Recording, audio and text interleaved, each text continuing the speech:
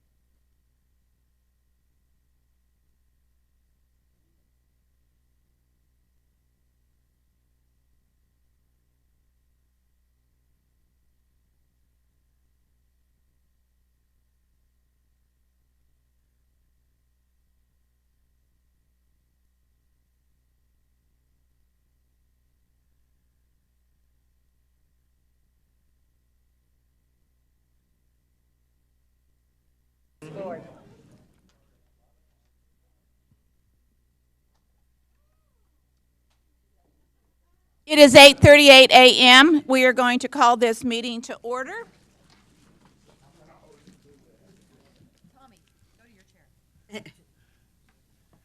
That side. It was that side. It was the right side. We would never do that on this side of here. I was like, it's a sign. Welcome, everybody. There are plenty of seats, so no one needs to stand in the back. You are allowed to sit in the At the seat. very front. And Aaron, we want to know how your dad's doing. Aaron, how's your dad doing? He's doing okay. Okay. All right. That's what we want to hear. All right. Today is our workshop itinerary. Generally speaking, these are strategic. There will not be decisions made necessarily. It's an opportunity for people to present their needs, their wants, and give us a great overview of the area that you are responsible for overseeing. We appreciate everyone's effort and energy in putting in this process. I know it's stressful. I know it's stressful for us up here going through all of the items that will be presented and then trying to figure out how we will come up with the money to finance the opportunities and the issues that come before us.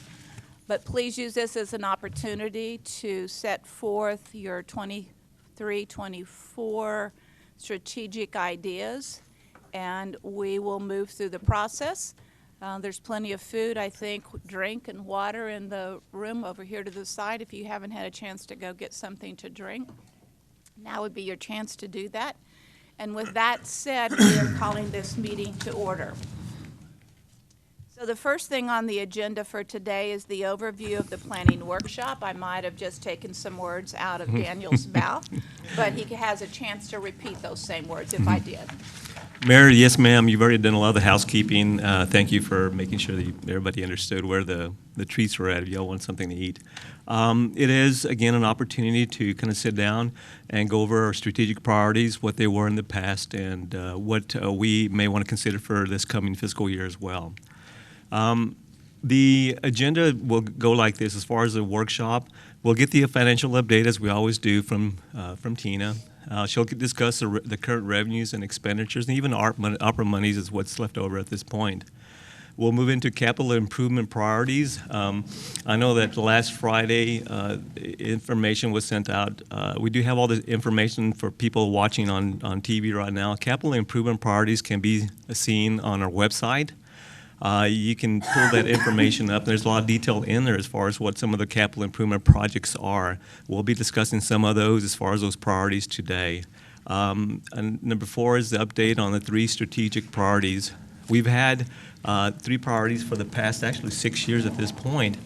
And I know that we reaffirmed those for several years now because they are such huge priorities for us, which entails, of course, infrastructure, public safety, and economic development. And then finally at number 5, we'll be establishing or confirming priorities for 2023 or 2024. It's important to understand the city's financial challenges and opportunities prior to the planning process. We do need to talk about those. I think that when we look at what we want to prioritize, we have to keep that in check with what we expect or what we're maybe budgeting for the future. Now, we won't have solid numbers today as far as what we're forecasting revenue-wise, but that'll be coming. But we also have to monitor that very carefully as we consider some of the priorities that we'll have. We can't overdo it and say we want all of this when we know we just don't have the money for it. So we have to be very mindful of that. There's going to be a list of priorities competing for resources, and of course, it's constrained by affordability. The updates, I just mentioned those a while ago. Of course, we'll be going over infrastructure, where we are with drainage, streets, water, and wastewater. Shane will be doing that. Economic development, Michael Dane, John James will be tackling that one. And then public safety, the chiefs will be here to present for the police department, also for the fire department. So we're really looking forward to those presentations. As I mentioned a while ago, we have had the same priorities for the past 6 years. They've been confirmed. Again, the very end of what we're doing today will be to discuss other options for priorities. You may say, hey, we're good with what we have at this point, or no, we want to tweak it a little bit. We want to remove this and add that. So this is what this is for. This is the opportunity to really put it out there and say, hey, we really want to prioritize this, and we want the city staff to move forward with our direction to make these things happen. I do want to point out that a lot of our, when we start looking at priorities as well, sometimes some of the priorities fall a little bit lower as far as what the city comes up with, but we also look at funding for those priorities. If we have a grant that we can apply for and actually receive, we'd like to leverage our monies toward that. So a lot of times some of these priorities will come up to the top rather than staying at the middle point. So again, we're constantly looking for grants that will be out there available to us. We want to leverage every dollar that we have with the city. With that, I will hand this over to Tina. I'd like to make some comments first before we do that.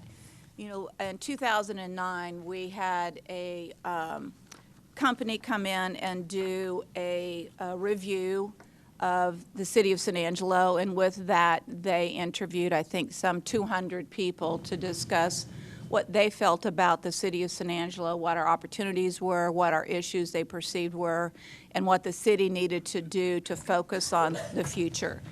And one of the headlines of that said the following: the community has collectively changed and is now looking for more, quote, authentic and individualized experiences.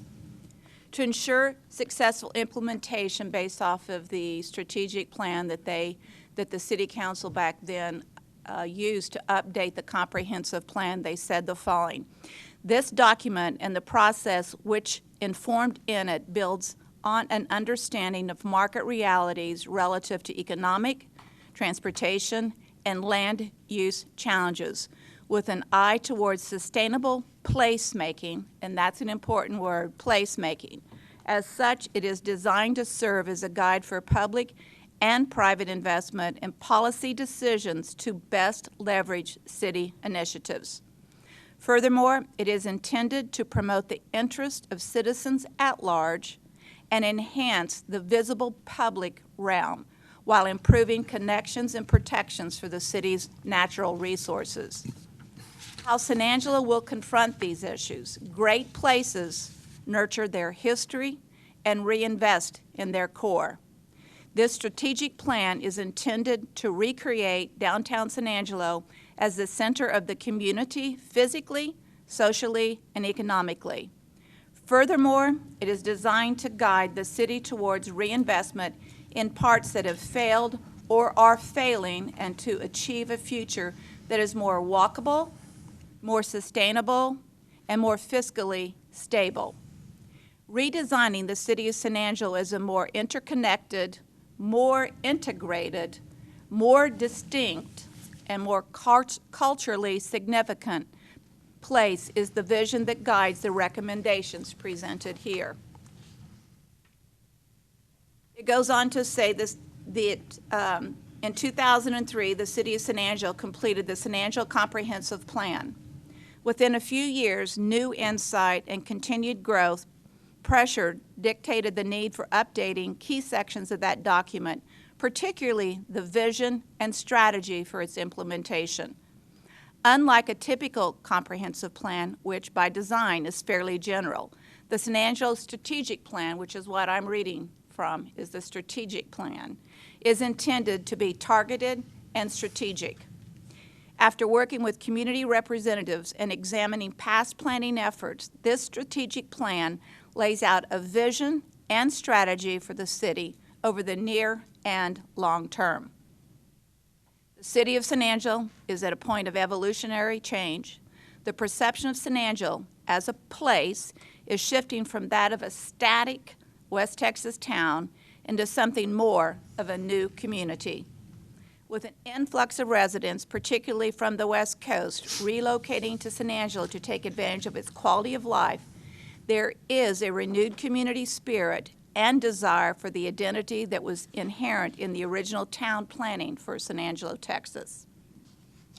I'm not going to read all of the pages, but one of the key things that it goes on to say, and this is something for Shane Kelton, because I know this is his daily, constant strategic challenge, and that is to say the following. Well, let me get to the right page here.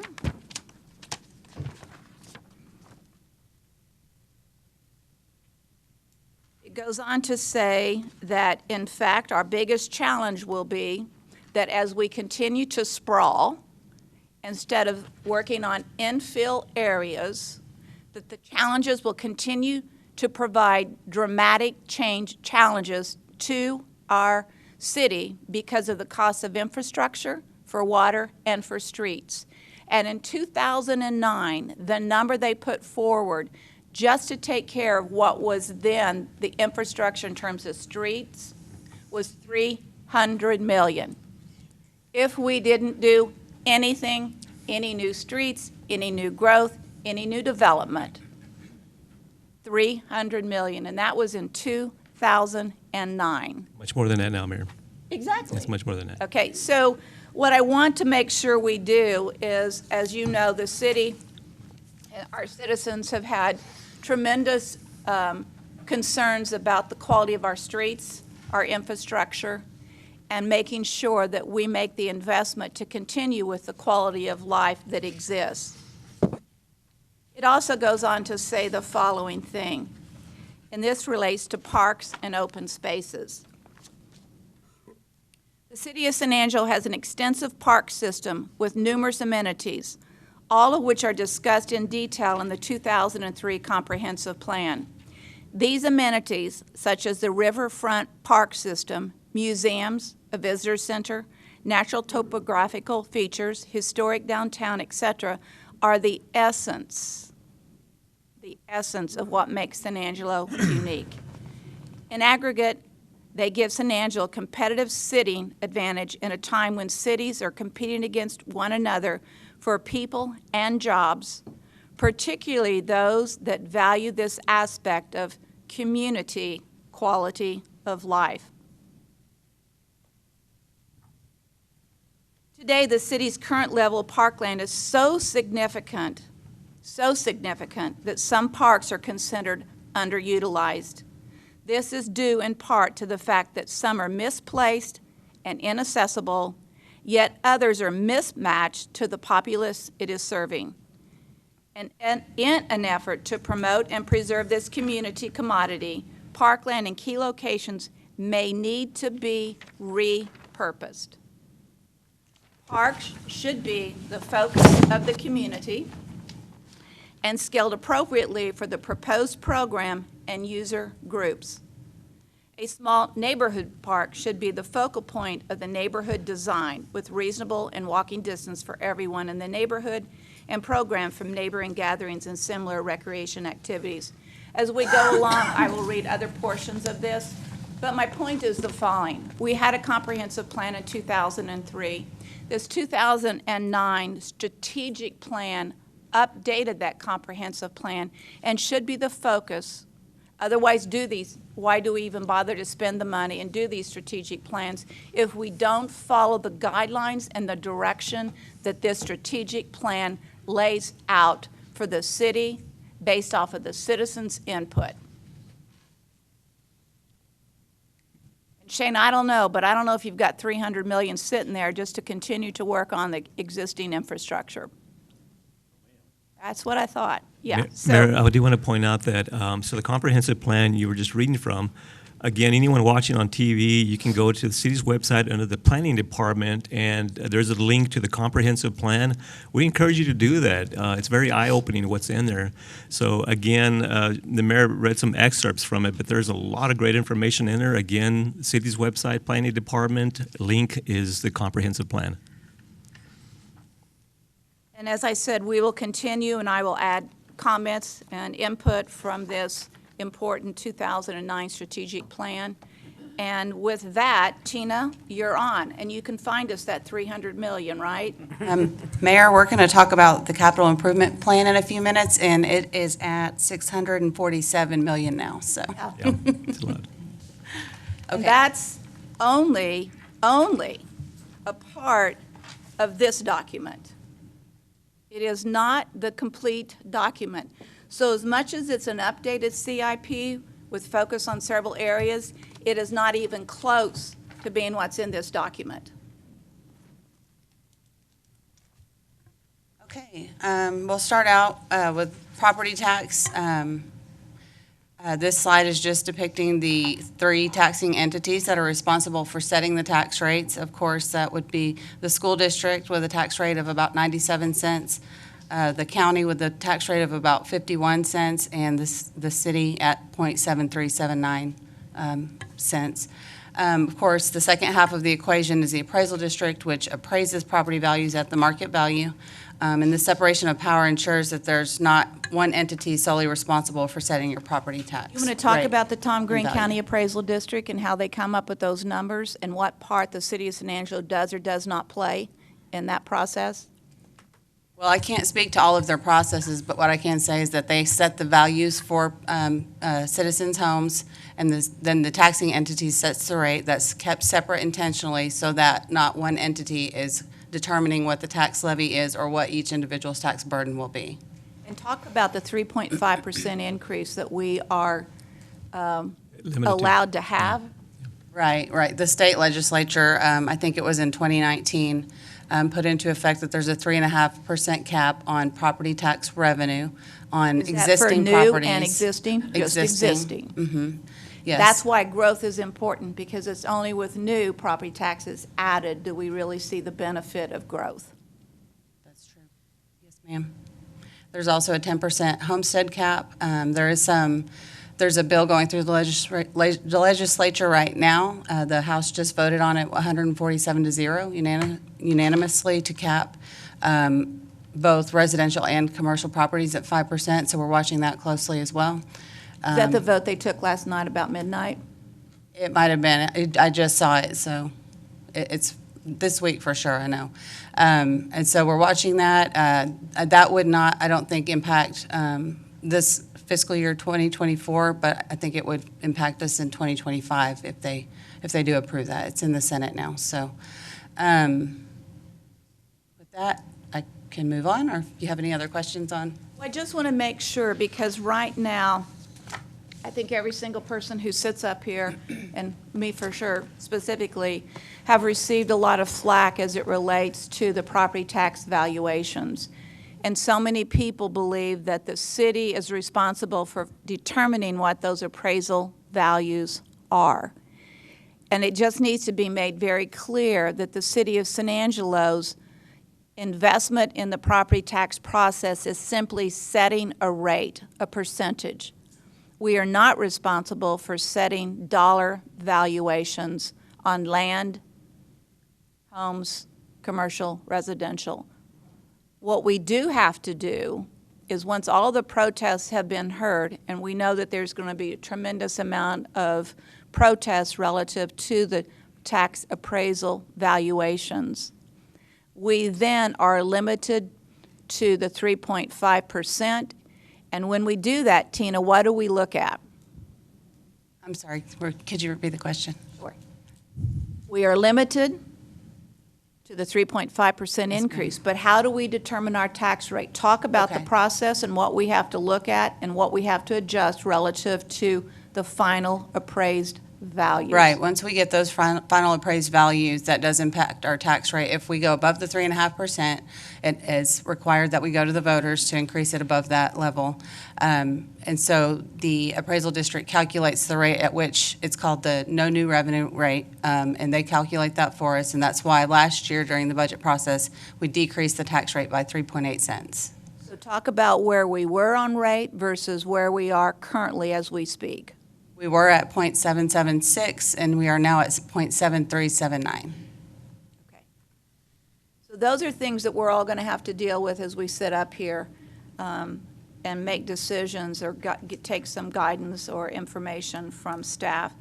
But at this point, we don't know what those numbers are. There will be a lot of protests, so the process will be a long process. It will probably come up to the wire in terms of when all those protests are heard and when we finally get a number that we will consider as we finalize the budget and the rate for 23, 24. Yes, ma'am. It'll be a couple months before we have that information, so, but right now we just have preliminary numbers. Like you said, there will be a lot of protests, and so until we see how those pan out, we really can't come up with a good estimate. Mayor, I do want to Yes. add to that as well. There's people out there that think that the city council influences how those values are done. Right. And there's a legal aspect to that, actually. City council can involve themselves in Cannot. it sounded like cannot involve itself in trying to influence what those values will look like. It's not legal. City council members cannot do that. So those of you that Including the mayor, correct? that is correct, including the mayor. So there is that legal aspect of it. Again, on our end, as Tina mentioned a while ago, you have checks and balances in place. So we, city council, sets the rate, but they determine that value. The city council has nothing to do with determining the value or trying to influence that value Right. for that It's matter. actually in the code that makes it illegal for a public official to influence the valuations. Correct. Okay. And this is just a depiction of what we just discussed, how we lowered the tax rate last year by the 3.8 cents. And moving on to sales tax, just a reminder that the total sales tax that a consumer pays is 8.25%. 6.25% of that goes to the state, 1% stays with the city, 0.5% goes to the Development Corporation, and the other half goes to Tom Green County.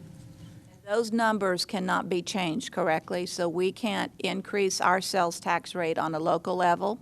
We cannot. The state says Correct. the highest tax rate could be 8.25%. So within that, we could possibly move it around, but the 8.25 is the limit, so. So sales tax revenue, we're over budget by $2.3 million as of May. Year-to-date collections are over last year by 10.62%, and projected marginal revenue is $2.8 million. And that's projected flat. So if we receive the exact same amount in the last few months of the year, that's what we would expect to see. As a percent of increase, so are the last few months at the same? Because the budget isn't equally divided by month. Right, that's So correct, some of the because it's heavier seasonal. decreases are planned earlier on in the budget year. That's right.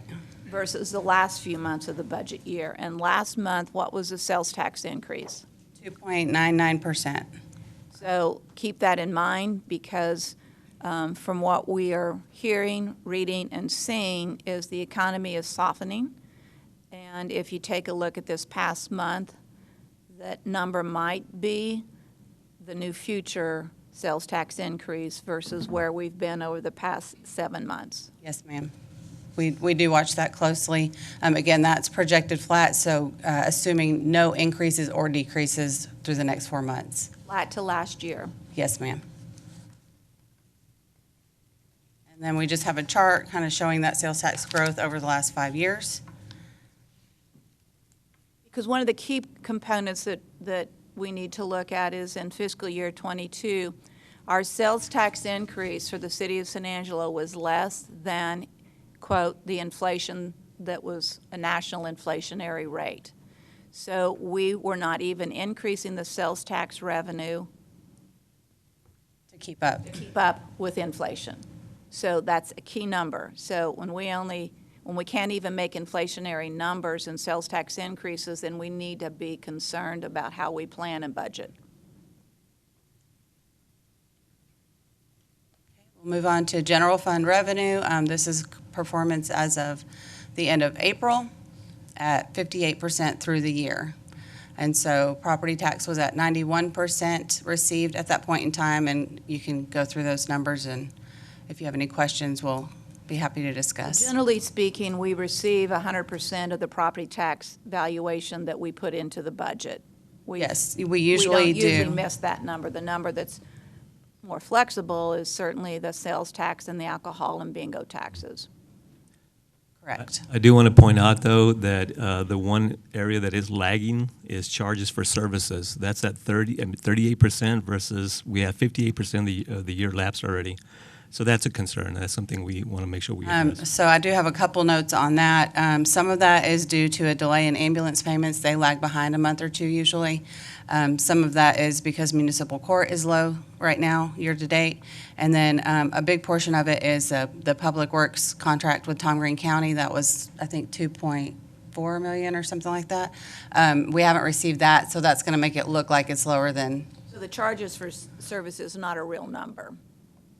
it is a real number, but It is, But but it still it's doesn't add not. we expect to receive that money from the county, and so we know that we can rely on receiving that. It's just looks low because we haven't. Charges for services in our fiscal 22-23. What are they? Is that what you asked? Yes, ma'am. Okay.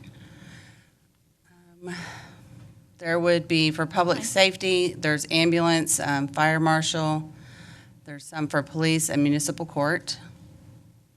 In public services, there's revenue for parks, recreation, nature center, and swimming pool. In planning and development services, there are charges for development services, planning, and then permits and inspections. Under neighborhood and family services, we have revenue for animal services and code compliance. Are you reading from the year end, 22-23, or are you reading current? I'm looking at the current Blue Book just to give you an idea of what types of charges for services there are. Right, but if you go pull up your 22-23 and look at the final number of what charges for service, I know there's multiple categories, but if we're going to combine them in one category for this presentation, we need to understand how each of those categories came in relative to charges for services.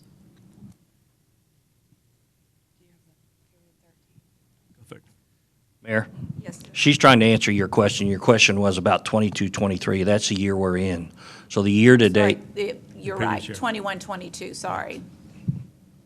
Sorry. That's what I was thinking Yeah, anyway. but- sorry. Kimberly's going to pull that up for the year end so that we can get you that information. Yeah, we need to look at it, because this is not a Just look at the- realistic number relative to how it came in end of the year, which at that point in time, we would have received those numbers, so we need to make sure we understand truly what that number is.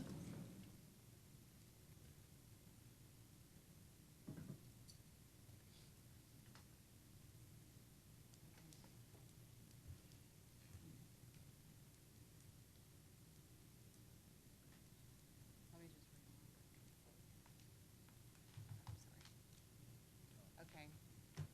What number do you want me to Well, relay? go through it, because it's going to be too difficult to add all that up right now in terms of actual from year to year.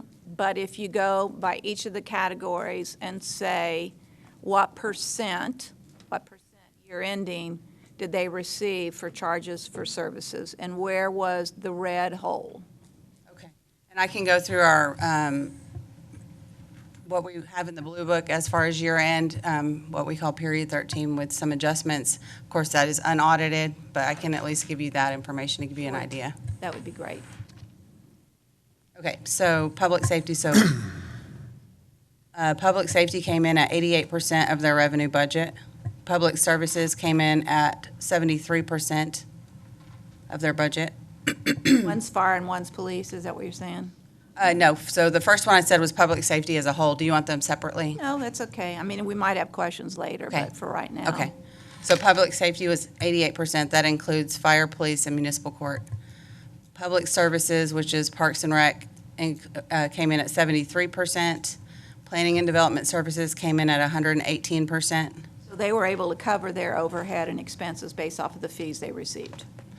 No, that's just the revenue. The revenue budget was set at $1 million. I think their expense budget is 2.5, somewhere around there. So what was their final number?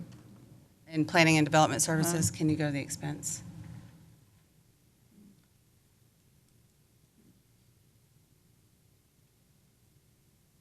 So their final expense was 2.15 million, and their final revenue was 1.1 million. And I know John referred to the GIS system as the part that the city offers as a service versus charges for the fee, right? It is, Ron? it is, Mayor. Yeah. Yeah, GIS. Part is of not it, included, yeah. yes. Okay. So we would have to extract from that to come up with a pure number. And then on the public safety, 88% of the budget, where was the big hole? Was that inclusive of ambulance services? It is. Ambulance was at 95%.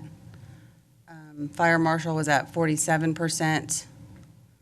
Police was at 106%, and municipal court was at 78%.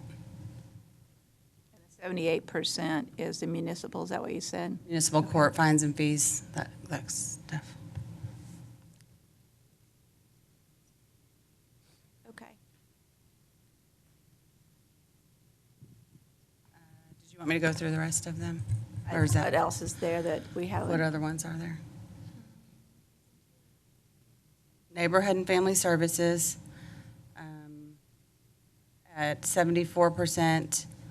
And then there's other, like, some miscellaneous charges other than that. So, So in revenue. other words, on every category, every area of category where we have charges for services, we miss the budget numbers.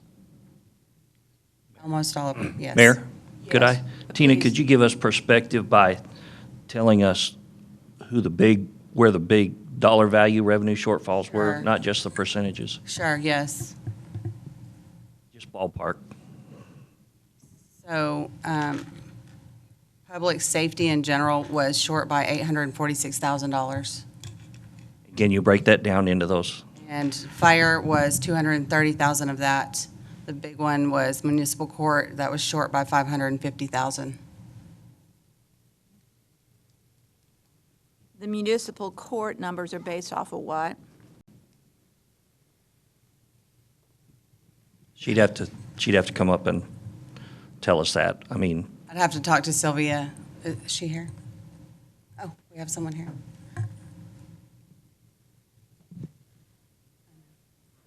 You can.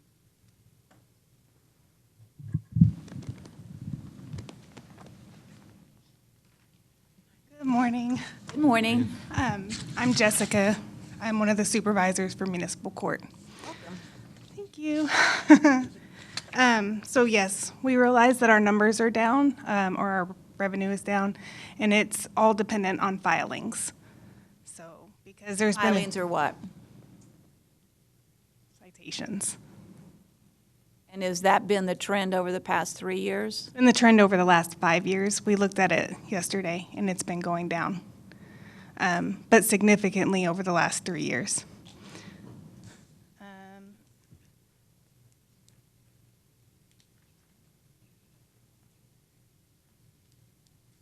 So last year, we had almost 13,000 filings through municipal court. And we're on track to meet that number again, but that's down probably 50% from 5 years ago. So the question mark is, we can continue to budget unrealistic or budget based off of a trend level. And we, continually setting that high is one issue that creates shortfall in the end.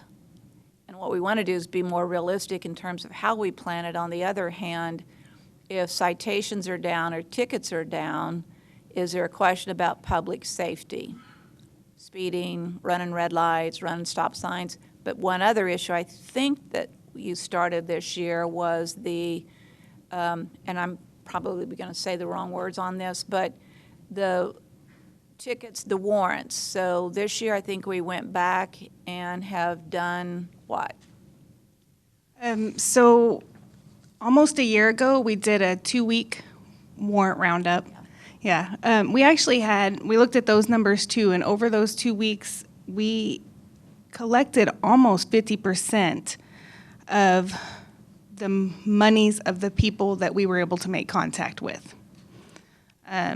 So that's actually pretty good. That's better than we've done in the past. And we talked about it yesterday, and our plan is to do something like that again, similar to what we did last year. That becomes a huge, big hole, because I think every year it's been about 500,000 down from the plan. And when it's a consistent performance from a plan number, you start with number one, is the plan correct? If we keep planning it, but if we keep dropping 50% every year, and you look at a 5-year trend of less than 50% every year for 5 years, that's a significant number. Mayor, we did budget down $270,000 from the prior year, and it was still short by $550,000.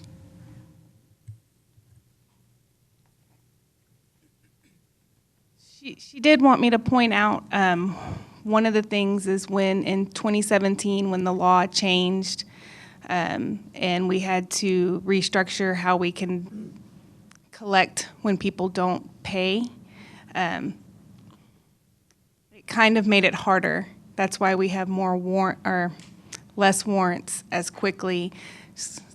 And why is it harder? So in the past, if they didn't pay, didn't pay or didn't complete community service, they basically immediately went into warrants. And this was, a lot of people don't want that. Now they have an opportunity. They have some time before that happens. So in some ways, it's less incentive. So. Mayor? Yes, please. She won't say it, I'll say it. The state made it much more difficult to collect on those pay plans, where we would throw them into warrant and go knock on the door and say, look, you got to pay. They won't let them do that now. It's very soft collection authorization based on state statutes. And they're given the ability at this point to make payments. I mean, they can make small amounts so we're not collecting typically, maybe not even for the full amount during that fiscal year. It rolls over to the next fiscal year or further than that, really. So. Yes, the state requires that not only do we offer payment arrangements, give them time to pay, they can pay it in full, they can pay it in 30 days, they can pay it over years. We also have to we're also required to offer an alternative to payment, which is our community service, our TAPS program. So if you compare the number of tickets or warrants or citations, I guess citations would be the correct word. If you look at the trend over the past, and one of the things that's the hiccup, which you can't use in this conversation, is the COVID years, because that is the big hiccup in terms of what could or could not or did not happen. So we always want to make sure we are fair about that conversation. But if you take a look at the past 2 years, what would be the fair number to look at in terms of citations given so far this year versus final numbers last year? So it's not just citations, it's filings in general from multiple departments. As I said, I'll probably say the wrong word. Sorry. Okay, so last year overall we had 12,896 filings. And right now we're at 6,797 filings, and that ends for April 30th. So we don't have May's numbers yet. So it's significantly down based off of where we're at currently. 'Cause what's the percent right now? I don't You have. have it in yours, I think in your municipal court number, don't you have, well, you don't have numbers, you have percentage or dollars, right? So you Yes, wouldn't ma'am. know.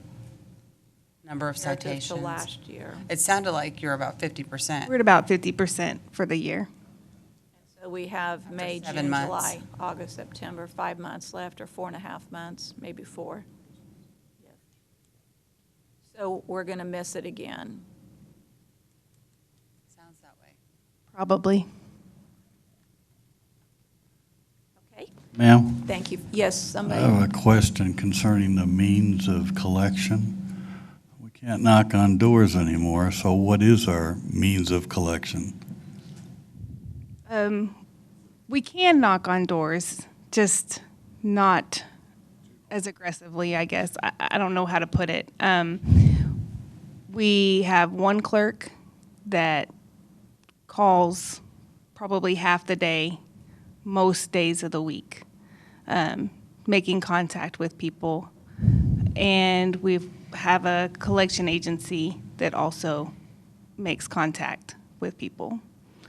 So, Do y'all charge any kind of fees for this money that they owe? Like, do you charge anything every month extra? no. So the amount that they owe stays the same? So there's a warrant fee that gets added for every violation that goes into warrants. And then if it gets turned over to collections, there's a 30% increase on whatever the balance is. But that money goes directly to the collection agency. How long is it before they are turned over to the collection agency? 90 days? It's either 60 or 90 days. Off the top of my head, it's 90 days. 30 days. Yes, 90 days. So they go into warrants, then they can stay in warrants for 90 days, and then they go to the collection agency. Other questions from city council members? I think the hardest part is having a clerk who tries hard to contact people. Landlines are not usually used so much. People know how not to answer a cell phone, particularly because of spam issues, so one would know how to not answer. So I think the idea of being able to contact them is a very tough challenge. And yet, on the other hand, there was a citation written for some reason. And one of the parts, so anybody that goes on a payment plan is required to provide some names and numbers of some friends or family. So we actually do reach out to their friends and family and ask them to contact the person and have them give us a call. Again, further questions or comments? Anyway, that becomes, as a total, if you look at this charges for services and look at the percent we're at, has a big impact in terms of overall budgeting and the amount of funds that the general fund is going to have to add back in to cover those costs. So we need to be very mindful of that line because there's a $8 million difference there. And that's a big number, 8 million. I have one last question. Please, Larry. Suppose somebody says, I'm not paying. What happens then? Sounds like nothing. I guess it depends on if we've made contact with them. Unfortunately, the last option is that they would go to jail. If an officer makes contact with them, they have the option of taking them to jail and they would sit out their fine, sit out their balance owed. Do you have any numbers on that, on how many of? Not. I'm sorry. I can get with Sylvia and we can get that information to you about how much overall that we have to give credit for them to be in jail. You know, the challenge here is to figure out what we can do differently, because if you look at a 5-year trend, the amount of money that the general fund is having to cover to pay for the municipal court numbers that we're talking about, it's a huge amount, and skipping COVID. But we need to strategically decide, number one, how to plan it correctly, but even when we reduce it, we're not making the numbers. So there's strategically got to be a plan for how we go about achieving some of these numbers, the charges for services, and how we collect.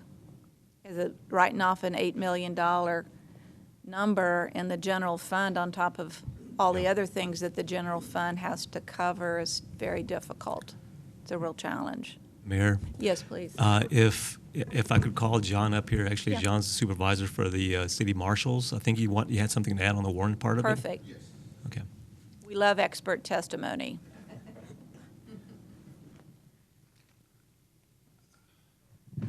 Good morning. The only thing I wanted to add was the way we collect and our warrant service has not changed. We still knock on doors on a daily basis. I think Jessica was referring earlier to some of the things that changed by law. One of them is, in the past, person didn't make a payment, immediately put in the warrants. Now we have, I think, we have to send out a notice, like a 10-day notice. If they don't respond to the notice, we have to send them another notice of a show cause hearing. So the process has been extended. So that's one of the things that was changed a few years ago by law. The other thing now is we have to, if requested, provide an indigency hearing. And if a person comes in and just says they can't pay, we can provide them with options like community service, which we do. But for health reasons, if they can't do community service, we just basically whatever they owe is just a wash. Those are some of the things that changed several years ago. And it doesn't necessarily make collections harder. It just extends the time that they have to avoid payment. As far as collections from the marshal side, we still go out on a daily basis and knock on doors. That has not changed. When we do knock on doors and we make contact with somebody, we have several options. One of them is take them to jail. The other option is we take them to municipal court where they're put on time payments. I know the question was asked, are there any other payments that go along with the time payments? And we have a time payment fee that we can add by law, and then, of course, the warrant fee. Another thing that changed several years ago is if a person is in warrants and they turn themselves in with just walk in the front doors, we have to recall the warrants by law. That changed several years ago as well. So describe that process again, please. So a person's in warrants, and 90% of the time a person's in warrants, they know they're in warrants. But they walk in through the front door. We didn't go get them. We didn't give them a PR bond. They're not coming from jail. When they walk into the front door, go up to the counter, that warrant is recalled. So basically, I'm here, put me on time payments, and hopefully we don't do this again in 30 days. But that's, At least there's a process. yes, yes. And that process, certainly don't know how frequently that process is used, but the key is there is a process for people to work through the situation. And every time a law changes and makes it a little bit more difficult for us to collect, we put things in place to kind of help us. One of the things is the time payment. It's not an easy process. You come in and you fill out a form. You have to list 4 people who know you, who know where you live, who know where you work, and we have a clerk that calls basically the references and calls and speaks to each one of your references before we put you on time payments. Some of them that come in, if they owe a substantial amount, they're required to pay a certain percentage before we put them on time payments. So those are some of the things that we've done to kind of make it a little bit easier for us to collect, because we know now that everything's extended, it's a little bit harder sometimes to collect on some of these warrants. So that's what we've done. But as far as the collections process from the warrant side and from the marshal side, that hasn't changed. So. Thank you for that input. Any other questions? Well, I think, obviously you're saying that by the state law, the process is dictated in terms of what we can and can't do. So there's always 2 issues number one, the amount of citations issued, is it up or is it down? And then number two, up or down the collectability. What percentage are we collecting this year versus last year? So it's two issues. So one is how many citations are we writing? Are we being writing as many citations? And then number two is our ability to collect them down or up. And is there an idea or a suggestion in terms of how we move forward to help the process and make, because no one wants to be writing citations that are just worthless because people refuse to participate in the process. So we don't want to make it harder on our police. So that's the two issues for me. And I agree 100%. And some of the other things that we've done is we probably have 5 positions in our department that we haven't filled because the numbers have been down several years. We also have a few more, as far as the marshals go, we have a few more responsibilities that we didn't have a few years ago that very necessary, but we didn't have those responsibilities several years ago. So we spent a lot of time doing other things rather than warrant service because of those other responsibilities. Name one of those responsibilities. Educate us. City council. Yeah. You know, we have 2 people here every city council meeting, which I think is necessary. We do some other things. Our court security. You know, we have more court now because of the show cause hearings, the indigency hearings, some of those other things, and very, very necessary. But because of the law change, they added those court hearings. Now we have a marshal who's assigned to that could be serving warrants. So we take court security very serious.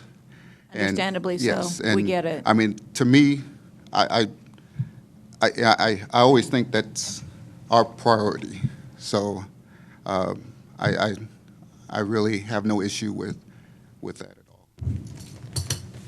Thank you. Questions for John? Thank you for coming forward and offering comment. Thanks, John.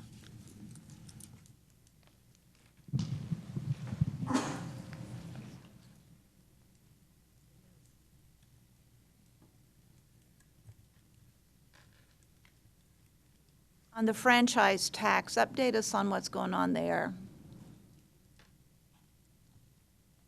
Specifically, Like we're at 67%. okay, so current year-to-date on franchise tax, we're at 59%.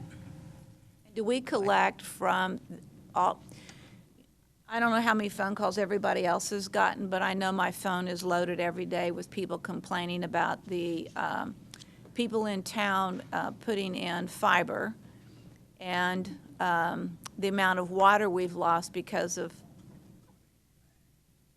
the fiber process, the cost of overseeing that, and the disruption of people not having water because of lines being broken, whatever. But I know that since this fiber thing has become a 2-year project, in 2 years it's cost a lot, it's created a lot of additional time and effort.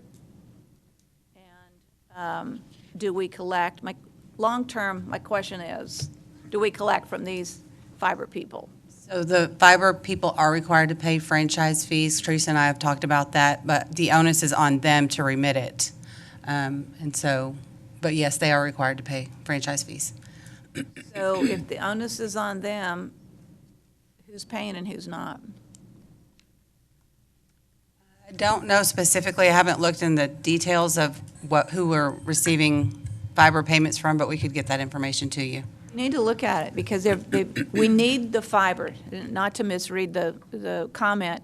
Fiber is obviously a very important part of San Angelo moving forward in the world of technology, so fiber is important. On the other hand, I know the number of phone calls I get of angry citizens complaining about what's happened and how disrupted their yards are, the additional street work disruption that's been created with it. So we need to find out where we're at on that. What's the process for making sure it might be up to them, but they need to hear from us. Yes, ma'am. And another thing on franchise fees, there is a bill in the legislature right now where they're trying to eliminate franchise fees for streaming companies. The city, we have entered into that lawsuit, Teresa, is that correct? Sorry, put you on the spot. Yeah, that bill actually failed 2 days ago, I think, on good. procedural grounds. But part of the franchise fee issue is that fewer people are doing cable, and so we're not getting the same kinds of franchise fees from those kind of companies that we are, which is the basis of the Netflix Hulu suit. And I want to take the time to thank Drew Darby. I contacted him on Senate Bill 1167 as well.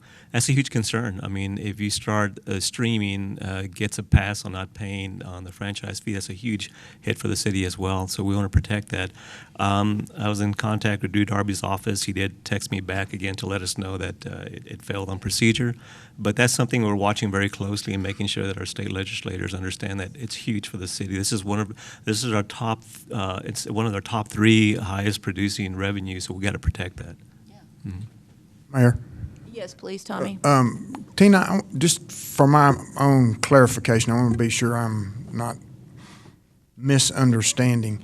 These numbers you have here, the year-to-date actuals are through April 30th this year, so that's 7 months of the year. And then you show down at the bottom of the slide, 58% of the year has elapsed. So just using as the example the franchise tax, we're really okay on the collection side of that because we've only passed through 58% of the year and we've collected 59% to date. So we would be on target, if I'm understanding correctly, to collect 100% of our franchise tax by the end of the fiscal year, correct? Yes. Statistically, that's correct, but the other issue is that franchise tax is based off of historic who was paying the franchise tax. And the challenge going forward is who should be paying, not who has been paying, because we've had lots of additional people come into town. So, and if we're not collecting from them, then you're missing that revenue. So this is based off of primarily cable, franchise fees, et cetera, historic ones. But where's the new ones? That's really the challenge, is because we're looking forward to the next budget and we need to understand the next budget. But historically, as of today, yeah, but who's not paying anything? Another note on franchise, we've recently started an audit over franchise fees. And so the 3 largest companies that we're looking at right now are Atmos, Suddenlink, and I think it's AEP. Yeah. So we're looking at those and we're going back through the statute of limitations as far as we can go back and making sure that they've been paying correctly. And so after we finish those 3, we could move on to another type of franchise. Called Optimum. It's, yeah. Suddenlink. Yeah. So I wanted to clarify, just ask Shane a question. Whenever these companies are coming and digging in our right-of-way, they do have to get a permit to access the right-of-way, and we do verify that they are registered with the state. And then that's who they actually pay the fees to. So the state should be keeping track of who the companies are and ensuring that they're collecting those fees and remitting them to us. Now, how accurate the state's doing, I don't know, but there is a process by which we're ensuring that we are getting some money from the companies who are in our right-of-way. Yeah, if we could just follow up on that again, because the disruption that has been created is significant, and yet we know that the future is in technology and we need that new infrastructure of fiber. So not to miss the need, but on a daily basis, multiple times on a daily basis, I'm hearing from somebody about their water was cut off, a broken water line, these people have been digging in my yard, the street's been left in a mess, my yard's still not fixed. So I just want to make sure we stay on top of that and reduce the workload on Shane Kelton's world because of this. That's really long-term my big issue. I know some people, because you have 3 different companies digging. So the first company comes in and they break your water line. We patch it. Oh, then here comes a second company, because these companies are not in sync with each other. So virtually your yard, your street, your alleyway can be disrupted 3 times. And that process is very cumbersome. Yes, it is, Mayor, and also just wanted to let you know that we do track every time that we get called out to go make a repair on a water main break or any of those things, that we do charge back the time and materials back to those companies that do cause that break as well too. So we are tracking that and getting our cost of service back to go fix what they tear up. So. But it does require extra time and effort. It Yeah, I does. mean, Yes, it's it just takes the us away from our normal duties. Yeah. And really back about a year ago when it was really we had all three of them going really hard at one time. We were responding probably to 15 to 20 water line breaks a day at that point. So our crews we had crews that almost working 24/7 during that time. Thank you. Appreciate that. Any other questions? Remember, City Council members, this is really an opportunity for us to learn more about what's going on day in and day out. So it's really a chance to learn, because in our normal City Council meetings, we don't go into the detail and the depth that we are today. So today is technology over there got a problem? So he had a 1 foot shot to the trash can with You a had fork to- and he missed it. Do you have to put it out there now? I did. Daniel needs to work on his shot. Anyway, so I know I gain a lot of information and understanding better of what goes on day in and day out, and I encourage anybody to ask questions or comments to increase our understanding of our city and its operations. So continue, Tina. We'll move on to general fund expenditures. So public safety at 58%. Public works is at 75%, but that's largely due to the seal coat project that's already been encumbered and committed. When you say revised budget, what's the revised budget? It's what the budget that you adopted plus any other budget amendments that have come through for approval. Just to be sure we all know. Yes, ma'am. Public services at 52%, development services at 59%, neighborhood and family services it's 55%, health at 58%, government at 53%. And what's government? I thought you might ask. It's city council, city manager's office, internal auditor, communications, city clerk, construction management, and is that development corporation? Development corporation. And then administration, which is legal, real estate, finance, billing and receipts, IT, purchasing, HR, facility maintenance, and what is ND? Non-departmental, that's what it is. And then transfers out of the general fund, which includes capital, grants, debt service, general fund supported transfers out to other funds, and then $2.4 million to the airport was fully transferred as well in that line item.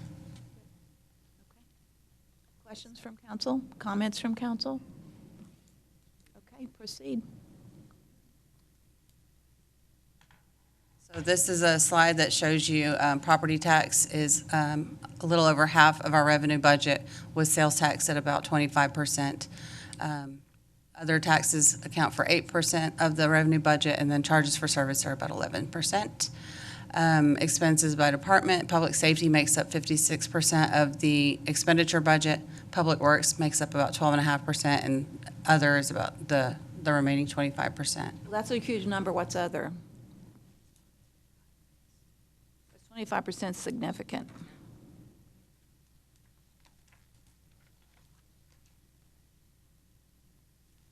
Development services, health services, general government, which is city council, city manager, internal auditor, public information, city clerk, construction management, development corporation, and transfers out, which is the grants, capital, debt service, and other funds.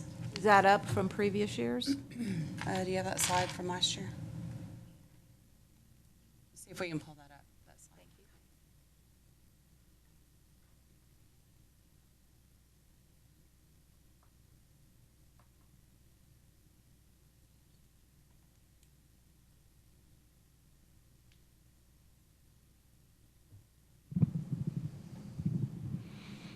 Tina, while she's looking, Yes, sir. that last group, what are the top three? Do you have the breakdown? What are the top three in that group? Expenses in the other group. Yes.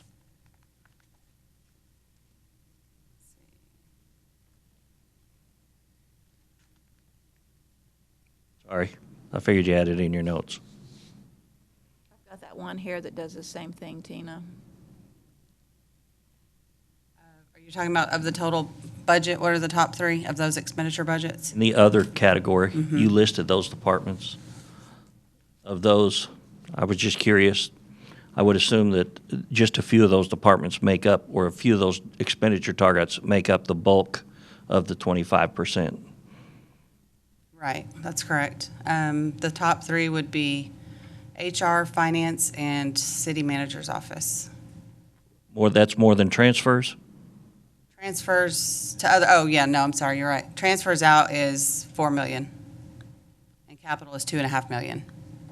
And those departments you just named are higher than No. planning? No. Than planning? Planning, the budget for planning is 2.5 million, I believe. But is that in that 25.19% Yes. planning? It's a lot of places to look for that, to answer that question, I'm sorry. Forget I asked. Well, we should look at the top three in that 25.19%, because that's a big percentage, So, and see what is the last year, that number was 24.79%, growing. a little bit. I would expect that's mostly in personnel.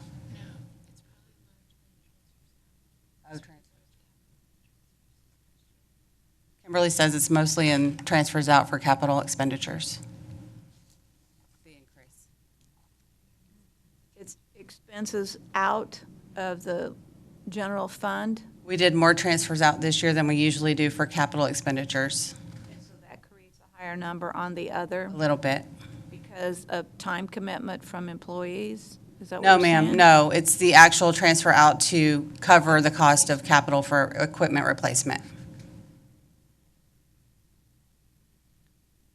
I think we increased that We by increased it for a this current significant fiscal amount. year, significantly, yeah. 420,000 or something like that. Would seem to be high.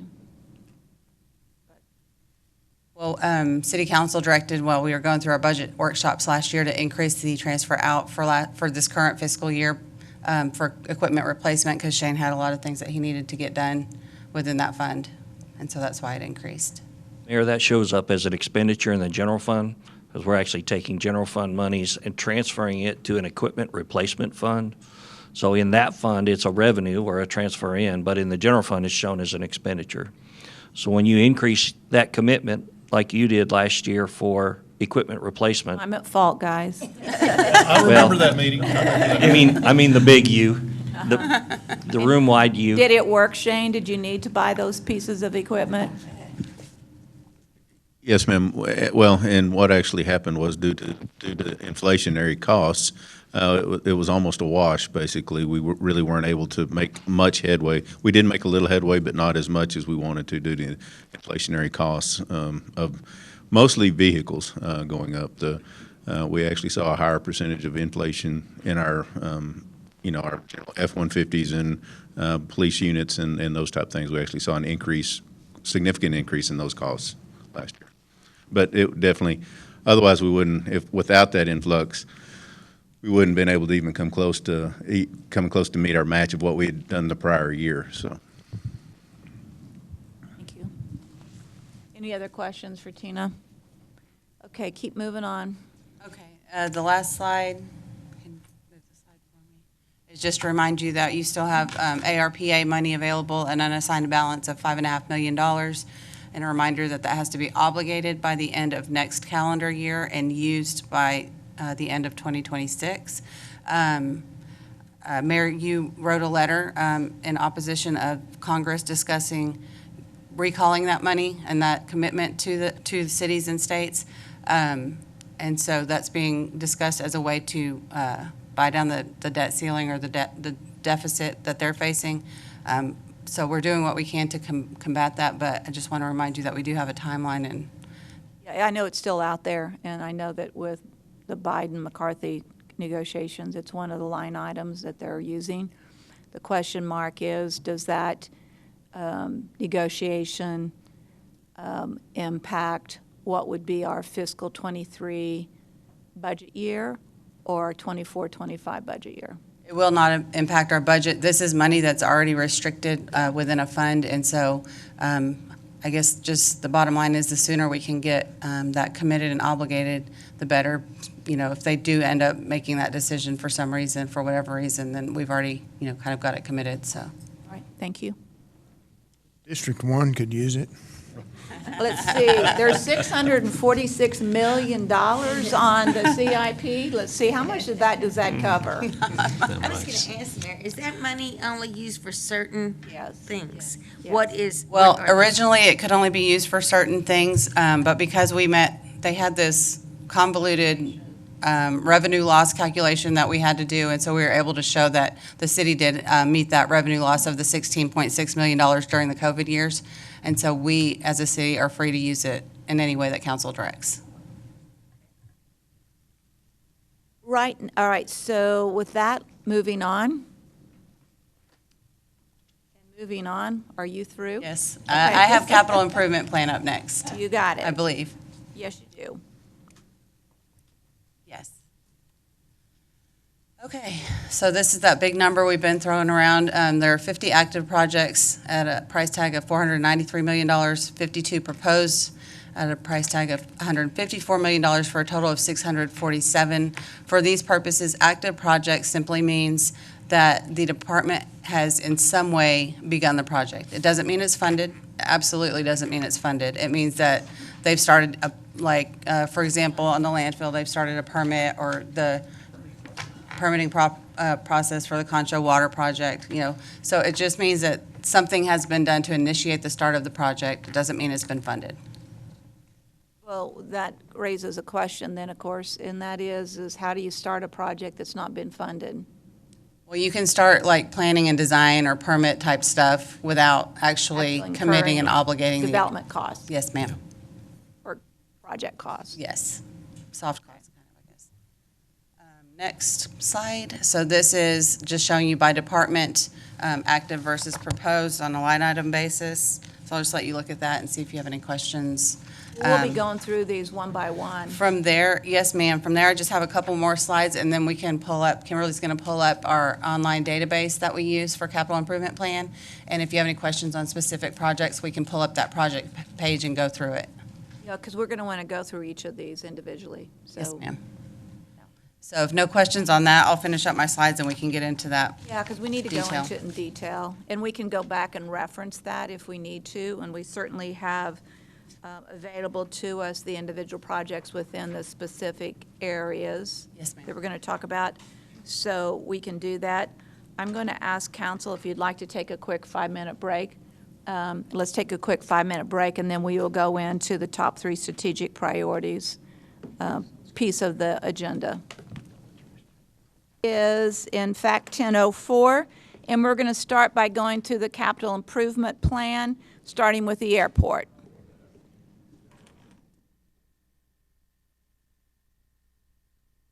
Jeremy, are you here, dear? I thought I saw you. You're first on the list for the airport, so we will start with that. And if you will educate us on all of these items on your CIP.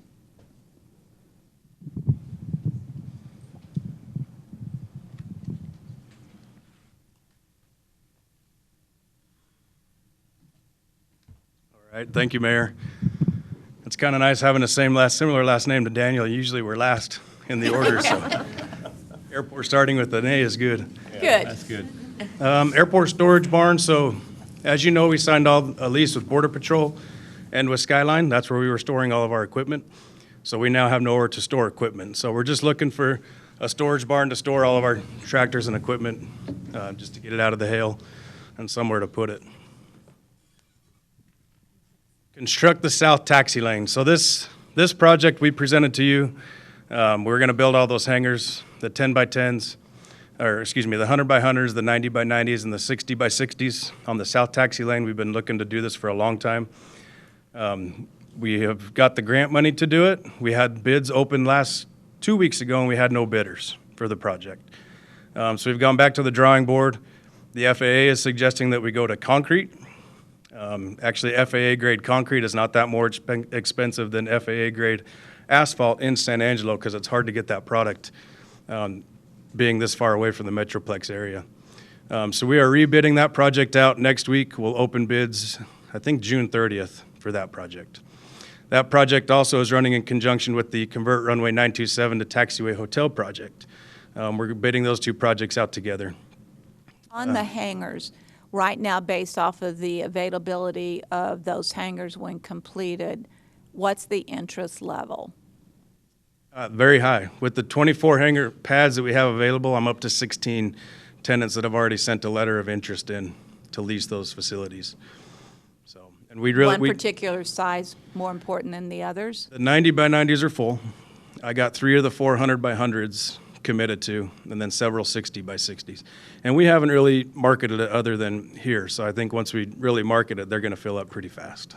So what you're trying to do is get someone to build these hangars for us, and then we lease them out? No, we would just provide the taxi lane, and we would provide the land in a raw land lease, and then the individual tenant can get their own hangar built on the land. Okay. And then they get a somewhat long-term lease on it? Correct, yeah. Standard lease is about 12 cents per square foot per year, and a typical lease is a 20-year lease with 4 or 5 year extensions, so you're looking at a 40-year lease. Good. The taxiway project, as I said, that's running in conjunction. We should hear from Congress. They want to make announcements the middle of June if we're going to get that discretionary funding or not. I meet with the FAA quite frequently, and he's very, very optimistic we're going to get the discretionary funding to do that. Do we apply for TxDOT grants separately from the federal government for our projects? We do not. Because Texas is a block grant state, the FAA, all the commercial service airports, the FAA does direct grants with us. The general aviation airports, the FAA gives them just a lump sum, and then the TxDOT can determine where that money goes. That money does not come back to commercial service airports. Okay. But there is opportunity. We have reached out to TxDOT about keeping runway 927 just based off ASU with the flight training. We talked about the need for that crosswind runway. TxDOT will not support it because the FAA will not support it. Okay.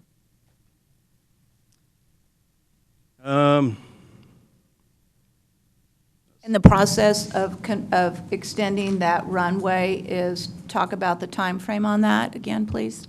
On the 927 conversion? Yes, please. So that's going to be a very quick project because we're going to have both runways closed. Well, we'll close runway 321 while we're working in there, then we'll open it back up and close 1836. That's only a 60-day time frame to get both these projects done. Okay, It moves quick. good. Hangar Road reconstruction is complete. No, excuse me.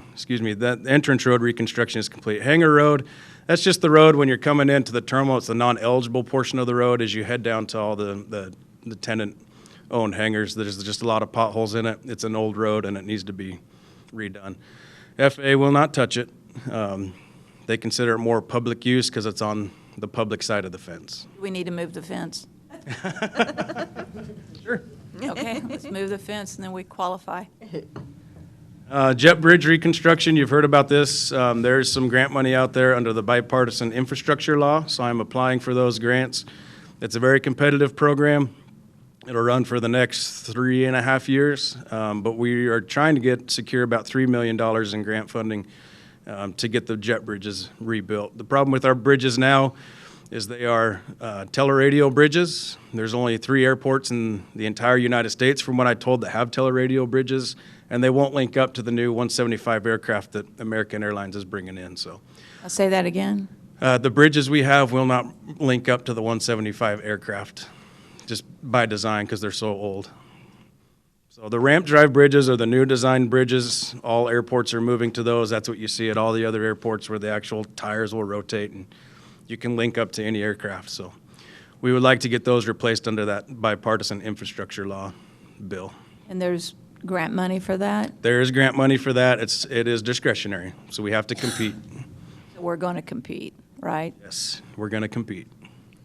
And the FAA has money for that or not? Or is it all the grant money comes from them? It's And that's all the process? Yep, it's FAA. It's a 90-10 split, so we would need to get 10% match. It is PFC eligible for reimbursement. And the time frame is immediate on that we apply for the grant, or? Yeah, and I've been applying for the last 2 years. I apply every year. The FAA is prioritizing the large hubs, as they always do.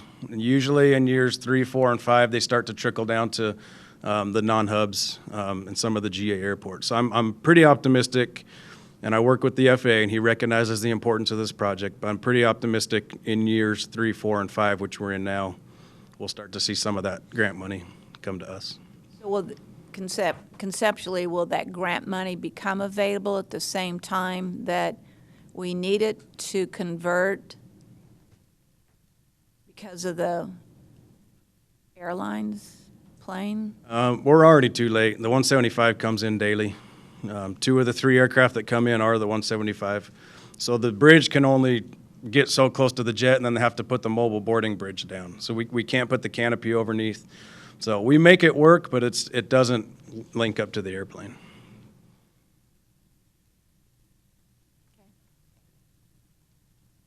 Taxiway Delta, this is just on our capital improvement plan that we submit to the FAA every year.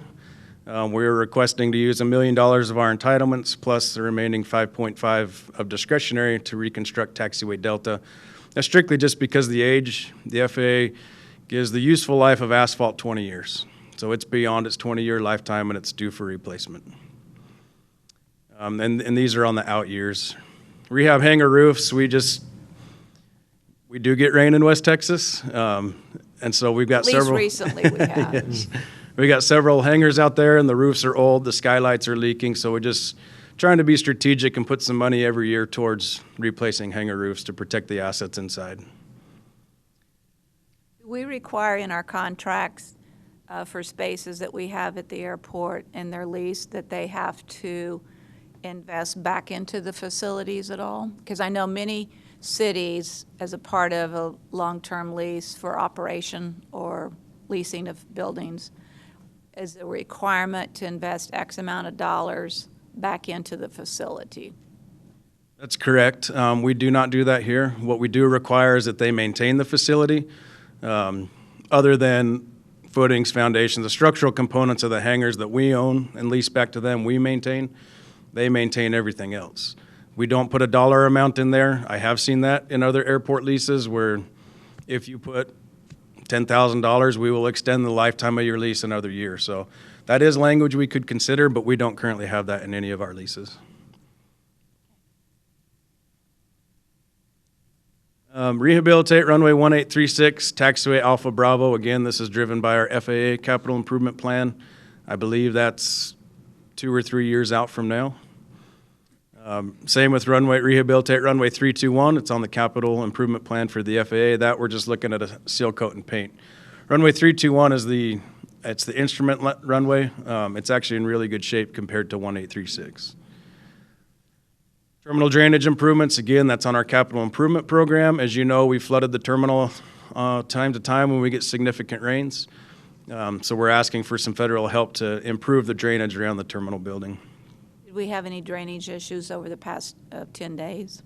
Nope. It got close to the bottom of the door, but it never breached the door. It does rain inside the terminal, though. We're trying to get that fixed. Rain is good, right? It depends. Rain is good. Let's see, terminal improvements. So again, this is that bipartisan infrastructure law. There's money available for terminal improvements. As you notice, the bathrooms at the terminal are getting pretty old and worn down, so we'd like to just replace the bathrooms, give them a bit of an upgrade. HVAC units are highly competitive with this program, so we've thrown them in there because my HVAC units are over 20 years old. And the roofs leak. Roofs are also very competitive in this program as well. So we're hoping with the HVAC and roof project, we can also get the bathrooms remodeled in the terminal using grant money. That's a 95-5 split, so 5% of that can be covered with PFCs. Terminal IT improvements. Again, this is from federal grant money that was available through COVID-19, but we're looking at upgrading our conference room to allow for some virtual meetings, just to maximize the availability of that grant. Do we with the, and I forget the terminology, but I know Brian Groves presented some improvements to be paid for by the fee that Optimum gives us. The PEG fee. Yeah. Can those funds be used to do this at the airport? I think it can only be used for programming that goes on Channel 17 or the television. So create a program, Sure. can go on Channel 17, so we can use that to improve your IT. Highlight some local pilots. There you go. I think we're looking at you, Tom. Okay.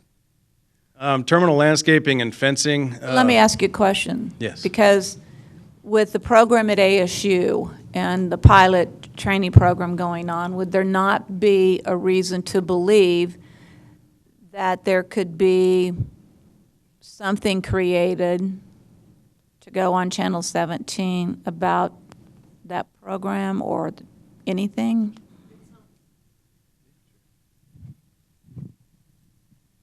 It's not Here just a comes matter. Brian, too, so he'll help us. It's not just a matter of creating a program that can be displayed on Channel 17, but it has to be something related to enabling us to have programming on Channel 17. So just the fact that we have a video would not be enough to use that funding.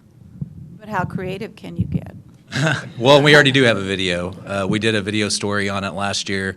It won several awards. We run it all the time on the channel. But it would have to be, like, for instance, this room, we'd have to have meetings in there that we record and air on the channel. So it always has to have a direct impact on the TV channel.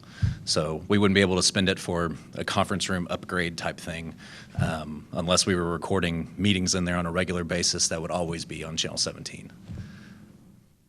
So an airport advisory board meeting? We could look at it. You know, one of the things we also need to think about is that fund has, we used to get more money. I think we are starting to see an impact of cord cutting. And so while we do have some money in there now, I think, you know, we definitely need to be careful about spending it because at some point it could go away. And so. Because fewer usage of. No. Fewer use. Right, yes. Yeah. So, you know, we used to get about $250,000 a year, and that, I think, I didn't bring that paperwork today, but I think 2021 it was 150 or 170. The next year it was around 200, and I think right now we're at 131 this year. So we're definitely seeing a decrease in those funds. And so while we do have projects that we're doing in here, you know, if we were to ever move our office, that would be very pricey. And that would be what that fund would be used for as well. And so all of that will start to add up, and then before you know it, we won't have any money in there to spend on things. Think outside the box. Oh, I know. And so, yes, if we were to have an airport advisory meeting out there, Jeremy, how often do y'all meet? Do you meet 4 times a year, a couple times a year? Yeah, quarterly. So. Food for thought. Yes, ma'am. Just trying to address the needs. And I have a good source of funding for that outside of our funding. Federal grants could pay for that. Good. Terminal landscape and fencing. If you've been out to the Chinese restaurant lately, you've noticed that the trees have been cut down. The FAA mandated we get rid of those because of the wildlife issues. The grackles were perching up in there. They were building nests up in the jet bridges, and they found some of the birds out on the runways. So FAA said get rid of the trees. So it's kind of an eyesore. If you're sitting in the cafe looking out the windows, you see those old stumps and just the land underneath those old trees. So we were looking at doing some type of landscaping improvements there. And then on the other side where the air traffic control tower sits, we've got an old fence with some slats in it. TSA wrote us up for it because it doesn't meet today's standards for security. So I need to put a fence up there. I think we're looking at using some of the TxDOT ramp grant funding to get this project done. Terminal parking lot reconstruction. So this is, in my opinion, our biggest black eye out there. This parking lot is old. It's very challenging. Everybody sees it as they come to the airport, but it's falling apart rapidly. With my crew, most of the time they're out on the runways keeping that side of the fence safe and looking good, and so that parking lot gets neglected from time to time. So I would like to get those parking lots done. The master plan suggested charged parking. I know I've brought that up to you. We're looking at $5 per vehicle per day. which would bring an additional $230,000 of unrestricted revenue to my budget.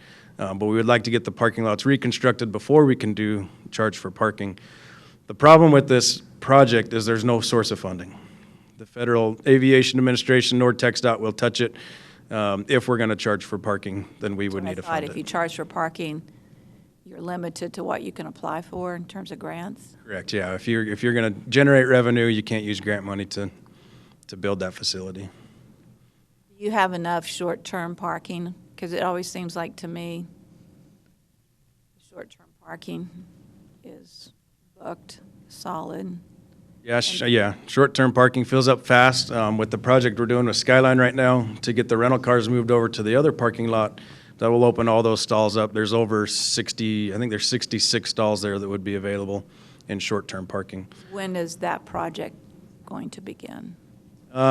There's supposed to kick off here in the next 2 or 3 months. We just recently got some of their design concept plans, and I think they're close to pulling a permit on that. How's the rental car situation out there? Because I hear lots of complaints about that. So do I. It's bad still, but it's getting better. We're in negotiations with another company to come out, hopefully bring that to City Council here shortly, to use those other counters that Hertz was using. Avis just has a hard time staying on top of the vehicles because there's such a high demand. With the base, lots of the families will fly in for graduation, but they don't fly out. So they pick up the vehicles, they take them out of San Angelo, so there's no vehicles left here in San Angelo. So they got to truck vehicles back in, and it has been a challenge for sure.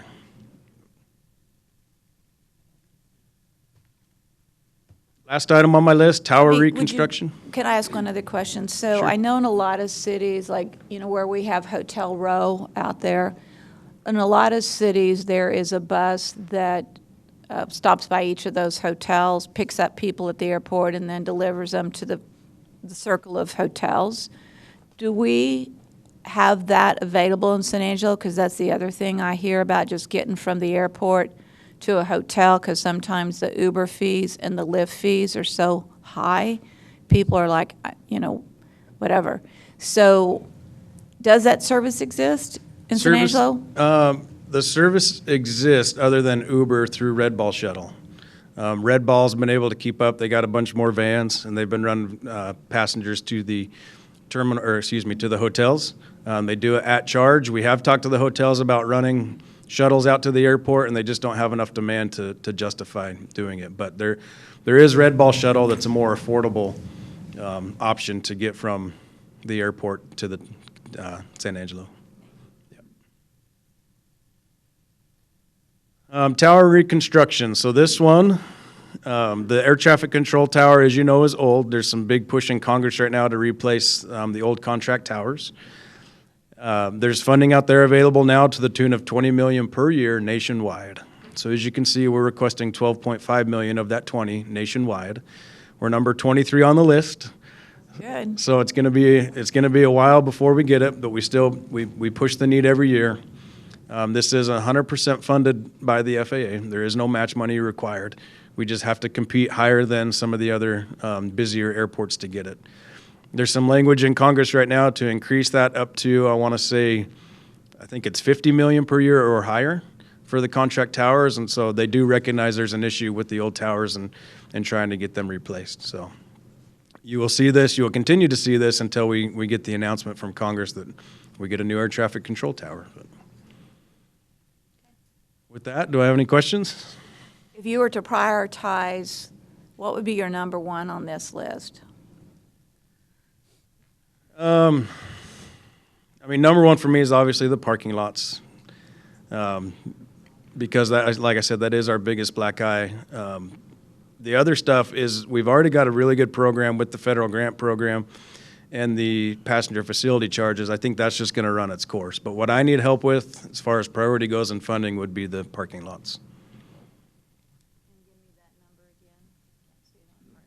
I think it was 3.7 or 3.5. 3.4. 3.4.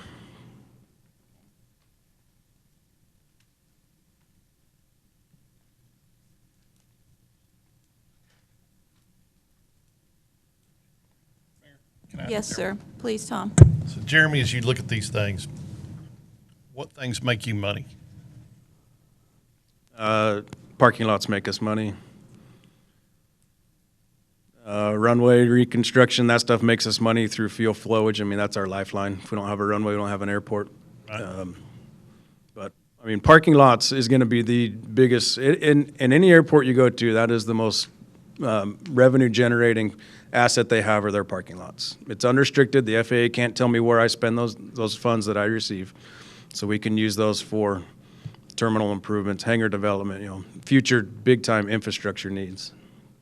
Well, as we sit there and we go through this whole list of CIP, you wish you had a set of scissors to cut off what's realistic and what's not. But as we look at the future in the next 20 years, the things that are going to make it for us are going to be revenue driven.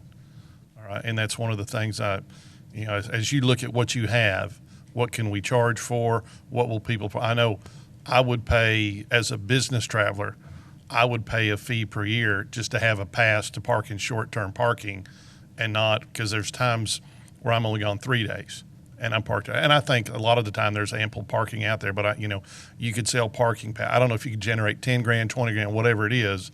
Every nickel's going to help. But as you move forward, I think the hangars down there on the south end, I see no reason we can't at least go ahead and start trying to ink those things in there to start the construction and work around the development of the taxiways.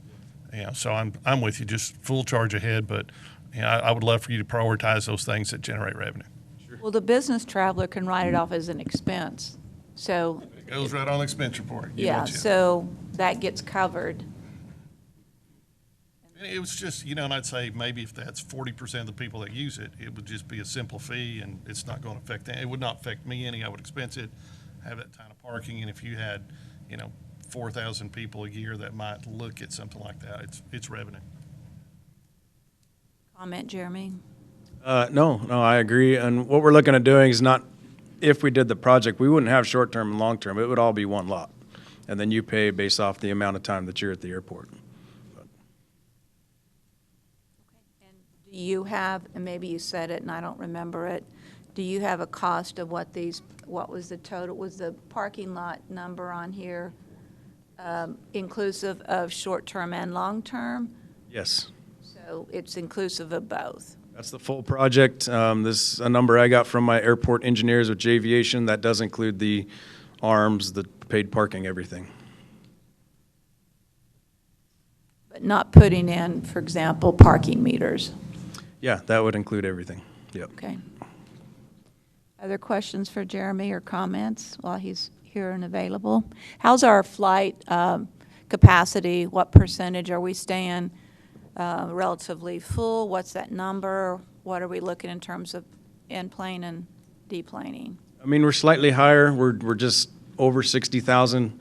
The load factors are down around the 60 to 70%, so the airlines are still profitable. But I'll remind you, they're bringing in the 175 aircraft with more seats, more seating capacity. So total number of passengers up? Total number of passengers is up slightly, 2% increase over total enplanements. But the pilot shortage is a real issue still in today's market. You probably read the news and you see that a lot of airports are losing air service and losing frequency. So we're down to 3 flights. I think with the 60 to 70%, we'll keep the 3 flights unless they pull that RJ that comes in late at night and bring in the larger aircraft.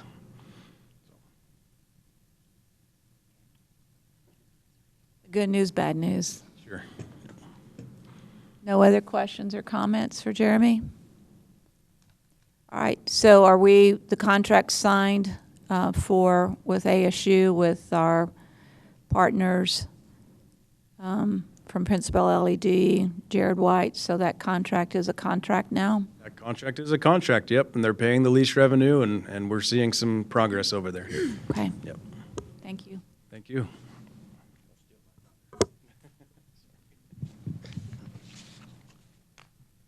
All right, our next one is the animal shelter.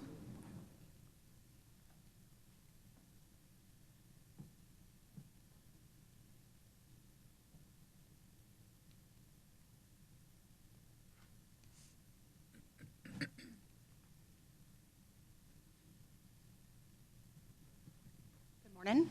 Good morning. Welcome, Morgan. What's before you today is the animal shelter improvements as they've been discussed at a number of recent council meetings. So the capital improvements, just last meeting, y'all approved the engineering contract.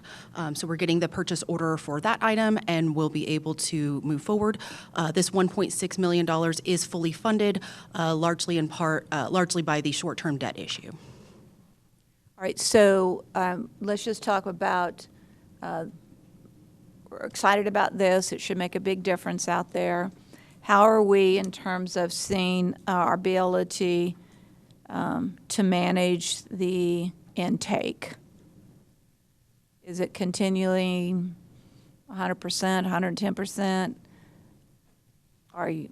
Yes. So when we set the finite capacity for animals in our shelter, canines and felines, we subsequently adopted a policy where we shifted to a community-supported sheltering model, in which case the animal shelter is a resource center for San Angeloans, but not necessarily an intake. 70% of dogs are found within a mile of their home, so we want to match folks that are finders, good Samaritans, with some resources. We send them home with, it's an optional program, we send them home with a crate, a bag of dog food, puppy pads, and a yard sign that says, hey, are you missing a dog? I found a, and we fill in the blank, black Chihuahua, whatever it is. And so we follow up with those good Samaritans days later, and the vast majority of the time, better than 80% of the time, they are reuniting with the owner in the field. Then we, of course, offer the owner opportunities like microchip, all the things to result in a faster return to owner next time. So those kind of programs and more that we're rolling out help us stay within our finite capacity. So at times that we do close the shelter for intake because we're approaching capacity, we still have a number of resources we can offer finders. We, of course, still dispatch an animal services officer anytime there's a call for a dog at large. We want to scan that dog for microchip, look at lost and found sites, get that pet back home. Like I said, even if it's not a shelter intake to be housed at my facility. So those programs and those outreaches absolutely manage our intake so that we can stay within those finite capacities. On times we're getting very close to the 180 maximum capacity of canines, we do subsequently share a list with the public and say, any dogs with advanced medical, temperament and behavior have been euthanized. We've exhausted all resources for those animals.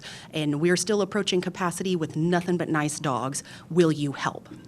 And each time, 3 times now, we've had to share such a list, and each time we've shared 100% of those dogs where they've either been pulled into foster, adoption, or rescue transfer.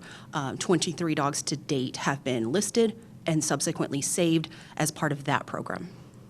Right, and we're being very hardcore on the spade and neuter program, right? Because I think we received a lot of criticism that we were not being hardcore enough or following the process.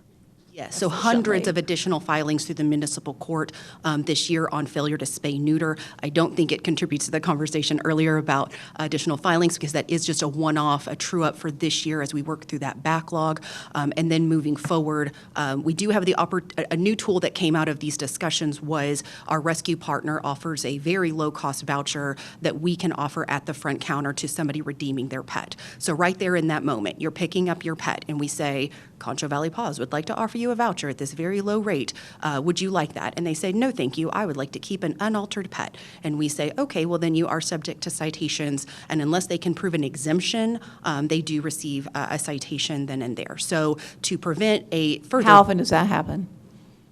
Well, it's offered at each and every interaction. I would say half. I would say half people participate. Half of the people don't buy a voucher and either prove an exemption or receive a citation.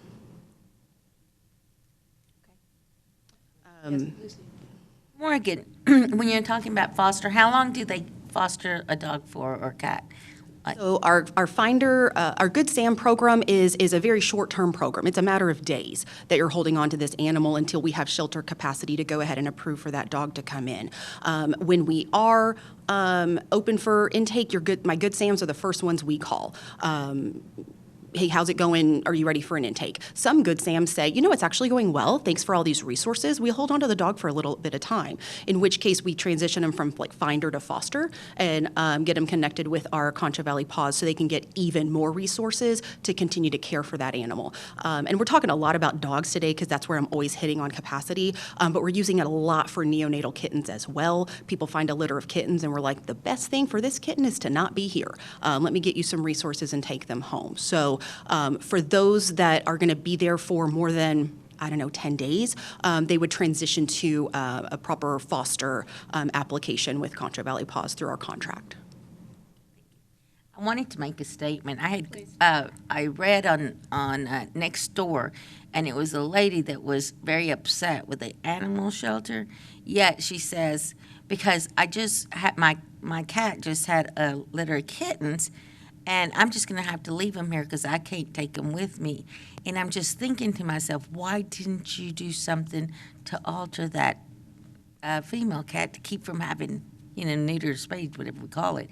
But I just don't understand why there's complaining about the animal shelter when it's their responsibility to keep that cat from having so many kittens, and then them just saying, I can't take care of them, I'm just going to leave them here. And it can pretty quickly become an insurmountable issue. You have a good heart. You take in a random cat, you care for it, you don't connect with space services quickly enough. She becomes pregnant. So we do want to make sure people are aware of low-cost options to get their cat spayed. Right now, all our community cats are being pulled by Concho Valley Paws to be spay-neutered so that they're all going back altered and vaccinated. So there's lots of resources out there for folks if they have community cats, if they're aware of a colony. We've worked with a number of y'all that are aware of colonies that are unmanaged, meaning they're not compliant with the spay-neuter component of a colony caregiving. And so we connect with those folks. We build a relationship. We get all their adults spay-neutered and their kittens in for adoption and rehab. And it's a really good program, but we are asking folks to, step up and be responsible before it's a problem. Any other questions or comments for Morgan? Yes, ma'am. Yes, go ahead, Larry. With the improvements, you've probably been through this once before. I need to recall.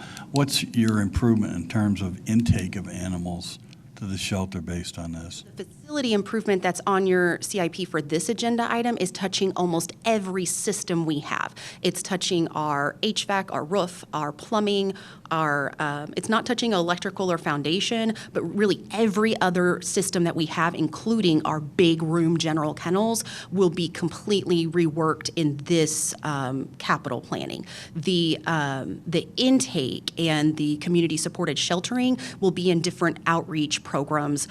Quite frankly, the way we've grown our Good Sam program and done so much more for people who find a pet has come from us housing less pets, right? So ordinarily, by end of May, I have approaching 200 cats on the premises. I have, I think, 65 today.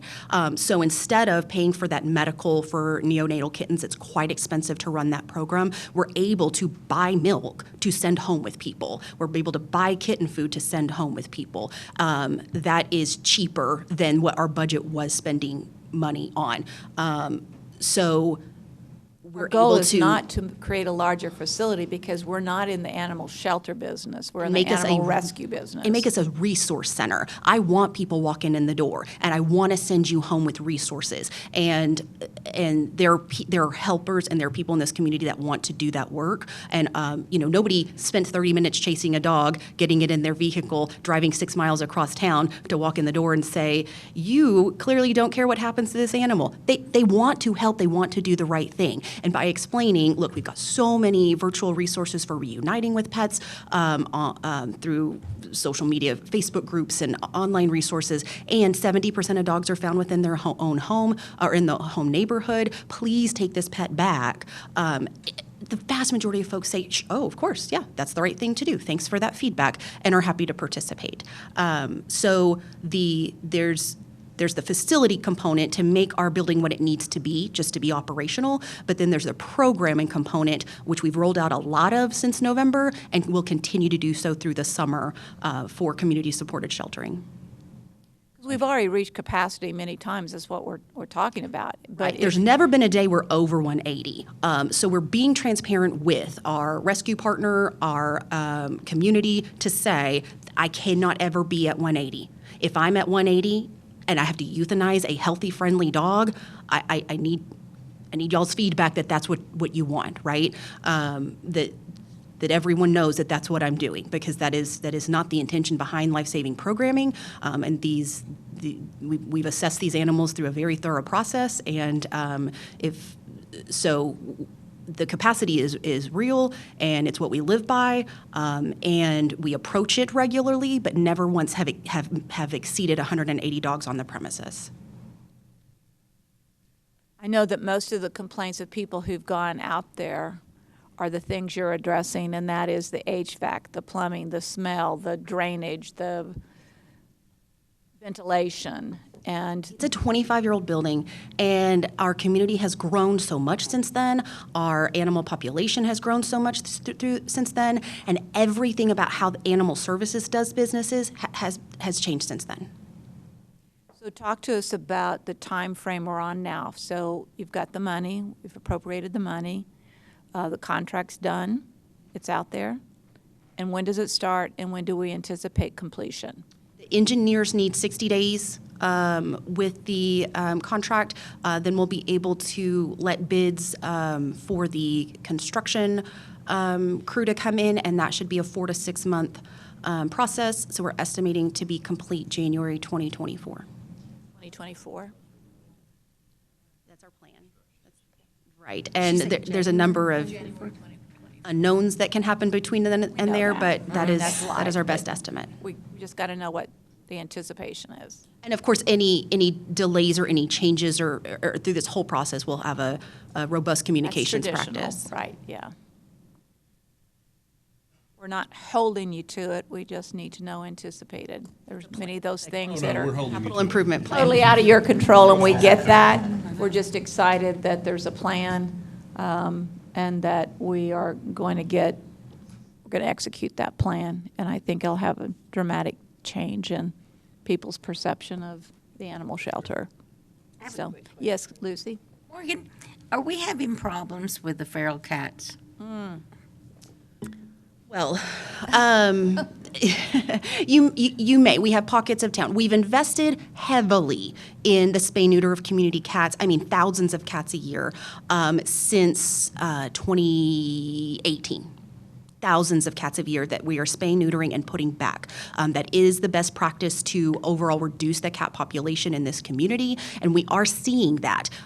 Decades of catch and kill did not work. When we started spay-neutering cats, we were taking in probably 4,000 cats a year, and we're down to about 1,400 cats taken in last year, and that's a cross-reference of the community, right? Like if my cat intake is down, that should mean there's less cats in the community.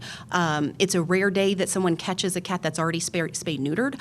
Once you catch a cat and spay-neuter it, it clocks that trap as something it's not going back into. So those cats are going back to their home neighborhoods. They're preventing new cats from coming in. They're creating scarcity so that smaller litters are being born, and we overall are seeing a decrease in our cat population. Now, we know that there are colonies that are still unmanaged, meaning that they are not spay-neutered, they are not vaccinated. So we're making contact with those colony caretakers to bring them in compliance. They see us in a white truck with a city seal on it, and they're like, nope, we remember the decades of catch and kill. We don't want you picking up our cats. To which we say, great, it is your responsibility to spay-neuter these pets. We want you to do that. But if not, if you're willing to participate, we'll catch your cat. We'll spay-neuter them, Contra Valley Paws will spay-neuter them, and we'll put them back. Will you let us do that work? And we've done that again and again and again over 24 colonies that we've brought completely into compliance. Every cat's spay-neutered, all the kittens are taken in and tamed and put up for adoption. So do we have a problem with community cats? No, it's much less of a problem than it used to be, but we're happy to know those specific addresses and areas to make contact to match them with resources. And I would say much better than any other West Texas city. Shorter answers, please. Michael, what was your comment? Shorter answers, please. We're asking the question, so we appreciate the information. So thank you. Thank you. And it's good because the public watches this, and I Right. think it's important that they hear your response to it. So thank you. Anybody else? Okay. Thank you. Thank y'all.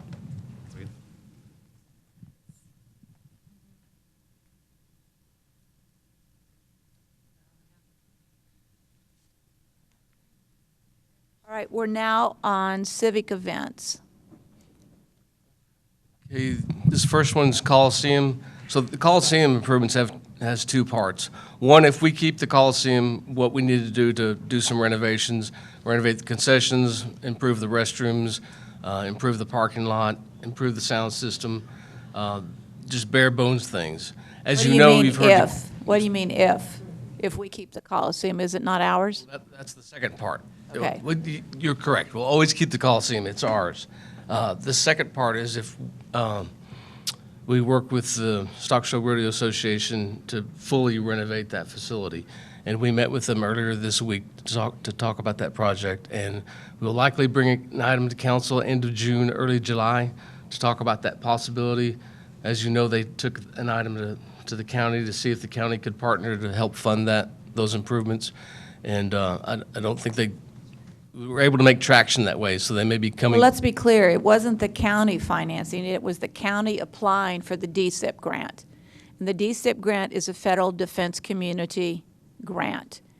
And that request is a combination of Goodfield Air Force Base, working with multiple counties around San Angelo, and turning the Coliseum into a emergency management regional facility.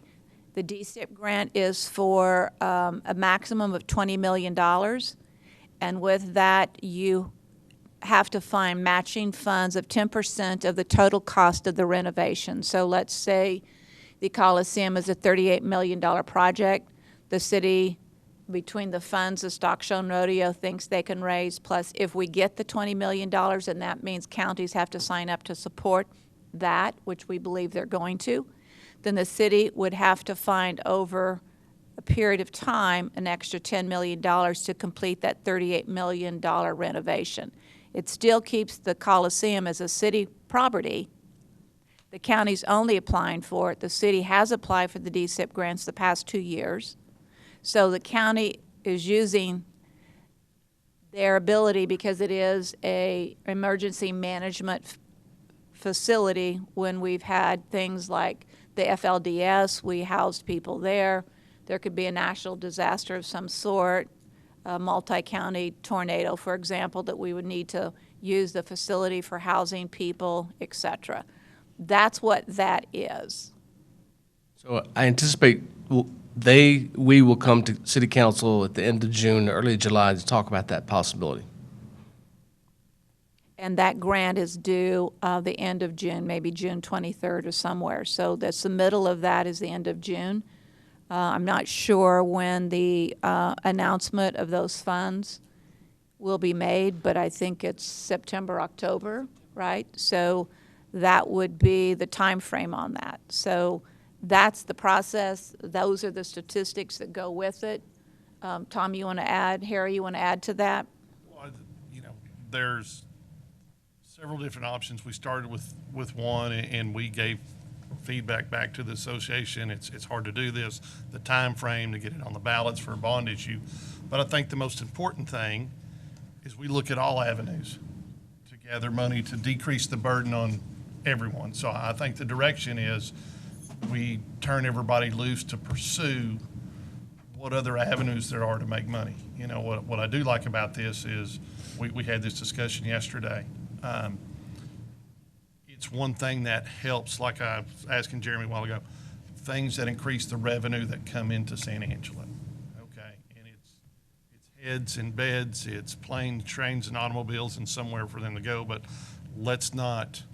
I see what you're saying here, but I think my direction to everybody is let's just not put ourselves in a box of ways we can go make money. All right, and pursue that. That's one of those seasonal patterns the mayor referred to earlier when we were talking about revenue. There's clearly a bump in that season. Mayor? Yes. I just wanted to clarify something real quick. The DSIP grant requires a match of 30% for cities over 100,000 in population. We're good, because we're 99,887 or Yes, something, today. right? So we're under that 100,000. So what is Below. the requirement for cities under 100,000? There is no match for cities under 100,000. We're 100,000. Good point. Anyway, that, I think the number was, they thought we would have to come up with $10 million based off of what they thought they could raise for other funds, et cetera. So whether that number's larger than 10 million but is filled in by these other resources like private commitments, et cetera. But we know that that overall project is a $38 million project. We think it's an important project. We think the city would benefit in a major way with those Coliseum improvements, and we know that the Coliseum needs those improvements. I mean, there's no question that the Coliseum is dated. It has a need for those improvements, and we would hope that our grant would be the catalyst for getting this done. Go ahead, Harry. The number I've heard for economic impact, once this improvements are done, is $78 million a year. $78 million a year, that's short-term payback on any monies that we have to invest. I agree with Tom. Let's not put ourselves in a box. Let's figure out where this funding can be done and how we can get it done and pursue it. What's the current value? If it's 78 million is the potential, where are we right now? I would say that we're expanding about twice, so we're probably about 38 to 40 million dollars right at the moment. Bottom line is you still got an economic impact of 35 to 40 million dollars increase per year, and Well, maybe not per year, but over a short period of Back when time. Harold, and you helped me here, Harry, I think back when Harold Dominguez ran a projection back then, the economic impact for San Angelo was around 30 million at that time. Right. But it's stock show rodeo in the grounds. Yes. So we're looking at something that takes period over a year. And I do think the chamber with their new computer program ran a projection for the association, and it approached currently 70 million. Which is great. It's great, and it's ways to increase revenue. It's great. Okay. Keep going. Next for Carl is the River Stage. River Stage, the council has recently seen presentations on that. We're talking about doing improvements in 2 phases. The first phase addressing accessibility improvements. First phase being about $1 million, and the second phase following the next year is about $3 million, which include new restrooms, shade covering, perhaps a different entrance, and other improvements like that. And we have some funding sources, the hotel occupancy tax. And so on the $1 million that we approved, have we started the work on it? What's the time frame on that? Where are we? Yes, we're looking at this next fall, winter for the first phase of the improvements. So it won't be done, because someone said that you thought it was going to be available the end of July, but there's no way that the irrigation, the grass, or any of that stuff will be done by this summer. No, not this summer. We're looking at next fall, next winter for the first phase. Mayor, I just want to clarify something that Carl said. Hotel tax cannot be used for River Stage improvements, but we are using civic events fund Yeah, we balance and switched that around. trying to use the hotel tax where we can. Okay. Do you want to do the rest of Carl's while he's up here? Or do you? Yeah, that'd be Okay. fine. Could I ask a question? Yeah, please, Larry, go ahead. I didn't hear it in there, but I just want to make sure ADA improvements were going to be included in this. Yes, sir. That's in the first phase. Yes, anytime you touch a building, you're required to. It's not an option.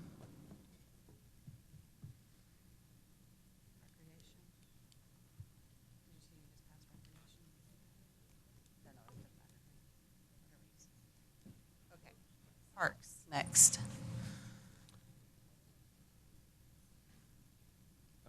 Parks, just right quick, on Brown Neighborhood Park improvements, A lot of that work has already been done. The last thing we have to do is installation of the playground.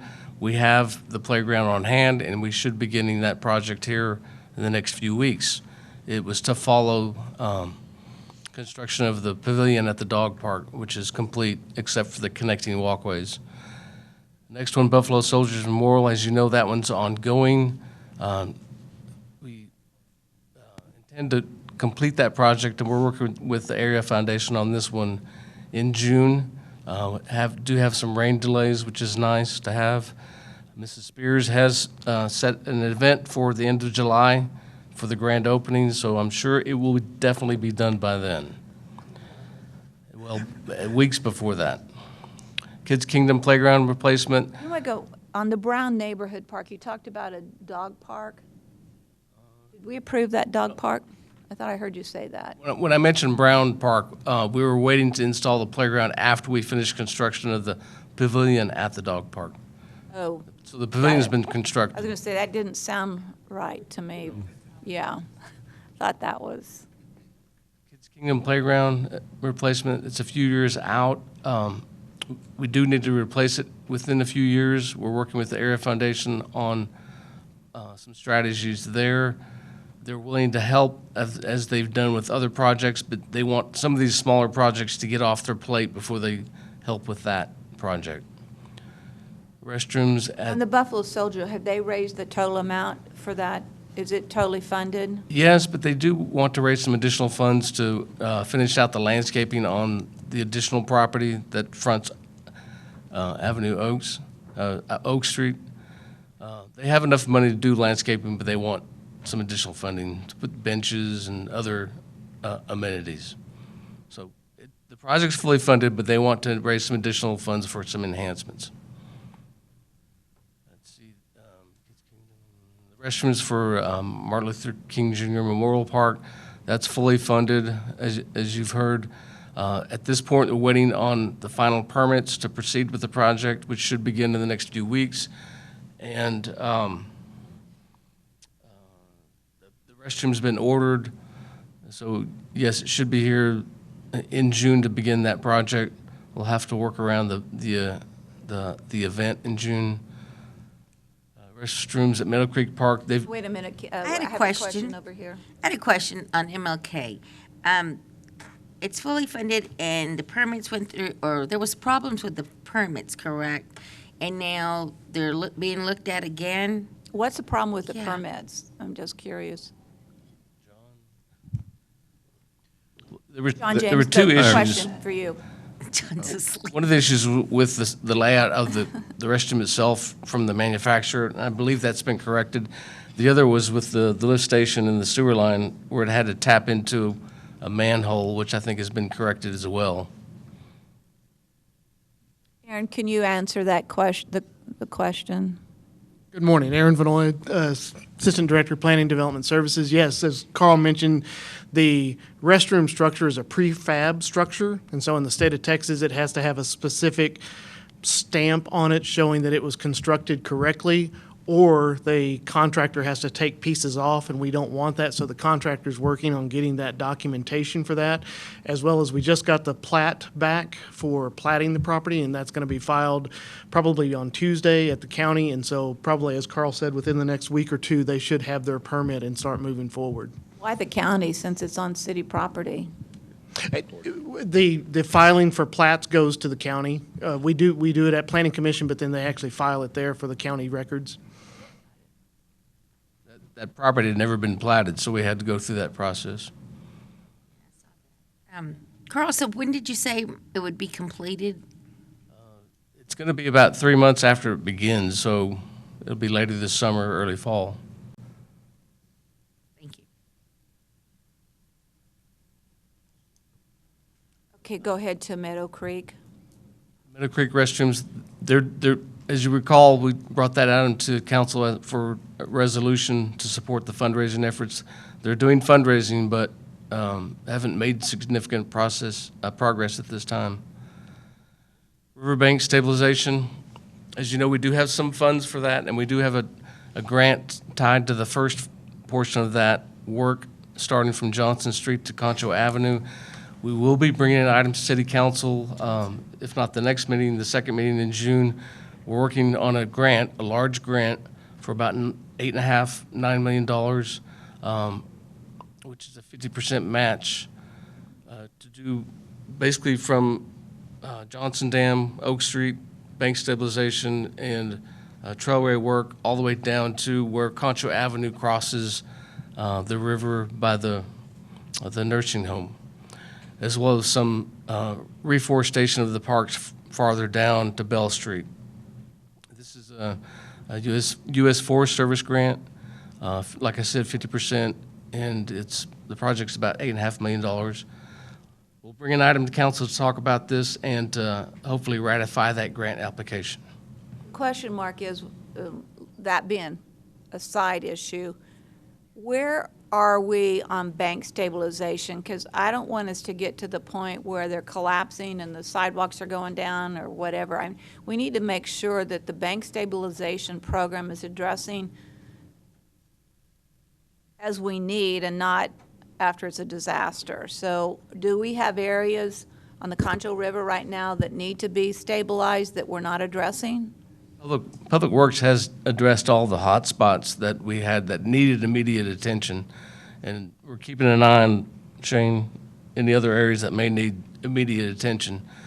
But we're trying to line up the Is that a yes? I didn't see a head Yes. nod or any kind. Yes, we monitor the banks regularly to make sure that we're not seeing any new large things that are going to, especially as it gets close to our infrastructure, roads, sidewalks, things like that. We are monitoring that regularly. Yes, ma'am. So we're trying to line up the resources to do the rest of it comprehensively. And we're working with an engineer now. We've met with them twice this month already, last week, to talk about that process and keep moving it forward. Let's see, Santa Rita Neighborhood Park renovation, that's the last funded project with half-cent sales tax for park improvements. And so that one will fall Brown Park and some of the smaller projects Parks is working on now. Where are we on the 29th Street project? That one is designed. The design is finished, and we're working with the cooperative purchasing buy board to find a contractor to price that out and bring a bid to council, probably the second meeting in June, the first in July, to move that project forward. Stop, speaking to the microphone, yes, go ahead. Al contacted me on some Good. of that, and so there's been discussion in the past week on the best way to move that thing forward as fast as we can. Okay, so you're on it and know what's going on? Working on that. Okay, great. Thank you. South Concho Park Trail renovation, that one's towards the end of this cycle, and it's going to follow the Twin Buttes Reservoir Recreational Trails Improvements Project that's listed there as well. But that is a trail that connects from the River Trail at Bell Street going all the way up South Concho to connect to Glenmore Park. We have high potential to get a grant for that, a TPWD trail grant, which is an 80-20 match. 80% on their part, which is good. But again, we have to make significant progress on the Twin Buttes Trails project, which we're working on now. What does that mean, significant progress? Basically get into construction. We're doing all the behind-the-scenes work now. We're ordering the signs. The signs are, we already have one batch of the signs in. The second batch is being ordered. And then we'll do the trail improvements either this summer or next winter, and complete that project within a little over a year.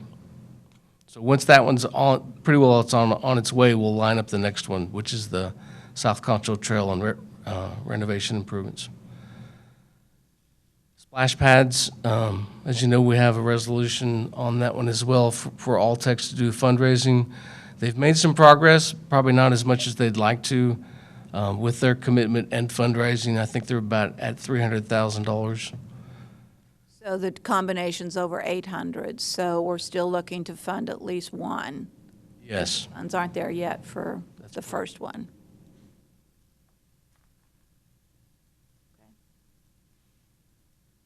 Oh, well, there's your 29th Street. Sorry, Tom. Jumped the gun. Good. And Nature Trail at Lake Nazareth, that's adjacent to Pecan Creek Pavilion, and it's farther down the cycle. Currently, we don't have funding for this, but we're looking for grant opportunities. What is it compared to the other trails? Go back. Concho, I guess let me group this into. Let me group this into different parts. So, as you know, Barracks 3 and 4 is they're getting constructed. They should be finished this fall, and then they do need to complete some fundraising to do the furnishings for both of those buildings. But the construction has made significant progress. When's it completed? The building's construction should be done this fall, but the furnishing will follow after that. We don't anticipate opening those buildings until next year. So you can't open them until you receive furniture? So they're not going to be usable till then? Until we furnish them. If we could go back to the parks. Go ahead, Larry, what? On the parks, is there anything in your budget on what we've described as the infill parks for the areas that haven't in the past created a park? I wonder if any of your budgeting includes the cost and then everything involved with that. Well, I think the answer to that is we're struggling right now, if you see that list, of even coming up with the funds to take care of the existing parks. And if you look at the master park plan that was done, 3 years ago? Yes. So we have a long laundry list, including those things where the funding falls short of even taking care of these issues as listed. So the creating of new parks, new park areas is probably way down on the list based off of funding. Is that correct? That's correct. We could look at strategies about how we could secure land out where the city is developing for future park development, and look at strategies of how we could start funding infill park development. But currently on the CIP, there's not any projects like that. Because as we've discussed, there are areas of the town as it's spread southwest that don't have a whole lot of parks. For one, the Bluffs has no park.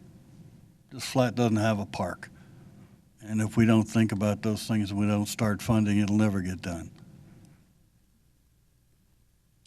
We'll have an item as well in the future as far as parkland dedication. We start looking at green space and those type items. That's something that will be coming before the city council as well. It doesn't necessarily, you're not necessarily talking about the playgrounds and everything else. You're also talking about an inclusion of green space where people could go and gotcha. Because definitely that'll be an item that we'll be addressing here at the future city council. Well, I'm going to reread this just because I think it's worth saying, and I'm not saying it's. Today, the city's current level of parkland is so significant that some parks are considered underutilized. This is due in part to the fact that some are misplaced and inaccessible, yet others are mismatched to the populace it is serving. In an effort to promote and preserve this community commodity, parkland in key locations may need to be repurposed. That's it. I think that's what you're referring to. Yes, ma'am. Yeah. It is, Mayor. And just as the community parks should link to neighborhood parks, parks and trails should tie into other regional facilities, including riverfront trails, regional parks, recreation facilities, and larger trail systems. Experience has proven that it is critical to link existing and proposed park systems with an extensive and accessible trail system that accentuates the natural characteristics in order to have it be of the most value for the community. To Larry's point, I've been working with Carl, just looking at District 1. District 1, now that Glenmore Park has moved to Harry's district, District 1 does not have a neighborhood park. Now, to be fair, Meadow Creek Park is just on the other side of the dividing line between District 6 and District 1. So for my house, Meadow Creek Park is a neighborhood park. But Bentwood has no park. We have parks at the lake, but those activities are primarily lake activity focused parks. So I say all that to say, maybe we need to have the study updated or reevaluated from 2009. Well, we did. Carl, when was the last park study done? 3 years ago? Yes, 2020. Yeah, so we have a new park plan, or our park master plan that was done.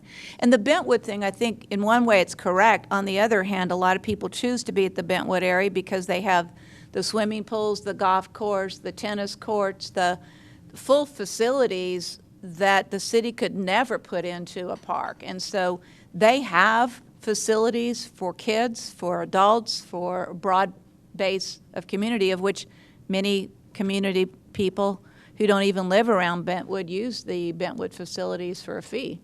And so there is and there isn't, and I say that because to the membership, to the membership, it is usable. You know, city has some land at which we are looking. Carl has and others have looked at a neighborhood park in a given area. Who knows? Who knows if it'll ever happen? But anyway, it's something we're looking at. But you know, I would tend to disagree with the fact that we have this multiplicity of parks. I'm just reading. Yeah. I'm just reading for a study we paid for. Yeah. I would say we need to update the study.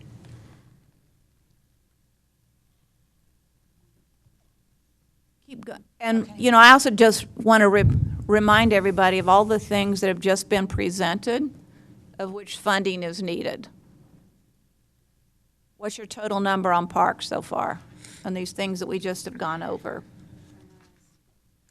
I don't have a calculator. The fort and all that? Well, I have 5.1 million that we need to take care of the items that you've listed here. Plus the fort.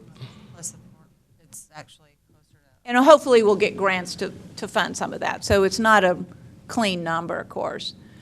But I also know on some of the other existing parks that we have, we build them and then we struggle to keep them up to par, constantly looking for money. So we need to look at the park. We need to bring back and discuss the master plan that we just did on our parks. Because we pay for those things, we put them on a shelf, and then we forget to go back and review them. So when we're doing this, let's make sure we have a park plan in front of us and maybe a special meeting on parks, because we have this document, we have one we did in 2020. Let's put this stuff together. I mean, we pay for these. We're supposedly paying experts to pull this stuff together. And we have used the master plan recently for grant applications, showing what the public has said that they prefer the most, walking trails, splash pads. We do use that information for Yes, because grant unless you applications. have a current master plan for your parks, you can't apply for grants. Is that correct? Correct. So on the fort projects, a lot of the officers' quarters, those will be towards the end of this cycle of the CIP. We're focusing efforts on Barracks 3 and 4 and also the Visitor Center, which is Barracks 1 and 2. As you know, almost all the fort buildings got re-roofed the last few years. Thanks to council, we've had funding to do a lot of the woodwork, window frames, fascia board, column work, made a lot of progress there. But the interior, some of the officers' quarter buildings do need renovation, but as I said, those will wait after some of these bigger projects. For the Visitor Center, which is Barracks 1 and 2, we do have plans for those improvements and fundraising for those. We do have some money left from half sales tax for that, but we need more. We're going to start fundraising for that after Barracks 3 and 4 are completed. What else is on there? I think that's it. For the fort. So going back to your original list that you were looking at, I think Yes, ma'am. engineering would be up next. Okay, yeah, I'm using the one you sent us, so however it goes, yeah. This is a big one. Buckle in.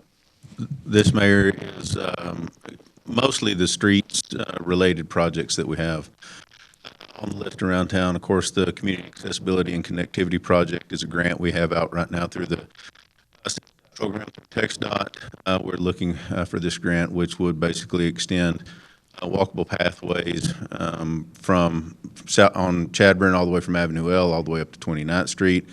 Again, helping connect the rest of downtown and working through that project as well, downtown on Chadburn as well. 29th, going down 29th to Edmond, back around Glenna to Arden Road, down to Avenue N, back to Johnson Street connecting from Sherwood Way all the way down to Knickerbocker. So a very large project that would create a lot of connectivity around town as well too.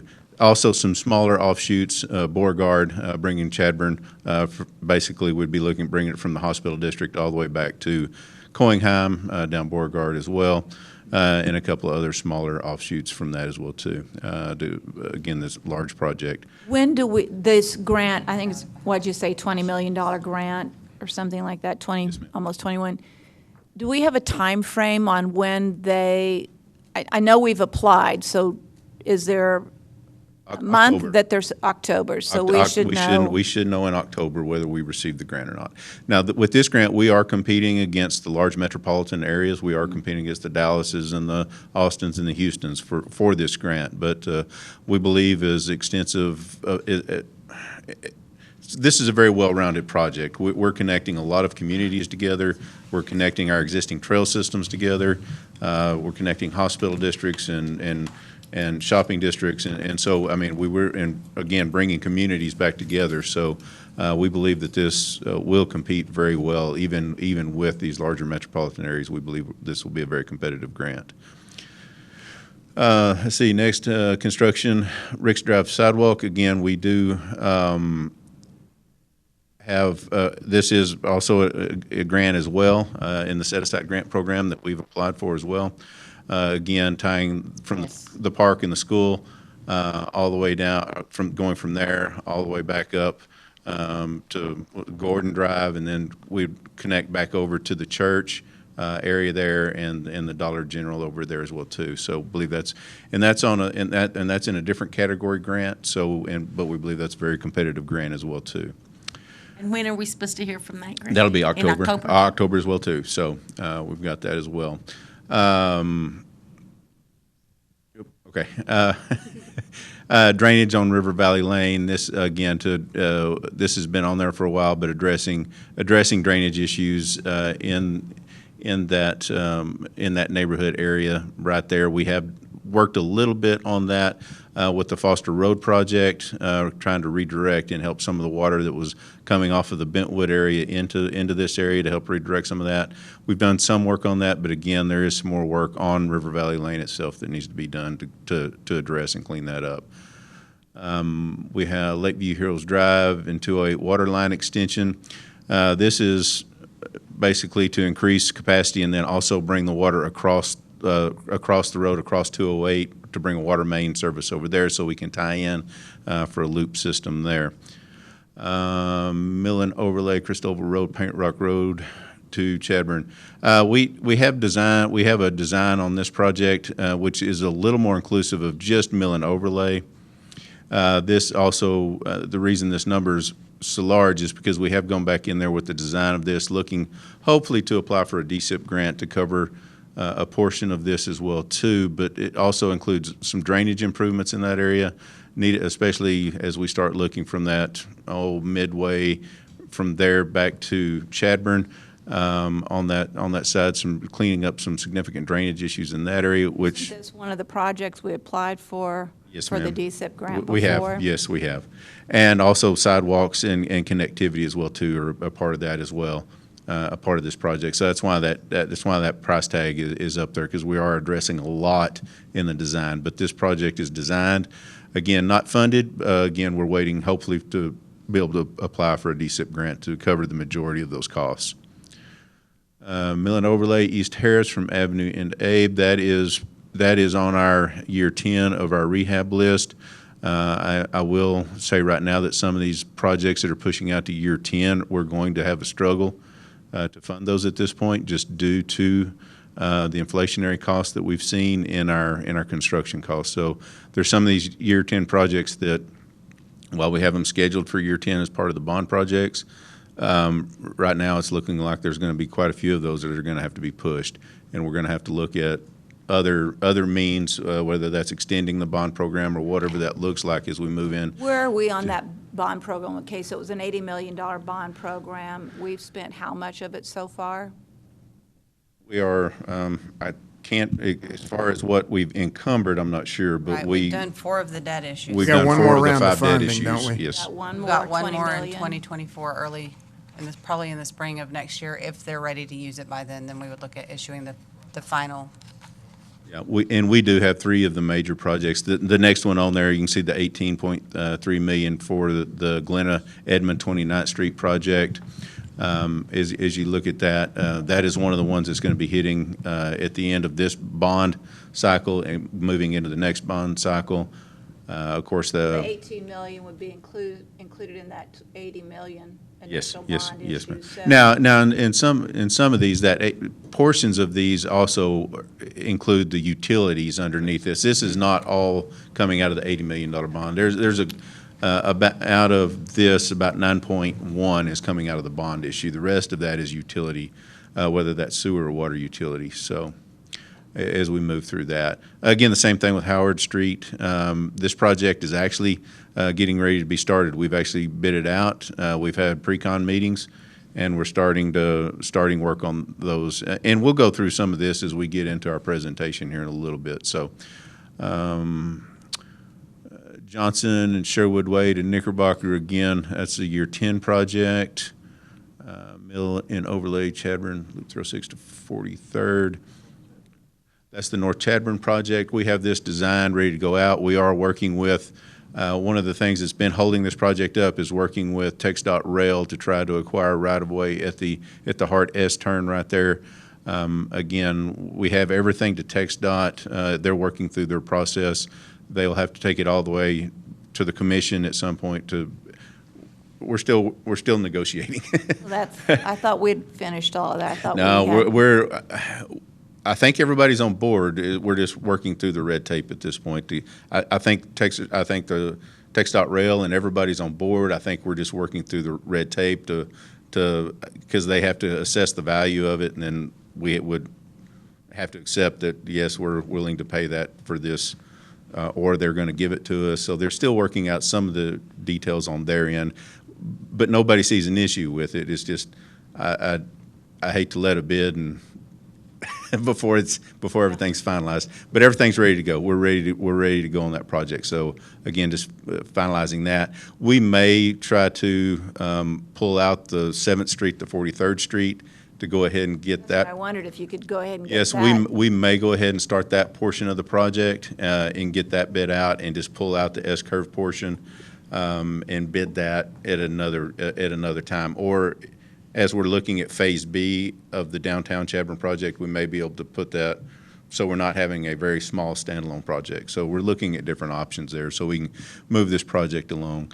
We are looking at pricing, working, trying to get some opinions of probable cost to do the full depth reclamation process, which we did right here in front of the Manise Convention Center on Rio Concho.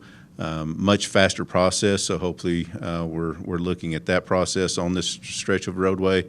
So hopefully instead of a 1.5 to 2 year project, we're looking at a 6-month project. So which would be a much faster. You're totally pleased with the performance on Yes, it? 'Cause it looks great. Yes, we're very pleased with the performance we saw out here on Rio Concho. So. Mill and Overlay, Chadburn Street, River to Avenue L. That was a year 10 project, and that one may get bumped. Right now, it's just hard to tell, but that may get bumped. Mill and overlay of Smith Boulevard from Pulliam to Gordon, a year 10 project that could get bumped. Mill and overlay Southwest Boulevard, Phase A and B, that's pretty much mostly complete at this point. The majority of the remainder of it is one, we are going to have to go back and redo right there at Green Meadow. At Green Meadow, where we went in there and we put the concrete work in. Well, when we did that, we'd had all the problems between Green Meadow and the Arroyo. We'd had all those problems. Well, we got in there and we did such a good job putting that cement down and capping the underground water that we're pushing the underground water back up the hill. And so we're starting to see failures up north of that. So we are going to have to go back in there, do a little bit of work in that area, probably put in some type of French type drain to get that water out of that to keep it from compromising the street. But again, almost complete there. The Arroyo portion to clean up the area. Stop right there for a minute. This is off track a minute, but because we've had recent rains and they've been good, how has the Avenue P drainage, the retaining pond, how has that worked? It's worked great. Done what you wanted? Yes, it's exactly what we wanted.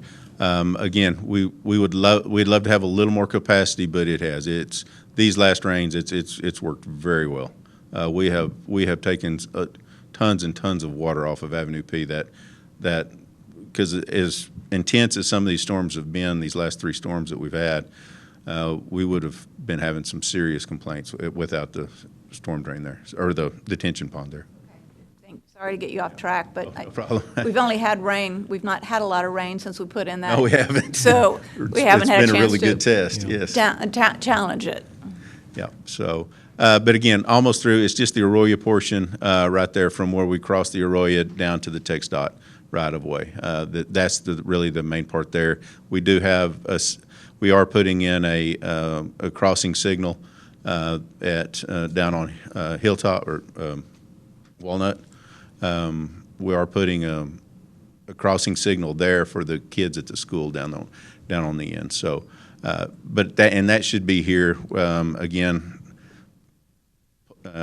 Material delays are what's causing that, and everything now is anywhere from 20 to 26 weeks out. So, but we still hope to have them up before school starts. So, but we're working through that. Let's see, Mill and Overlay, Sunset Drive.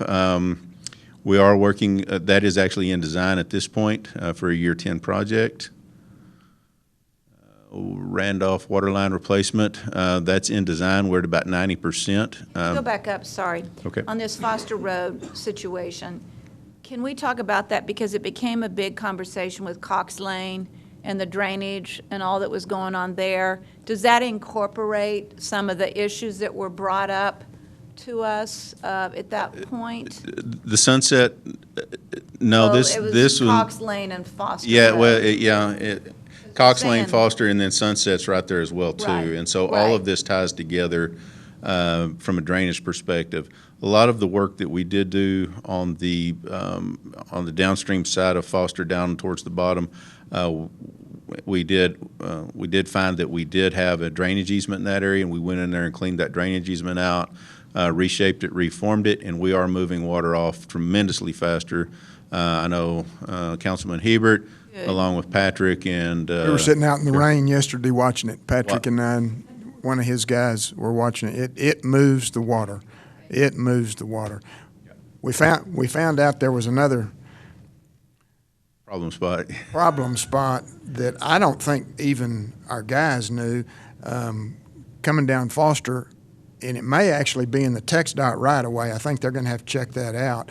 But right there coming off of the loop, and depending on if you're headed direction north on Foster, right there in front of the DPS office is a mess. A mess. I didn't know if I was going to make it through there, even in my truck, and there was cars stalled out in there. But when you got on down Foster, by them opening that drainage easement up, it was moving lots of water through there yesterday. So that was much needed, but it's very much appreciated. There were people out there filming it with me too. I don't know if they lived around there or they just, anyway, it did what it was Changed supposed the to conditions. do. Yeah. Sorry to back you up again, but No problem.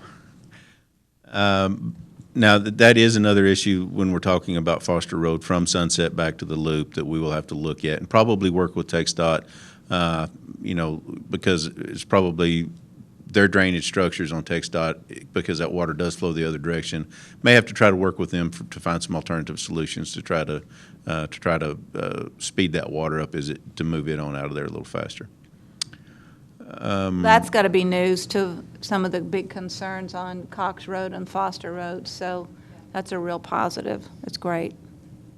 The Randolph water line replacement, again, we're at 90% completion on design there.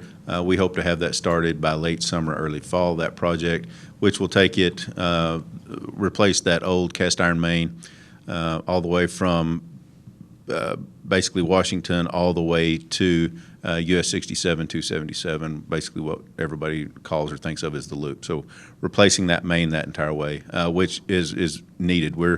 This is one of our problem spots that we lose sleep on at night. So what's the time frame on that? Again, we hope it have it under construction early fall of this year, so and get it moving. So reconstruction of Avenue N to Sherwood Way, again another year 10 project.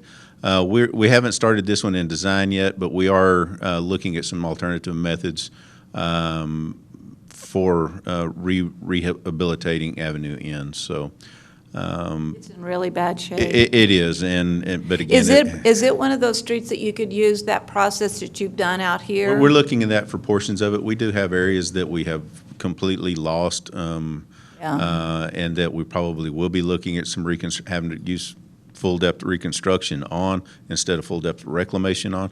But again, we believe that we can hopefully cheapen up that price tag there. So we're sure.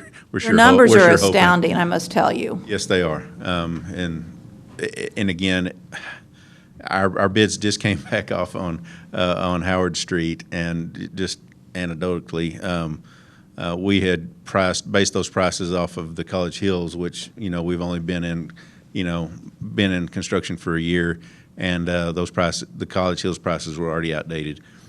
So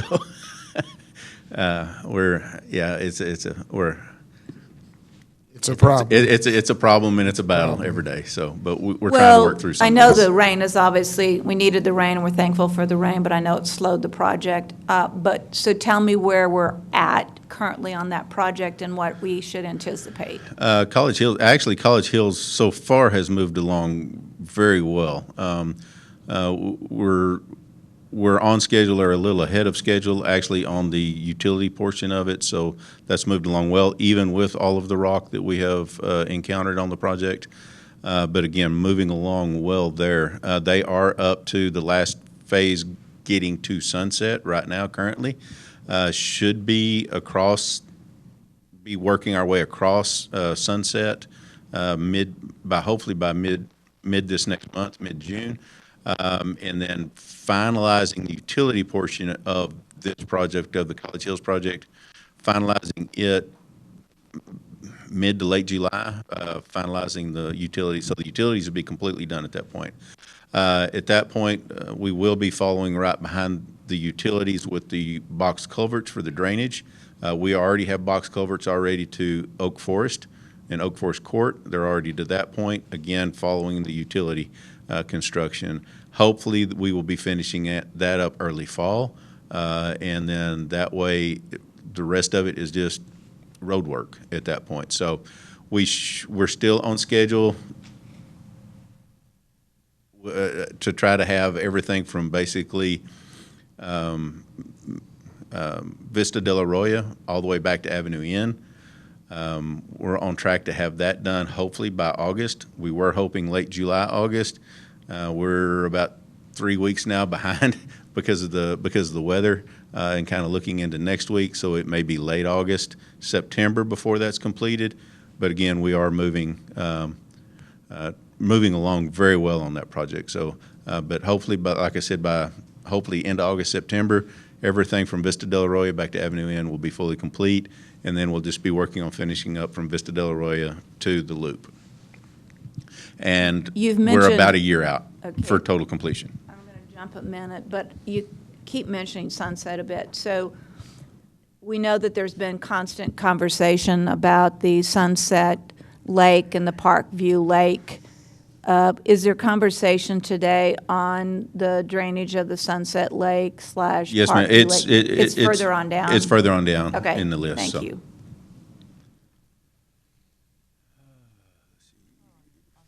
Foster Road. Again, we have this actually stretch, and this is Foster Road South, heading into Butler Farm Additions. Basically, we'll go to River Valley Lane back to the Loop. This is in design right now. We don't have funding identified for this at this point, but again, it is in our hazard mitigation plan. So this would be a prime project, and that's why we have it in design, so we can have it shelf ready. We have it on the shelf, and the plans are ready to go. In case we can get some hazard mitigation dollars from the federal government, this is a prime project for that.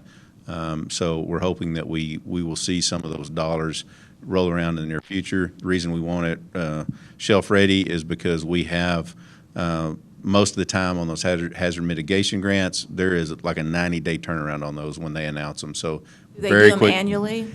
It's based on when the federal governments have issued a disaster declaration somewhere, and then these funds are unused, and so since they've already been issued out for disaster declaration, they will go out to communities and let communities apply for grants to use up those remaining dollars. And so most of the time, that's when we see those grants come out, and that's why the turnaround time is so tight on those, is because of that. So, but again, that's why we want this one. It is a prime target for one of those grants. So, reconstruction of South Jackson from Knickerbocker to the railroad tracks.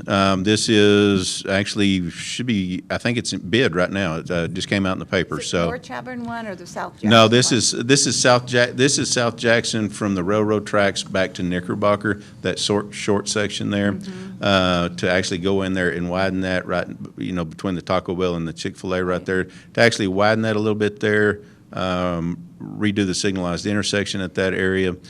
We do have some funding that Chick-fil-A put up when they constructed right there. They basically deferred the money to the city until we do the improvements. We're doing the improvements. So that project should be starting hopefully midsummer. There were some grant opportunities for rail and railroad crossings, et cetera. Was there anything there that we could apply for? Not in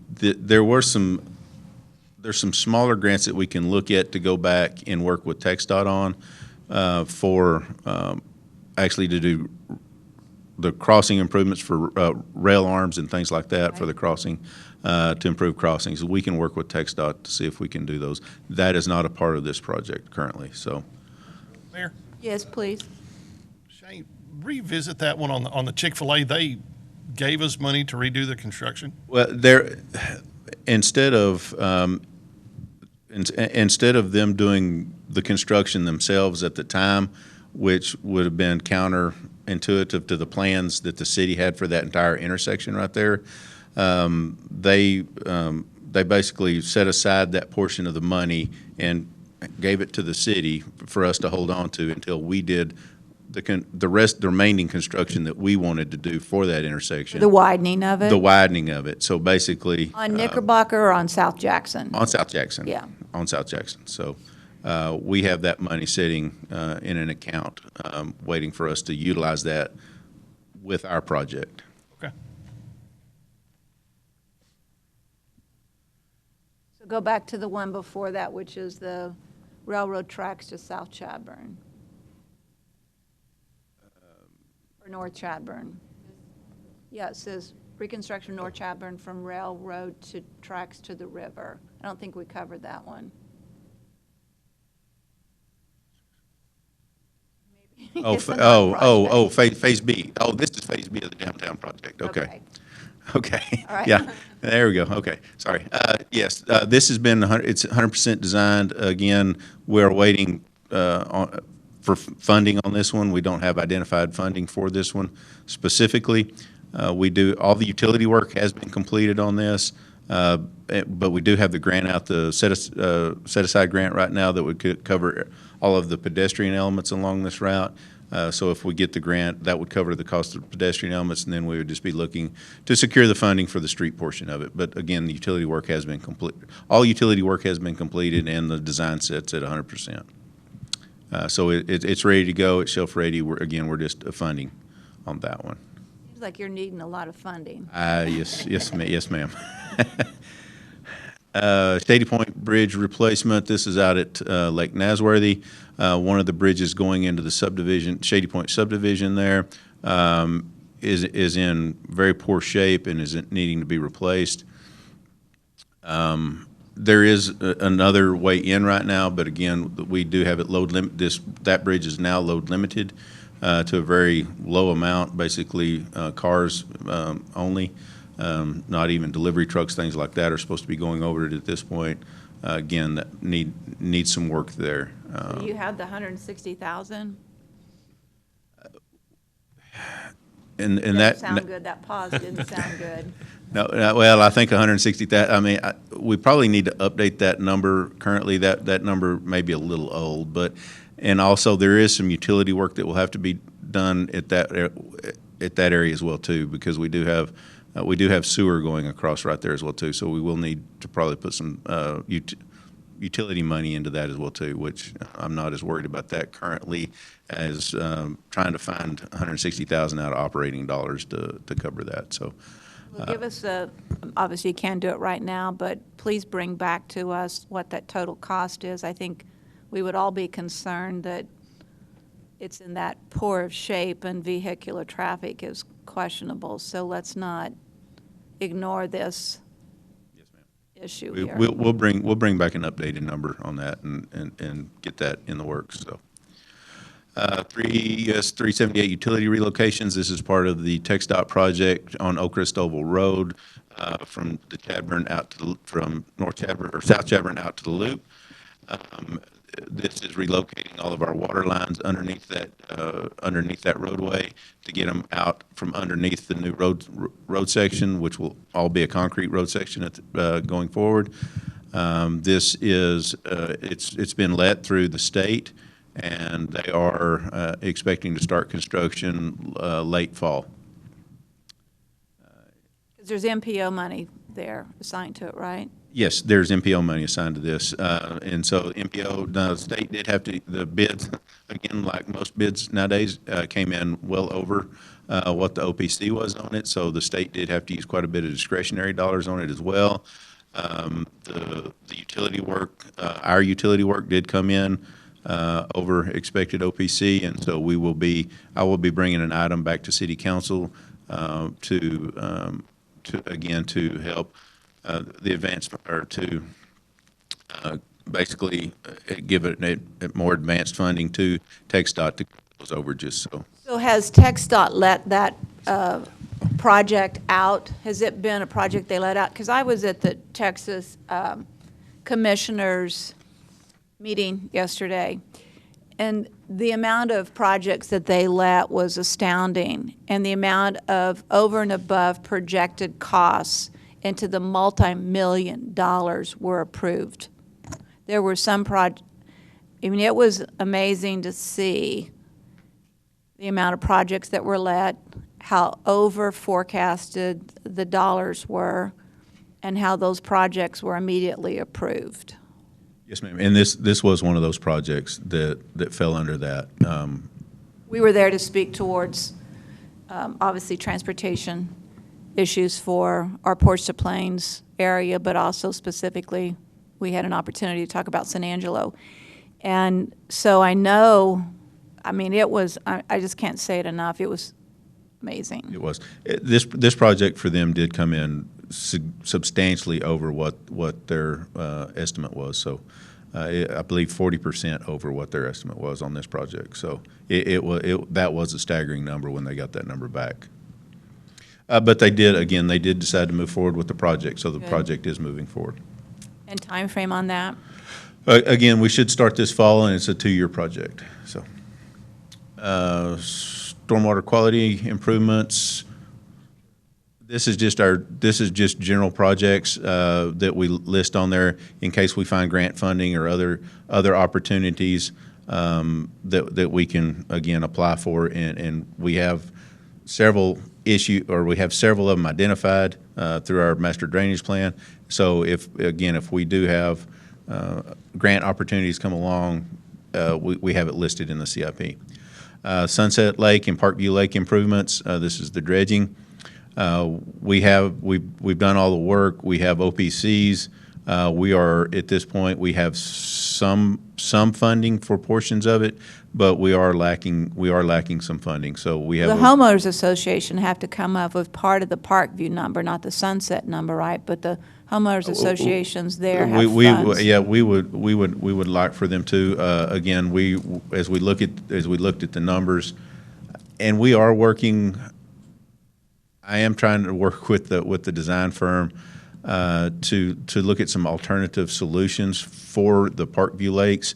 Their number was quite staggering in the OPC just simply because of the pumping issue, how far we would actually have to pump that material to dewater it. And so that number was very large on the Parkview Lake one. So we are looking at some alternative funding sources for that. And again, I believe we have about 1.7 million that we have right now that we could put towards this. But again, as you can see, the OPC is at about 3.34. Does it make sense to start with the Sunset Lake piece of it? Because obviously Sunset Lake flows into the Parkview Lake. And so the biggest issue is the Sunset Lake flowing into the Parkview Lake. So if we cleaned up the Sunset Lake as the first priority and delayed the Parkview Lake, does that make any sense at all, or is that just waste of time, effort, and money? No, it's not. And actually, they are two different stream flows. So the majority of the Parkview, especially the north, they are two different basins, catch basins. So the reason we're trying to put these together is trying to have the scale of the project, be large enough that we're going to attract bidders to come in and do multiple bidders to come in and do this and hopefully drive down the price. So economy of scale type of situation there. So, but again, we are looking at some alternatives for the pumping on the Parkview Lake aspect of it to see if we can find an alternative to bring that cost down because again, the pumping costs are what were the driving factor behind that. Higher price on that lake. General street construction. This again for any grant. You've seen my somewhat long list already of what we've got out there for pricing.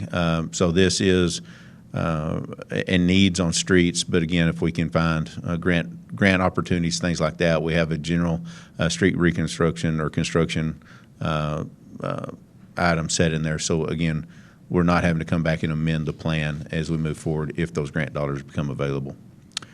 And then Twin Mountain Drive extension, this would be proposed extension of Twin Mountain Drive from where it stops today close to Southwest Boulevard, which would extend it there all the way to US 67 or Sherwood Way I guess Sherwood Way stops at the edge of town. We would come out right there close to the city limits, where the city limit sign is. It proposed at 14.1 million. All right, so we're looking at $217 million. Of the $217 million, what percentage of that would be something that would be covered by existing monies and/or grants in the next 12 to 18 months? The utility projects that I listed there, anything in the utility portion of it is funded. Again, there's probably 50 million of the other that is funded that would cover the next 12 to 24 months.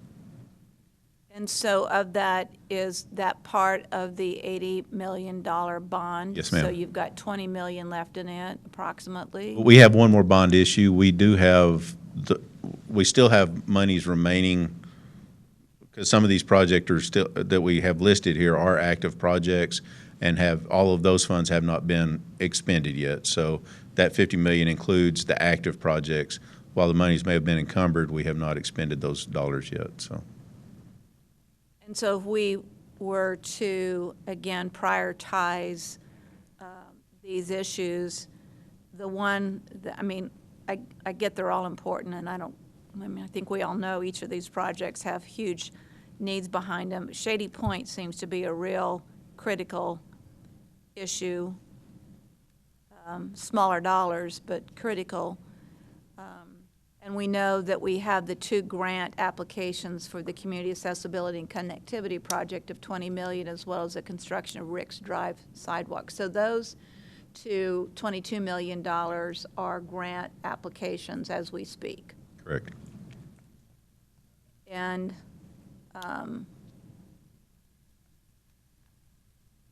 And we didn't include those since we don't know, we didn't include that in that 50 million. So It's competitive, yeah, so- they're competitive. So that's not part of that $50 million number that we're talking about. So questions, comments, other concerns, other issues not listed here from anybody?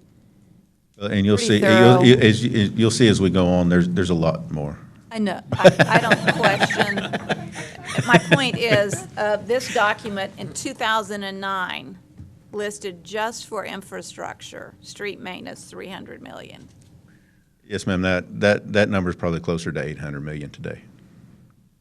Now we have again we've started taking some big chunks out of it. The Bell Streets, the Southwest, College Hills. We are taking some really big chunks out of that. But again, those. But we're also expanding and we're growing and we're adding more streets. So it's one of those that number does continue to grow and to bring.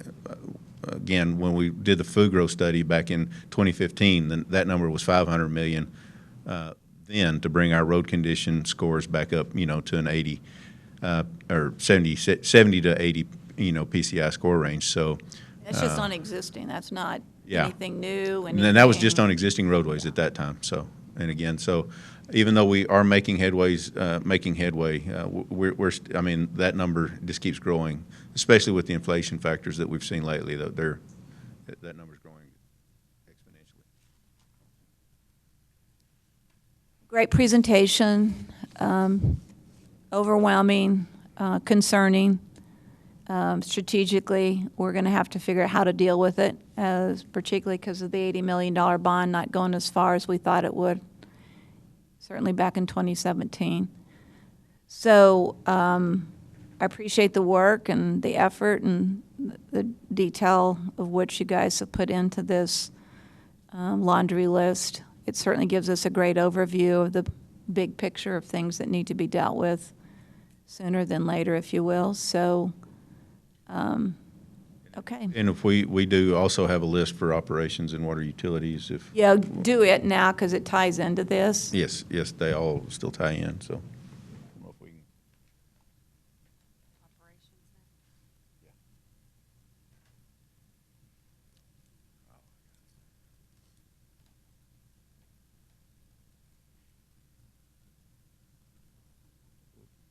And what we'll do is following the presentation on facilities, we will take a lunch break. So if you'll do this, and then we'll take a lunch break. I think it'll be about time because we're at 11:55 now. So go ahead and do this, and then we'll take a lunch break. Okay. Run through these real quick. The ADA Self-Assessment and Transition Plan. This is, again, a set-aside grant that we've applied for this as well too. We are working on the transition plan, a self-assessment transition plan as we speak. But again, this is a grant opportunity to help us complete the the more detailed portion of it when we start talking about the streets, the sidewalks, crossings, those type of things. So pedestrian crossings, those type of things. So we have that grant application out right now. Again, we're already working on the process, but again, trying to help find some funding, outside funding to help pay for these things that we're already working on. So I would think some of the sidewalks that TxDOT's putting in have helped a lot in terms of these ADA issues.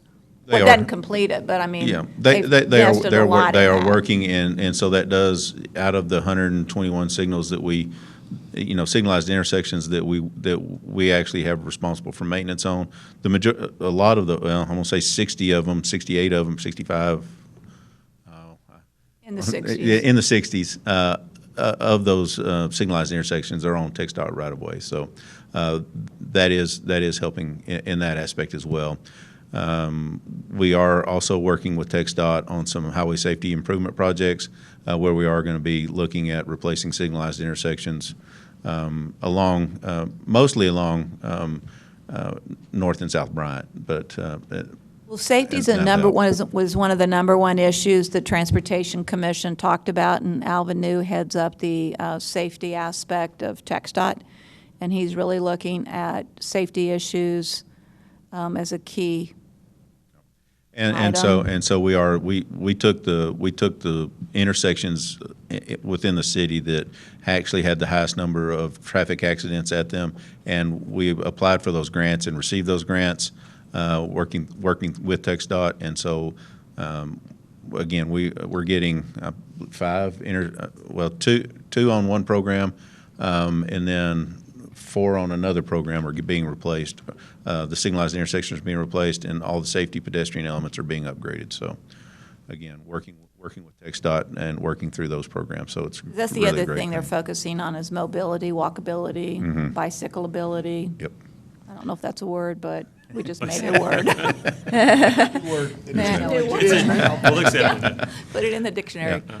The next item there is the emergency trailer storage. This is for the new emergency command trailer that we have for the city, but trying to get a storage facility for not only that trailer, but also the police department's trailer, emergency trailer, response trailer as well, to keep those assets covered in Where are they in good now? conditions. They're currently stored over at our vehicle maintenance yard, and so that's where they're stored at currently. Again, just want to get a cover on those so we can protect those assets. And then Lake Nasworthy improvements, this was the referendum that we went out to the citizens to use the Lake Nasworthy funds to, a portion of it was for the Lake Nasworthy trunk main improvements, and then also for improvements around the lake, boat docks, those type of things. Where are we on the number one fishing pier? Yep. It is, the pier is actually 100% complete. We are waiting on parking and accessible sidewalks to the pier before we open it. But again, we should be within the next, hopefully 30 to 45 days, we should have that complete. 'Cause it's summer, we need to get it up We need to and get it up. running. Yep. We're working on it, trying to get all that completed, and so we should have that open in 30 to 45 days. We're pushing pretty hard on that one, so working hard on that. There's a question or comment. Larry, Karen? It was me. Okay. I would like to ask if it would be appropriate before we get too far down your list to ask for comments from our ADA coordinator about the impact of TxDOT activity on some of the things that were mentioned in the prior item. I'd like to hear what she has to say about the actual impact on ADA compliance. The TxDOT improvements are certainly helping TxDOT with their compliance under the ADA, but we have still this ADA self-assessment and transition plan process we need to go through. A lot of the projects that are listed on the CIP do require ADA accessibility upgrades as those projects are completed. That's something historically that a lot of cities, not just us, haven't done, particularly Mill and Overlay. People generally thought ADA was only required when it was construction or reconstruction. That's not the Department of Justice's guidance now, and it certainly wasn't the way they always looked at it. There's also curb ramps that I know Shane and I have talked about that There are locations in town that either we have reconstructed a road or done one of those processes where we should have included curb ramps and they weren't done, or the curb ramp that's there is not sufficient, and we're receiving some complaints and grievances. So that's another area that we really need to start spending some attention looking into. Does that answer your question, Karen? We have a list of those. Well, that is in part what the transition plan does. The transition plan requires that we go on a very detailed basis through pretty much all the city streets, sidewalks, and locations, including downtown, as well as in our neighborhoods, and identify places where those facilities are missing. There's a number of cities in Texas who have recently gone through that process. I think Denton's has 280 pages worth of corrections they have to make. Killeen is under a settlement agreement with the Department of Justice, and they haven't even started evaluating theirs yet, but I anticipate they're going to have similar length of number of corrections. So we do, based on complaints, know where some of those concerns are. We all know just walking around or driving around where some of those concerning areas are. But to have a total list, that is what the transition plan update will do for us. And that transition plan will be available when? Shane? Yep. We're, again. Because you have nothing else to work on, I know, so. No, well, we are working on the RFQ process right now. So when one for this, for either for this grant, or we do already have the Safe Roads for All grant that we did acquire, already receive. Well, we were awarded. We have not received it yet. They actually had a bigger group of folks apply for that grant and receive that grant than what they anticipated, so it has slowed them down on their process as well. But for that, we do have to go out for an actual RFQ for this process, and so, but part of the Safe Streets for All program, that's going to be more of a high 60,000, yeah, 60,000 feet view of what we're doing for the transition plan, but it's a phase one step, and so it's going to go out and basically identify all of the safety issues that we have at all of our intersections, along our streets and everything like that, other sidewalks, pedestrian facilities, all of those things. So that's going to be phase one of this, and then phase two is where we actually are going to take and start looking at all of the details of this intersection needs curb ramps here, here, and here. We need a landing here. We need these pedestrian elements here. And so that's when, that's going to be phase two as we move forward.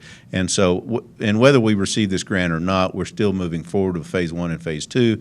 We're just trying to, again, make our city dollars go further by applying for the grant and trying, instead of pocketing it all out of our operating funds. So. Again, moving forward. So we hope to actually start the phase one. We actually hope that we're going to be able to start late summer, early fall. I would like to add that the scope that we have drafted, that I'm working on making some modifications to make sure that that high-level view includes enough detail that we can consider it our transition plan. We have been telling TxDOT under a complaint with the Department of Justice for over a year that we're working on that. So I think it is important to make sure that whatever we're doing in that process does qualify as a transition plan for us so that we can keep everybody happy.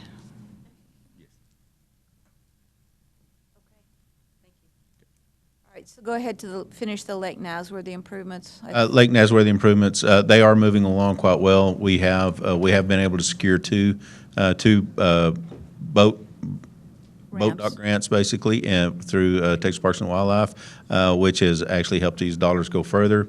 And so we are actually, they're finalizing design on the first three now, should go to bid this summer.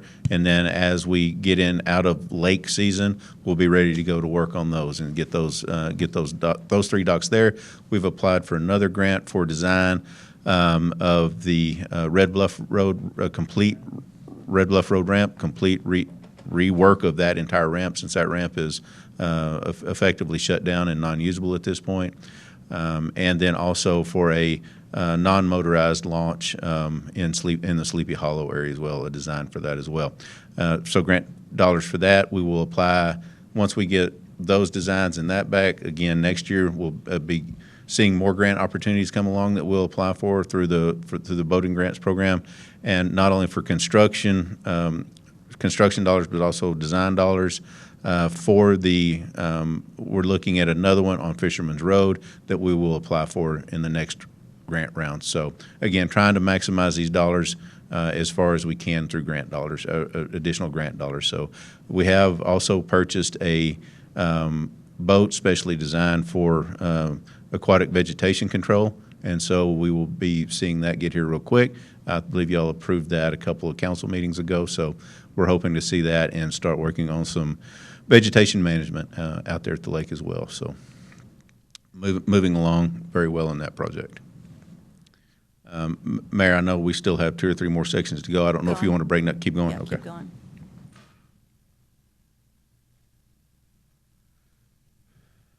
This for the vehicle maintenance shop, looking at expansion of the city's fuel infrastructure and upgrading the fuel, our fuel sites, not only one here in town, but also out at the airport, our location out at the airport.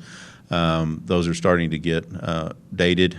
Those sites are dated. Some of the infrastructure is dated. And also we are seeing, we also, COVID was worse, but we have seen when we start getting the fuel shortage issues to where storage capacity issues for us to where we have a hard time getting delivery trucks as soon as we need them. And so expanded capacity is also an issue that we're looking at as well too. So as a part of this project, there is some funding, fund balance that we can use to support this, but definitely not all of it. So again, still trying to find the dollars for that.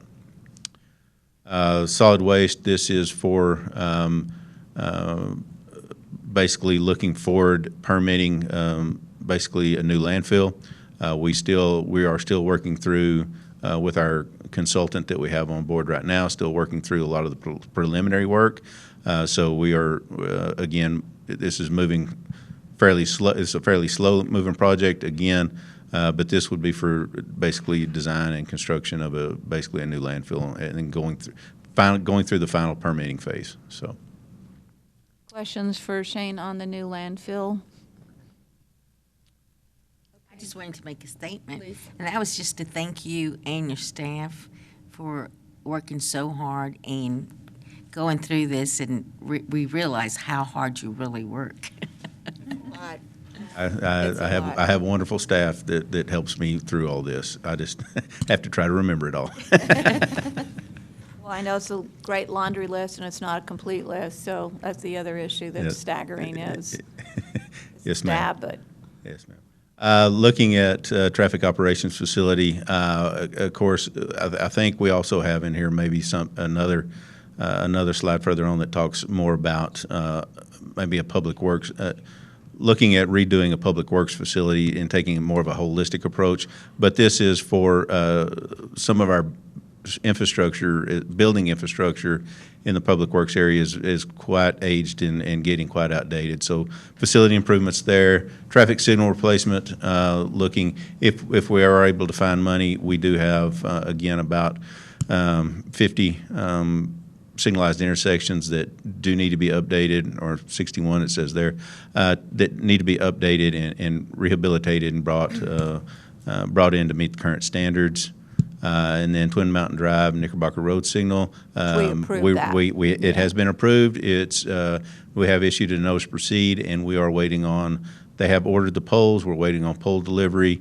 Probably looking at another 18 to 21 weeks before we'll see those poles arrive. There's only 2 manufacturers in the United States making poles currently. Maybe we should recruit a manufacturer to San Angelo that manufactures those. Yes, ma'am. Again, more facility improvements. Again, aged infrastructure where these guys work. I believe this building was built. The ones that they're officing out of currently, His Street and Bridge was constructed in the 1950s, late 1950s, and has not really been added onto or improved since. So again, just looking for improvement dollars there. But again, I think we do have another request looking at a greater, bigger picture, but again, lots of dollars. Public Works, yes. Public Works, we have the City Hall Annex. This is the Standard Times building. We have looked at remodeling this building, and you can see the price tag there. Again, would be looking for council for direction on how or what we would want to do to move forward with that. And then a public works facility, this is the one where we would look at kind of doing a revamp of the public works area as a whole, looking at all the facilities out there on St. Anne Street, not only from the vehicle maintenance side, traffic, street and bridge, stormwater, water utilities, utility maintenance, looking at all those facilities out there that are, again, getting quite aged and needing some definite work, and trying to create a new facility for all of those folks to work out of.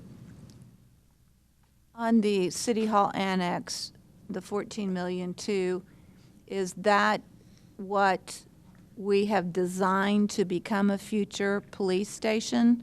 How did we come up with the 14 million? No, that was looking at moving Public Works and the Fire Marshal's office out of the current City Hall Annex that we're in, and basically gutting and redesigning the existing Standard Times building to house Public Works and the Fire Marshal's office. Well, we'd look at the Fire Marshal maybe being in the old clinic building over there, remodeling it as well too, and along with the Standard Times building, and working both of those properties into that for that 14.2. And again, police station or not? That does not include any dollars for the police station. We just have a lot of vacant space. Well, currently, again, with the Standard Times building would work. Again, it would work well for Public Works, but we worked with Kenny Architects to kind of do a overview, basically a layout plan of what that would look like for Public Works, and it did actually include bringing the Emergency Operations Center from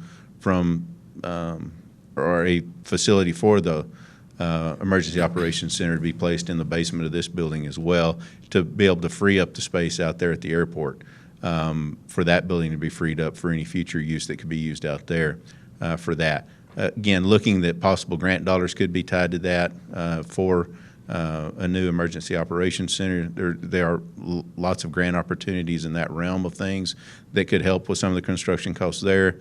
Of course, working with Brian and his Lorelei to bring the communications department into this building as well, and along with all of Public Works, the engineering, water, utility, and the operations. So moving everything out of the other annex, the old First Financial Bank building, over to this location. Over to this location, which would free up that building for the police department to be able to rehabilitate into a new facility for them. Mayor, there was discussion as far as the looking at the possibility of the Standard Times building for the police station, but I know the guys, the chiefs did an evaluation, looked at the space that was available, even the parking for the police vehicles and all the equipment that they currently have, and it just wasn't big enough. Even close to as big enough as what they need at this point. So that's why it just reverted back to discussing it as a Public Works building. So we'll have a number later on about the police station. Well, the police station itself will be, we're still looking at the City Hall Annex. Once everyone moves from the City Hall Annex into the Standard Times building, the City Hall Annex where it is right now will be the area that we're discussing for the police department, and the costs associated with that will be discussed later on. So, Meaning not today, but later on, meaning not today, or yes, today, we'll see. Right now, I know the chiefs have maybe what they would be a kind of really a guesstimate, because we really haven't done anything, the studies necessary to determine what exactly it's going to cost for the police department to move into that building. So right now, really all we would have would be more of a forecasted guess, really, to kind of give us an indication of what the cost may be. So it's twofold, as you can tell, of course. We have the Public Works moving in, and then police department looking at the City Hall Annex. So that's two totally different costs. This is only for Public Works and the individuals that will move into the Standard Times building. All right, keep going. Public Operations, Public Works, okay. If you want a break for lunch, we can come back and do water and sewer, or however you want. Do you want to take a break for lunch? Yeah, let's Ready. do it. a presentation. Okay, next up on the water utility side, we have City Hall Annex improvements, 100,000. This is for the elevator. We've done a lot of work on all the systems over there. Most everything is up to new and working in good working condition now. The elevator has reached the end of its useful life and is in need of replacement. We do have quite a few issues with it and have the repairman out quite often, so we have this in there as well. Next up, elevated storage tank. This is for the northeast part of town. As we start seeing that part of town grow, we're starting to have some issues getting enough water and pumping enough water up into that part of town. So if currently we're okay, but we're expecting probably in the next 3 to 5 years that we will have to add additional storage up in that area for. That area specifically is what, Shane? Kind of, when you start looking at the Pauline area up in the northeast part of town, out 277 Industrial Park, even kind of back over towards 208, kind of in that corridor segment as you look there. And up towards the rail park? Yes, kind of, yes. All that area up in there, we are going to need to look at future expansion up of elevated storage in that area. So the storage you're saying is 11 million, and I think you had quoted somewhere in the range of 10 to 15 million on doing the circle water sewer line around the rail park area. Is that correct? Well, the 3.5 million, I believe, was the last number that we looked at on doing the water main extension in that area, which would create a new loop that would go up through there. Probably another 4 to 5 million for the sewer side of it, for a lift station. To get the sewer from the rail park to the closest collector main that we have in the city there. So And that's not included in that's this. not included in this. This is just elevated storage, and this does not include design either. This is just construction cost right here. So probably looking at another $1.5 million, $2 million on design for the elevated storage. And this number, unfortunately, like a lot of the numbers that we see and we hear, they get outdated really quick. So this number is probably a year old, and so that it may be a little higher than that now. But again, we're still sticking with that number until we actually work through the process and start getting a consultant on board and start looking at the design processes. So Hickory groundwater expansion, I'll go into that a little bit further in my next presentation when we start going through projects. But again, the expansion of the Hickory groundwater system for our water supply needs. Nuclear well, that also is going on, and piping there at the plant. That kind of goes hand in, or it's in the same project as the Hickory, and so we'll talk about that as we get into the next presentation. Water and chemical building and appurtenances, we have, this is, as we're looking into the future and we start looking at the Concho River project that is in the permitting phase right now. Again, I'll talk about that a little bit then, but this will be a project that will go along with that as we move forward, along with the Water Production Control Center and Lab. Those two projects together kind of go hand in hand with the Concho River project. Water Where treatment. are we on getting the permits for the Concho River Water Project? We actually have the discharge permit. We already have that in place. We were working on the bed and banks process now. Hopefully, kind of timeline, hopefully we'll see a draft permit. We're hoping sometime this fall, late summer, early fall, we'll see a draft permit. And then from there, things will start picking up speed a little bit from that point. I know it has been sitting on high center for a couple of years now, but things are starting to move on the bed and banks. So we'll seeing that come along there. Next, water treatment plant improvements. These also go along with that project as well, the North Concho River project for the $62,402,000. That will be a part of that next phase of the project for the treatment of that water. Also looking, and I'll discuss this a little bit later on in my other presentation as well too, but we'll kind of overlapping some of this. Didn't we get a grant from the water? We just approved another piece of that last city council meeting, so we have from the Texas Water Fund or something. Oh, Texas Water Development, that was the additional cost of the Hickory Groundwater Expansion Project, that 13 million that we just did. That was part of the existing project that we have now, that we got the 13 million for. So that was this part of the upgrades that we're doing now for the clear well and some of the piping and the work that we're having to do in the Hickory treatment facility there here in town. So Some of this is in that 13 million or none of it? no, this is all is over separate. and above This is over and above that, a separate project. So, and some of this looking at well, we'll get into that later on. So. That doesn't sound good. Oh, we'll get into that later. Sounds like a Well, problem. in the other presentation, we'll start talking about some of the longer term things that we need to look at. Is that it, or? We'll go back up. Oh, okay, there you are. Now you can go down. Water meter reading AMI system equipment upgrades. We have started this project. We are doing it in multi-years. We remember 3 or 4 months ago, 5 months ago, we came to council, authorized us for $2.7 million this first year to initiate this project.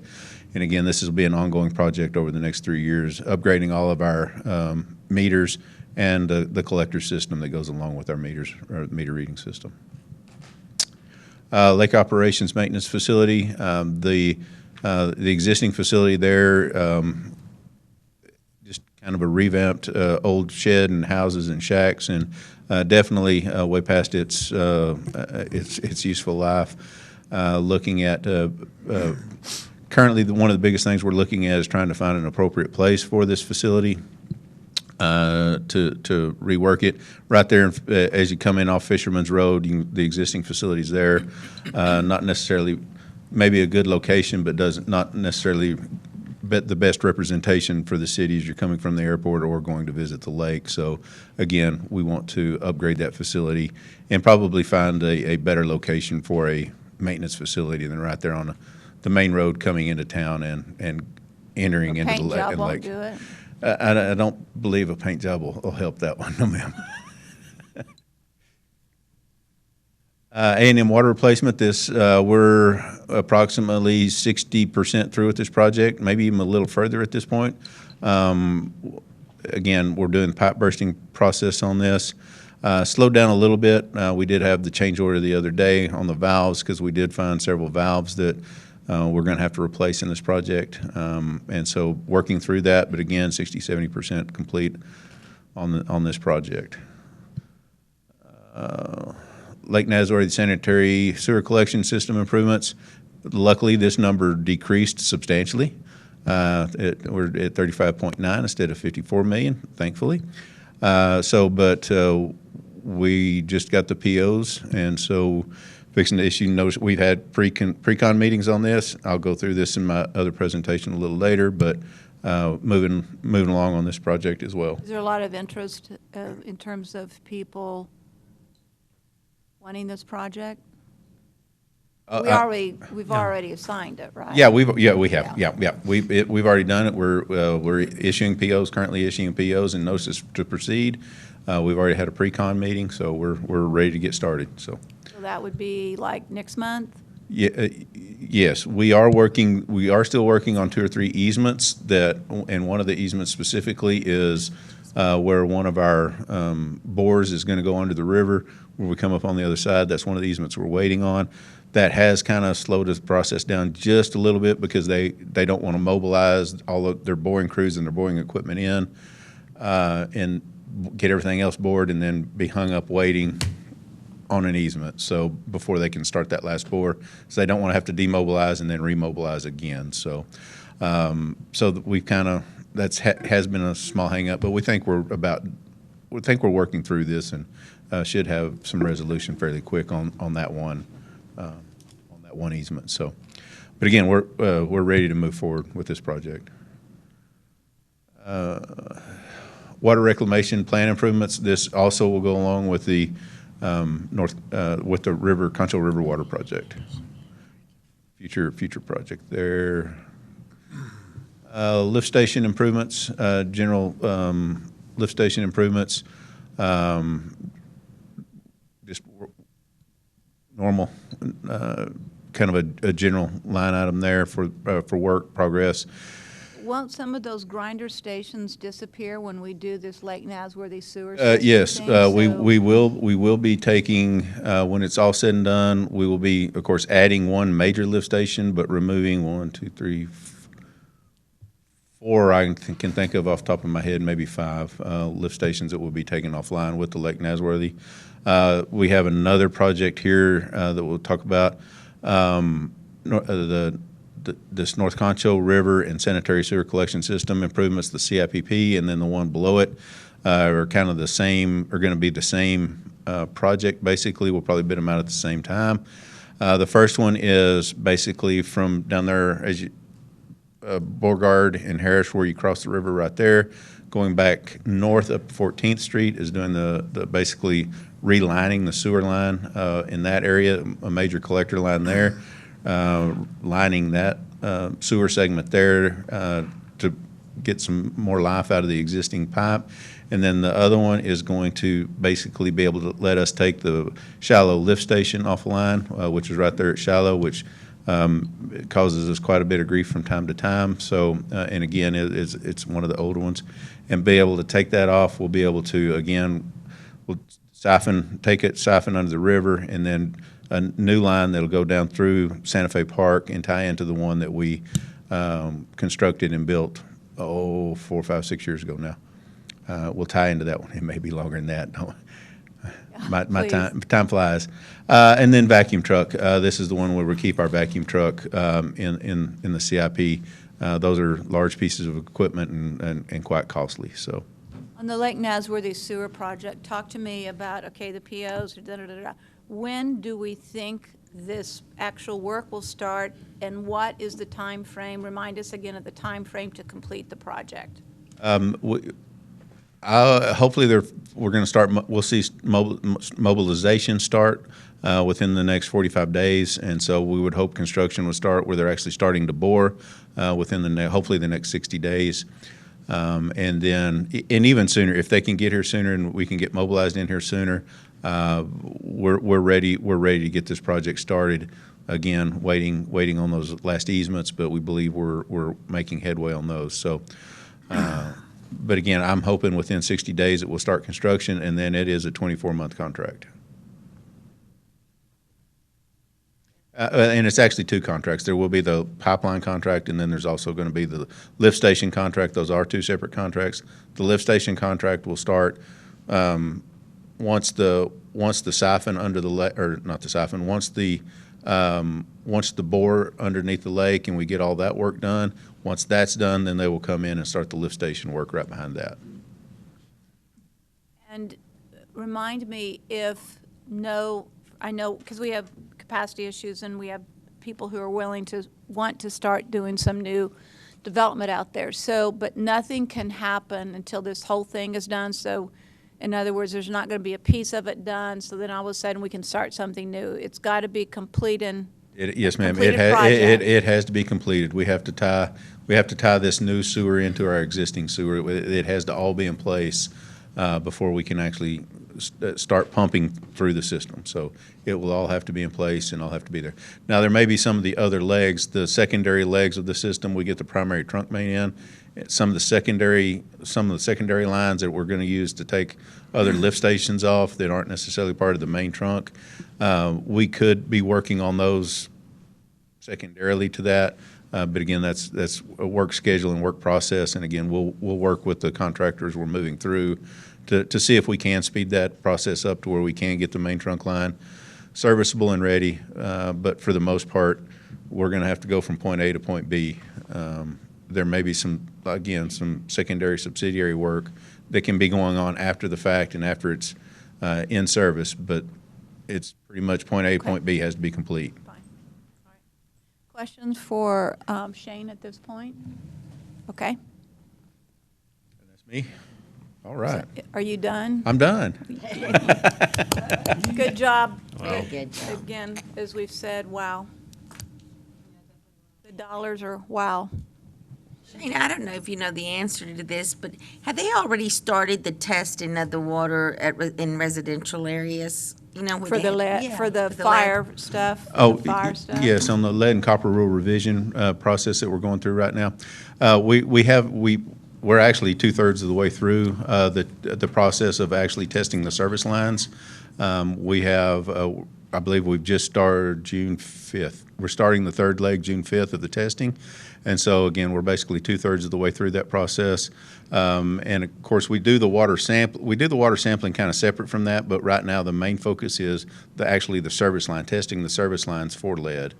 And of course, the actually testing of the water where we get homeowners to volunteer to basically take the tap samples for us, that's ongoing and will continue to be ongoing forever. Lucy, did you not basically. volunteer your house to be one of the tests? I should have mine. I did, and it's already rigged up in my house, and they came and put it in, and they were gone in an hour or two, and it's I all didn't think I was. in the right zone or something. No, Eligible for use council member. Well, in my neighborhood, I'm eligible. I'm quite sure in my neighborhood I am so old. Checking. Yeah, that's right. I got a free gift card to Outback and everything. Yeah. Oh, my God. Well, Shane, again, thank you. Truly, the numbers are overwhelming, and I know they're not numbers that, quote, have to be done in our next yearly budget. But on the other hand, the cost of doing these projects gets more expensive every year. So the longer it takes us to address these issues, the larger the dollar amount is going to be. So we need to get as creative as we possibly can to do the thing that the citizens expect us to do first and foremost, and that is infrastructure. And that is, from a citizen's perspective, our number one priority is taking care of our streets and water. So, utilities. So you've got you have broad shoulders, and thank goodness you do, because it's going to take it to carry this through and help us get done what the citizens want us to do as a priority. Thank you. Next up, we will go through the police department's requests and the capital improvement plan.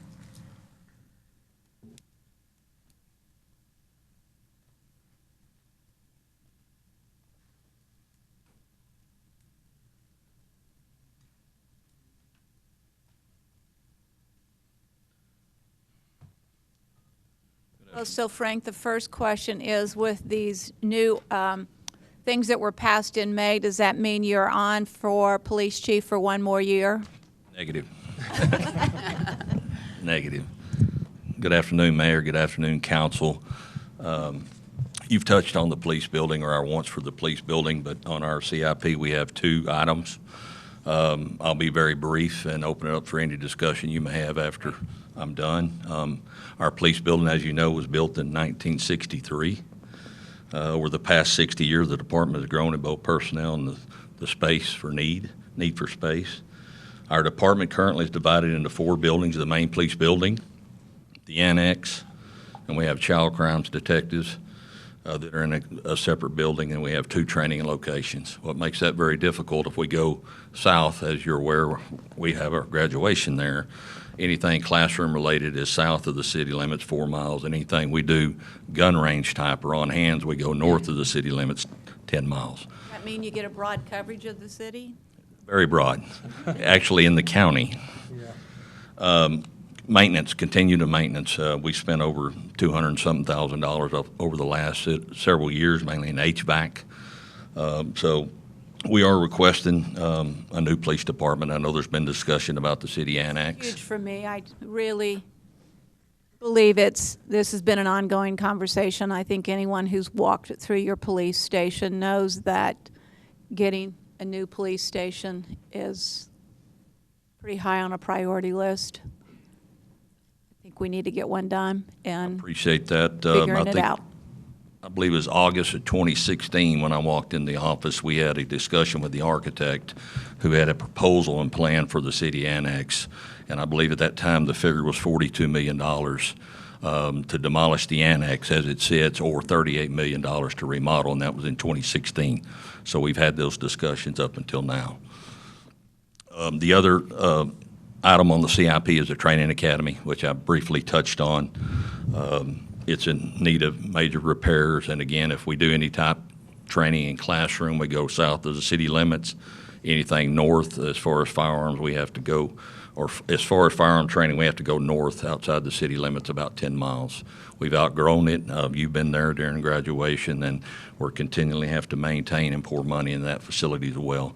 I believe it was built in 1990, so we certainly Looks like outgrown it was way before then. That's correct. That's correct. Anyway, that's all I have. I don't want to beat this to death, so if anybody has any questions, I'll entertain that.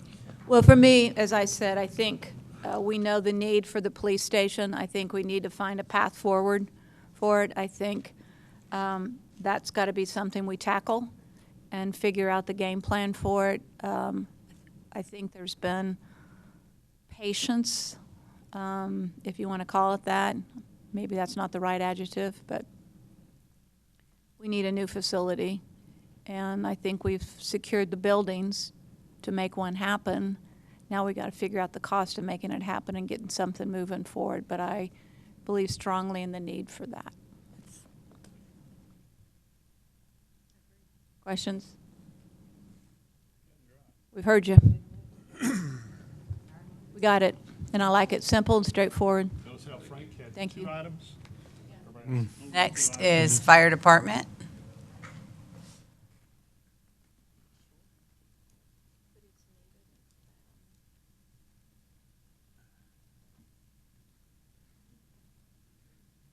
Good morning, Council, Mayor, Patrick. Morning. Brody, Fire Chief. I'll be actually pretty brief myself because a lot of these CIPs are covered in my presentation later. Ambulance, we purchased 2 ambulances a year, and the prices have actually skyrocketed in the last year. Shane can actually attest to the price of vehicles, over 30% increase in a lot of areas, and that's no exception for an ambulance or fire truck replacement. So the next one is fire engine replacement, and we currently are coming up on engine 8, needing to be replaced. It is 17 years old right now, and I have an item coming back to council on the 6th next week to replace that unit. Have the funding for it already secured, ready for council approval. Moving into the future, we have 2 trucks that are approaching the 15-year mark, and they are fairly significant priced. One of them's a rescue truck, currently sitting right now at 13 years.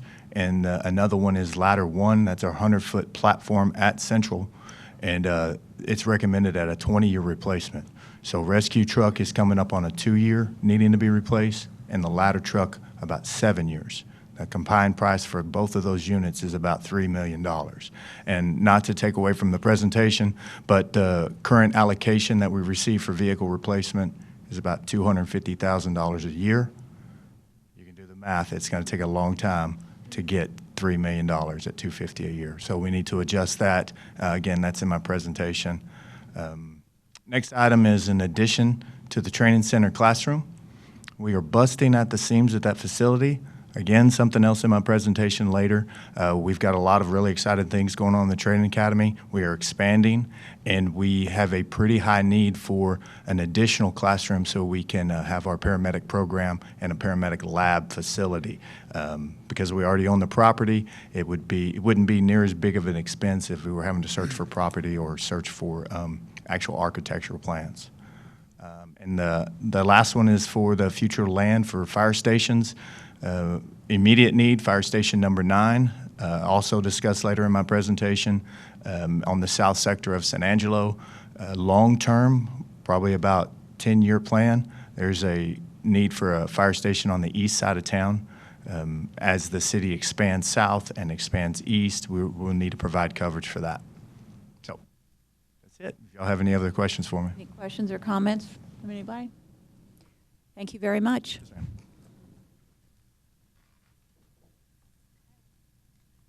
That wraps up the capital improvement plan discussion. Okay, so then what we do is go into our top 3 strategic priorities. And it says starting with Shane Kelton on infrastructure. So I'm not so sure that Shane is, you want to address that one. I think you've covered a lot already in terms of giving us the big picture overview, which is good. Now you'll talk more about something. I don't know what to say. Yes, ma'am. We've gone through the CIP, which a lot of this is the CIP, but I'll let Patrick kind of go through some of this, just kind of give you an update on some of the bigger stuff and where we are and what we're looking at, and then I'll just funnel right into the water side of it as well. Give you quick updates on some things, and then we'll be gone again. So. All right, good afternoon. A couple years ago, council included drainage in the top priorities with infrastructure. So with that, we have done a little bit of work, and we have made some advancements within the drainage issues that the city of San Angelo faces. Most notably, if you go into the East Angelo Draw along Bell Street as part of the Bell Street Improvement Project, we enhanced that crossing right there, made it much more passable during rain events. So that was number one of the year 2000 Master Drainage Plan. So we got that one accomplished, along with the Avenue P detention basin that we spoke about earlier. That is just doing phenomenal in its results along Avenue P. We've had a couple of rain events to test it, and I think it's performing absolutely great. So, and currently in progress is the College Hills drainage improvements. We were graciously given the ARPA money to make those improvements along with that project, and so those underground infrastructures and improvements in the roadway at the Red Arroyo crossings are being performed right now, are being put in. So it's progress along that. It's moving very, very well. Really, we're waiting on the manufacturers of the box culverts is the only reason that we're taking a little bit of time getting that infrastructure in. So I do want to make a quick note. It's not on your screen here, but an example of drainage improvements that are on the cusp as we continue our conversations here in just a little bit. As an example, is an in-house project that we did at the end of Foster Road, improving that drainage. We talked about it earlier. Councilman Hebert and I and my assistant director were out there yesterday just seeing the effects of that. And that was a completely in-house project that had a tremendous effect on a neighborhood that was feeling the burdens of that drainage issue. So completely in-house, the guys did a great job there, but those are the type of improvements that we're going to discuss moving forward as some options that we want to take care of with some additional resources that we're going to be asking you guys for. So we did as well complete the update to the master drainage plan. We got that one completely wrapped up, and we re-ranked 36 problem areas within the city. This was important so that we could start pulling down some of those grant opportunities. Here recently with the Region 9 Upper Colorado flood planning region, recently started developing some grants, and there's some opportunities there. But we needed this master drainage plan updated to identify those projects and have them in a plan to apply for those grants. So we are looking forward to doing that and hopefully pulling down some of that money to make those improvements. As you see there on the screen, there is, however, $60 million in deficiencies just in those top 10 CIP problem areas. So it's $60 million for the top 10 and some additional money in the additional 26 projects remaining there. You tackled three major ones, or in the process of, because certainly the Bell Street, the Avenue P, and College Hills, major issues. Those were major issues, and that's the reason those weren't necessarily hitting the list on this current MDP, Master Drainage Plan, because we did take care of those in our recent projects. So moving on to the streets update. As you all well know, $80 million over the course of 10 years. We just issued the fourth of our $16 million allocation. So we have one more to go in that. In 2024, we'll see that issuance. As an annual operating and maintenance budget that council gave us back in 2015, we have about $3.5 million for seal coating and preservation techniques. That was in order to accomplish council's goal of seal coating every street every 8 years. And 2023 is the final year of that 8-year program, and I'm very happy to say that we accomplished that goal by 2023. So very proud and very thankful for you guys giving us the opportunity to make that happen by giving us the resources we needed to do that. So thank you. We also have an additional $500,000 that was given to us at that time that we utilized for not only crack sealing ahead of that seal coat process, but also doing a little bit more in pothole repair and small construction projects that we're able to do in-house. So we are limited on manpower and issues, so those guys work really, really hard to make sure that they're prepping the streets and taking care of what they can do.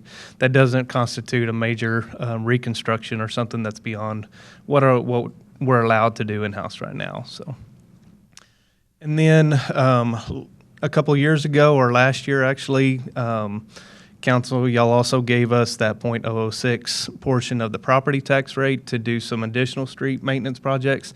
That nets us about $340,000 to $400,000 a year. So we did not spend any of that money last year. We're kind of banking it to make a good bang for your buck project. Hopefully try to score some of that for a matching fund on a grant or something like that to maximize those dollars. So right now we have about $712,000 at the anticipated end of year fund balance for this year. We went over a whole bunch of these, or Shane did, earlier in the CIP project, so I'm not going to overburden you with those again. Again, just Southwest Boulevard is still active and College Hills Boulevard is active for us. We have Howard Street is about to kick off. We got the bids received on that.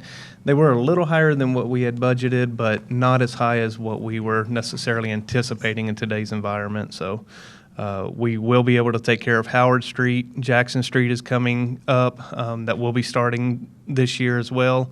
And then Edmund Glen and 29th Street is the next project that you're going to be seeing, along with Christoval Road, or Chadburn Street, from the 7th Street all the way to 43rd, and hopefully encompassing that S-curve if we can get TxDOT coordination on that little piece of property there. So when you say it's in design, it's funded, but it's still in design state. So what funded and in design means is we actually have construction dollars earmarked for those projects. Unfunded means we want it, we're working on design, or the design is complete, but we just don't have the construction money necessarily right now to do it. So it's sitting on the shelf waiting for those opportunities to present themselves.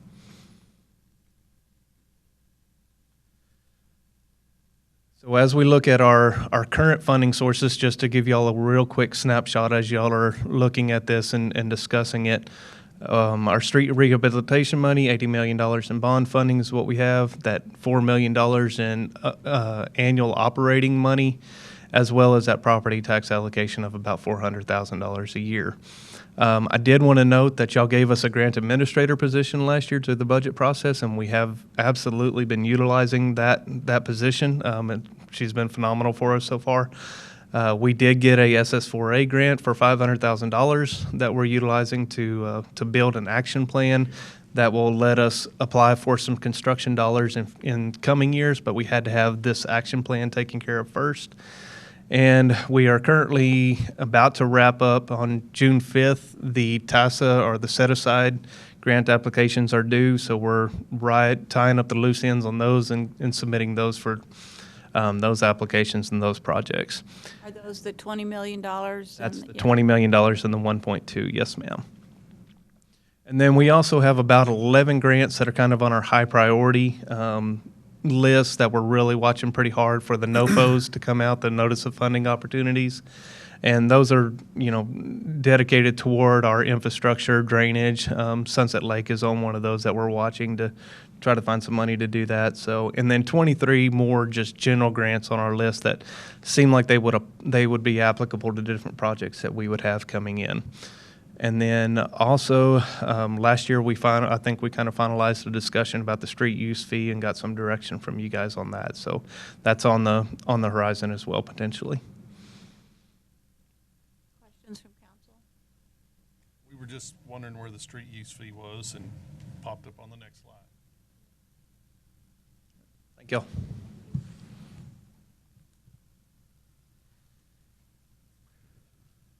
All right, we will move into the water utility update. I love this picture that Brian was able to come up with on this. This is the overhead of the two new clear wells being constructed is what this is. So this has been a very neat process, and to watch these two new clear wells go together. Yeah, Tom Thompson thought it was Thunderdome. Tina Turner retro. In respect to Tina. There you go. Yeah. This has been a great project. So and great to watch from a public works standpoint. A couple hundred feet. Yeah, it's an amazing project. So as we're going on, just kind of give you all a brief update of where we are from current water supplies. As of May 1, OH Ivy and the Hickory 25 months. Unfortunately, OC Fisher it only has one day of water in it, so that doesn't count or calculate. And then our other sources, Twin Buttes, Lake Nasworthy, combined with the Hickory of 13 months, give us a total of 38 months of water currently. Our conservation measures don't kick in until the 24 months. Hopefully, with the rains we've been getting, that will alleviate some of this and it'll extend this 38-month period out. So keeping our fingers crossed there. Average daily usage, we can continue to see a upward trend in this. Saw a little bit of last year. I'm not sure if we just gave up on some of our yards and things like that in conservation mode. But again, we did in 21, but here in 22, we are seeing usage increase again. So it's 22, 23? We don't have the final numbers yet on that, so we're still working through that. We can look at some trends moving forward if you'd like, Mayor. Water use, just kind of let everybody know where we use the most of our water. The majority of our water is residential, 12% commercial, 16% institutional, and 3% industrial. Quick update on Hickory. We're talking about water supply. This is where we're adding an additional 5 wells out at the well field itself. We are moving very well with this project. They are working on the last well, drilling the last well as we speak. They're about halfway through that process. They should be through drilling, and the drilling should be completed hopefully within the next 30 days.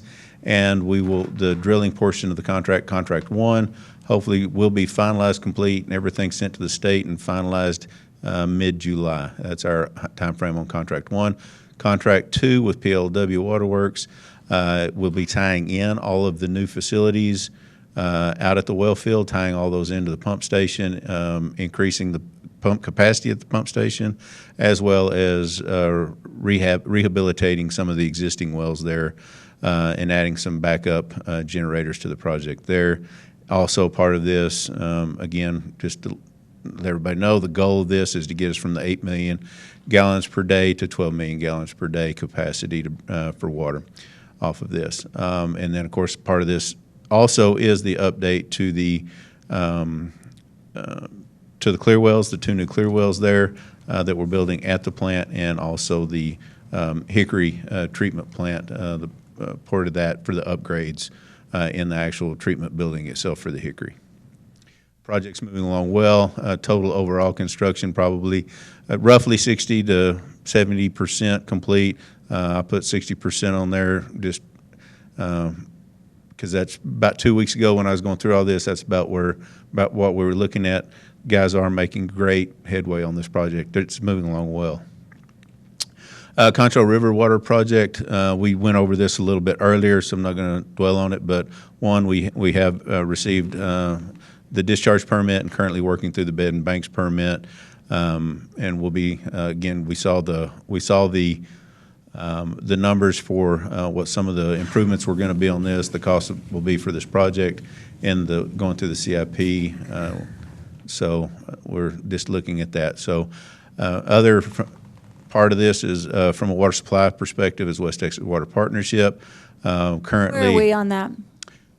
Working through the city managers of the 3 cities are working together to start working through the next phase, which will be the actual production phase of this to try to.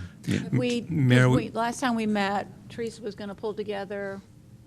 Well, where we are right now, so the city manager of Midland retired a couple of weeks back, so we have the new interim in the position at this point. City manager of Abilene and myself will be scheduling to actually go and visit in Midland next week to have some discussions and have a better understanding of where they are. It's been a challenge, Mayor. I mean, as far as trying to move forward with the project, I know that Teresa's worked on the preliminary agreement that the city managers are reviewing and going through at this point to see if there's any changes that need to be made. Prior to the city manager of Midland leaving, he had reviewed the contract, but we really didn't have anything solid from them saying, hey, we agree with this. Sign it. Yeah, not yet. No, it won't be signed until actually everyone's in agreement and we take it back to the council members. But those details still need to be worked through. But again, we are hopeful that we can pull everybody together by next week and have a sit down in Midland to go over that agreement and see if there's any qualms or any changes that need to happen on it. We all signed at one point. There was a signature from all three cities. Yeah, for the water itself, yes, ma'am. So the city of San Angelo would be receiving the 5,000 acre feet of water from the agreement itself, but we do need to work out the details as far as moving forward. The line, starting the actual project from Fort Stockton Holdings. From Fort Stockton. So again, a lot of detail still needs to be worked out, Mayor.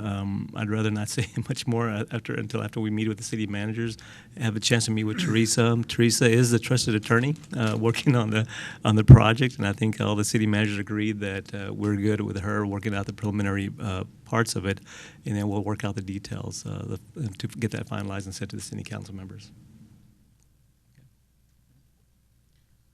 All right, moving along, just wanted to, we touched on this a while ago on the CIP, but just kind of give council an update on the sewer project. Again, it did come in, both contracts came in with McKee's Construction doing the pipeline, Austin Engineering doing the lift station. Both contracts came in at $35.9 million, which was a whole lot better than the $50.4 that we were expecting. So we were very glad to see that. Again, we should hopefully begin this project in the next 60 days. Or less, if we can get by with it. And hopefully, again, it's a 24-month project. Just give you a quick update on the customer service inspections as we're looking for any cross-contamination issues out there. Again, not going to read all these off, but you can see that the 4 guys that we have assigned to this task have been very. We approved 3 CSIs. 3 CSIs and the supervisor, and all of them are certified. So all of them are certified. So not only the 3 inspectors that are out there on the front lines every day, but also, their supervisor as well is licensed, so he can go out in the field and create and do these inspections as well. So. But again, these guys have been really busy. Again, we've gone through the majority of these already. If there's any questions on those, some of these are in conjunction with the street recon projects. Of course, with some of the other ones, as far as the Shiloh wastewater improvements, another one that we didn't mention a while ago on the CIP because it's not necessarily a CIP, is the water hydraulic model that we're working with our consultant to get the new model out, which will help us kind of determine where the water flows and how everything is going through our distribution system, and also help us as we start looking into our needs in that northeast of town that we talked about earlier with the elevated storage tank. I think all the rest of those we already covered.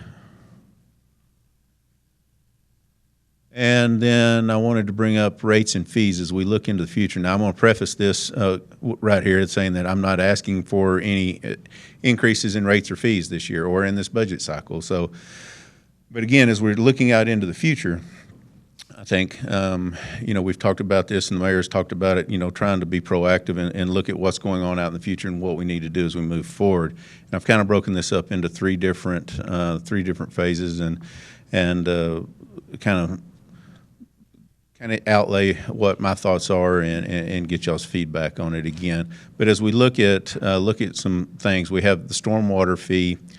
from the drainage side of things. Now, stormwater and drainage are two different things in our minds in Public Works.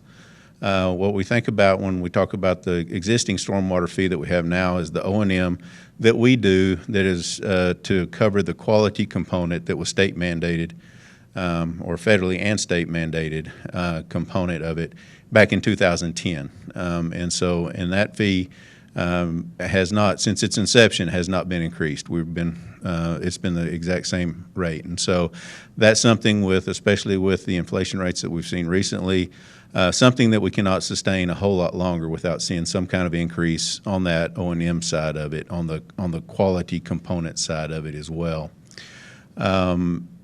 So we are going to have to start talking about a fee increase on that side as well. But what I wanted to bring up today is the drainage. As you know, we've talked about some of the other aspects of our master drainage plan that we created. Patrick talked about the Region 9 flood planning group and some of those opportunities. And with this, as we are creating the region flood plan through the Texas Water Development Board, a lot of our master drainage plan, since it was a brand new master drainage plan, we've been able to incorporate a lot of those projects into the region plan. And by doing so, that allows us, all those projects that were incorporated into the regional plan, to be eligible for Texas Water Development Board funding, whether that's low interest loans, grant opportunities, all of those things. It makes us eligible for that. One of the bad things is that currently there's no designated funding source to deal with the drainage portion of things, the flooding that we're seeing out there. There's not any designated funding for that. Hasn't been much designated raining going on either, so. We have been a little shy on that for the last year, yes, ma'am. So, and then there's kind of, as we're looking at this, and this has kind of been brought up recently, since the inception of our plan, or the stormwater ordinance in 2010, a lot of the residential areas around town, especially on some of the outlying areas that we're seeing have been developed in the last 5 to 6, 7 years, were already platted prior to our stormwater ordinance plan going into effect. And so now we're starting to see, now that these pre-platted areas are filling up and they're being completed and built out, we're looking at developers and home builders looking into new areas of town or new areas to develop and plat. And so, and as they do those, part of the requirements is for stormwater detention. So they're retaining the water, the extra water that they're creating on that property so it doesn't run off and create issues downstream. But with that comes the long-term. Let me ask you a question. So, so when you talk about the stormwater situation and it was being created in 2010, that we had to deal with it, does it not allow you on already designed plats to be able to go back in and ask for a revision of that plat based off of the 2010 mandated stormwater drainage? No, ma'am. issue? We were not allowed to go back and force somebody that already had a plat in place to replat for drainage. But one of the things that we're moving forward into the future, and one of quite a few of the developers have brought to the city's attention, is that as they're having to, we have not, because we did not have any drainage funding available, and of course it really hasn't been a big issue up until now because some of these older lots, they didn't have to conform to those, and so we weren't seeing a lot of detention basins being built in some of these larger development areas. But as these new areas come on, developers are being required to build these detention basins. Well, the long-term maintenance and upkeep of these detention basins is becoming an issue. One, the developer, once they build out and they get through, their kind of interest in that development is gone, and so there's not necessarily an interest for them to maintain that pond for eternity, basically. And then the other option is create an HOA. Well, HOA is probably in all development areas is probably not one of those things. It's a desirable thing to have, and especially quite a few of those developments. And so they have come to the city looking for the city, basically, if what can we do to help out for long-term care maintenance of these facilities. And so that's kind of been an issue. And one, we currently do not have the funding or the staffing to be able to start taking on detention basin after detention basin after detention basin for maintenance. We have taken 2 or 3 detention basins that back up to basically the Red Arroyo or something like that, where it is we believe that from the city standpoint, it's critical for us to be able to own and maintain those structures because of the impact that they could have downstream. And so we want to make sure that those specific ones stay intact, but there's others that are in town that aren't so impactful that we have not taken on the responsibility of maintenance on it or accepted those into the city. And so developers are trying to figure out long-term what to do and what they can do basically, or how they're going to deal with maintenance long-term on these. It's a catch-22. It is, and we believe long-term that we will probably see some of those basins basically forfeit, or those detention basins actually forfeited or whatever, and we're going to have to take them on anyway. But as we kind of look through, and make a long story short, as we're going through, and we start talking about we're talking about rates and fees, we start talking about water rates, and our long-term water needs and development, and to continue progressing those, Concho River project, all those things, the skyrocketing chemical costs, chemicals are eating us up. I mean, we've seen chlorine triple in price. We just got bids back, polymer bids back, that y'all are going to see on the next council meeting. I think I'm going to dread the next council meeting from everything that's been said today, I think. And so, we're going to bring those, and, a contract, a new contract for those. And we already know that they said they're going to go up again in April. The costs are going to go up again in April. So they're already telling us that our pricing is not going to be good 6 months from now. And so people are taking advantage of this situation. Oh, yeah, or a year from now, or whatever. Yeah, or a year from now, we already know that we aren't going to be able to meet these prices again. So, and then another thing that we're going to have looking, especially on the water side, is the PFAS and emerging contaminants issues that we're going to be dealing with. The EPA has set the limit at 0.4 parts per trillion on PFAS, which is the minimal detectable limit for PFAS. So basically, if you... Is that the fire retardant stuff? Yeah, fire retardant, styrofoams, those type of things, the forever chemicals. And, by setting that limit basically at the detectable limit means at some point in time we will have to be treating for that. Well, the only way to treat for that, is through an RO system or some kind of membrane system. And so massive, it's going to take a lot of money, in the future to deal with those, making upgrades to the water treatment plant. So just things that we have to keep in mind as we're looking forward. Same thing with sewer rates as we're looking forward. So again, I'm not asking for this, but what I would like to do is basically step back and do basically another water rate study that we did a few years ago, except one, I want to not only take a look at the water rates and the sewer rates and kind of take that long-term cost and look at that, but I also want to add drainage in there as well. Start looking at these drainage projects as we're looking at this for the rate study. And again, because the last thing I want to do is have an emergency situation or have something sneak up on us that we're not prepared for. And then all of a sudden we have to have a rate increase right now, and it's a big one or it's a substantial one.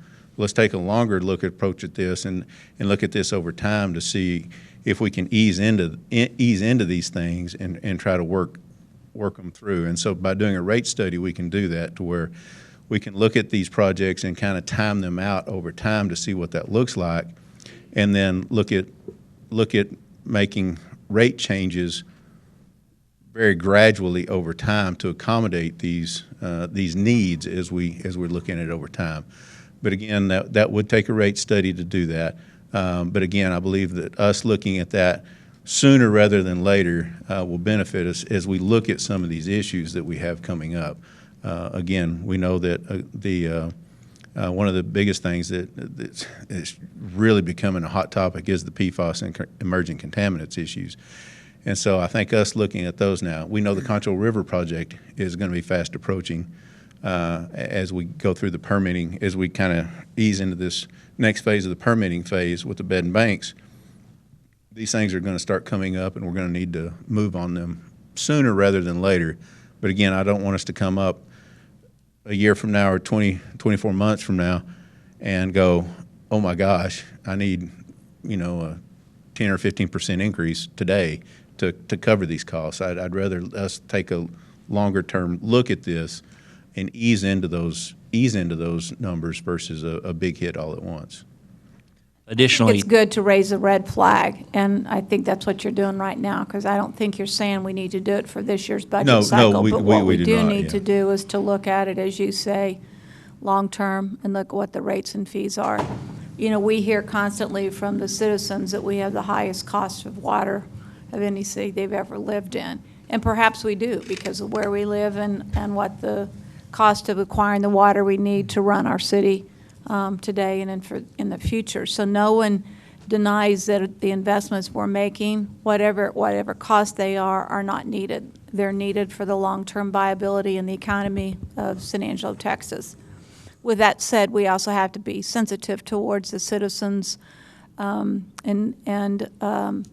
what we can possibly do to change the rates and still understand how that converts to covering our needs. And it's got to,